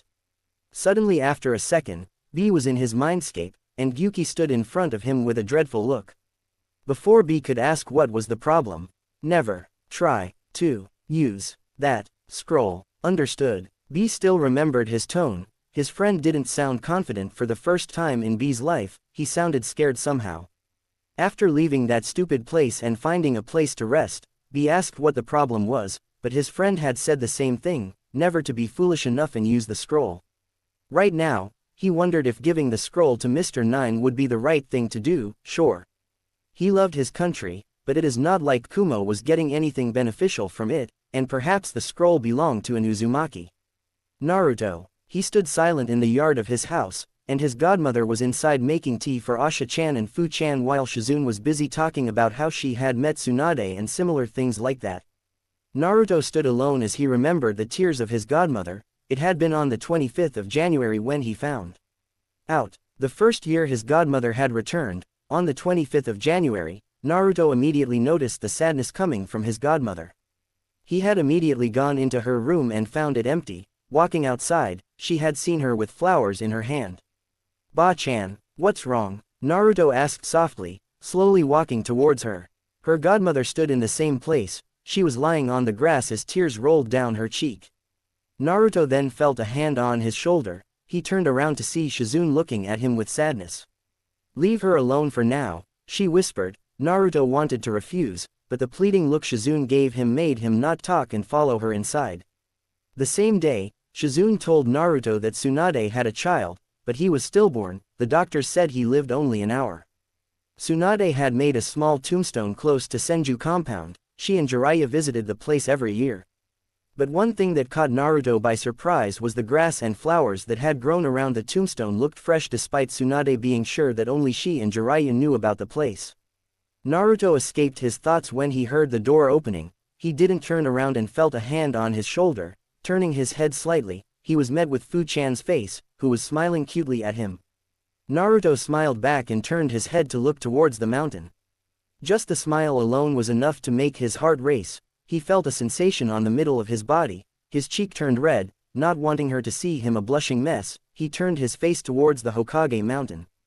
The sun was slowly disappearing behind the mountain, remembering that he promised they would see from the top when close to sunset. "Fu-chan, tell Asha-chan that this is the best time to see the dawn of the sun," Naruto said. Fu nodded in understanding and ran inside to call Ashara. Outside came Ashara, followed by Tsunade and Shizune. Fu and Ashara turned to them and bowed their heads at them. "Thank you for having us," both of them said at the same time. Tsunade just brushed it off and smiled kindly. "Don't worry, just keep the idiot out of problems," she said with a smile. They both nodded their head and followed Naruto to the mountain.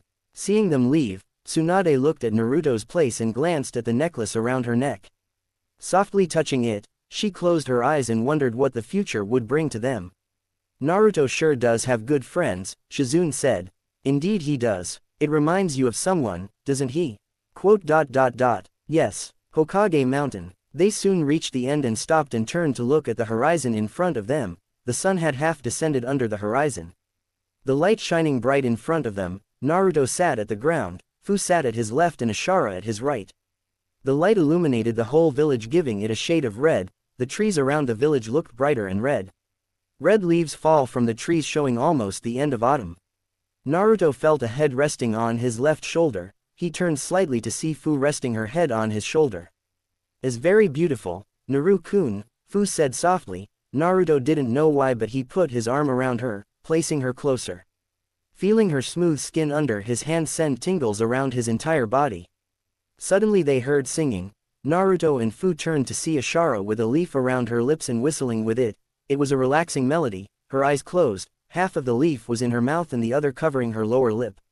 Fu and Naruto kept listening to the melody. He felt relaxed and somehow sleepy. Fu had her eyes closed and listened.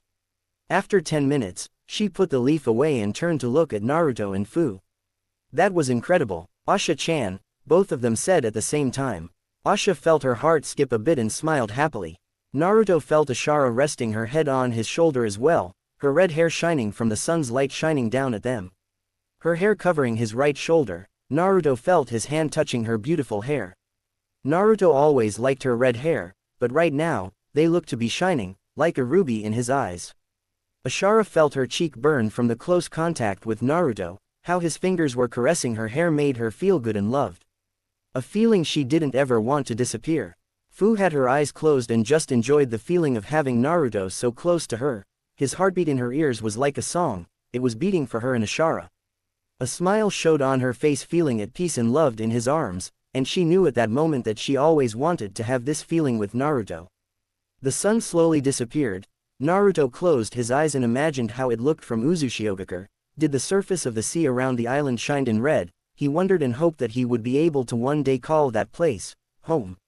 "This was the most beautiful thing I have ever seen, Naruto. Thank you for showing us," Fu whispered, raising her head slightly. She leaned closer to his face, and both she and Ashara kissed his cheek.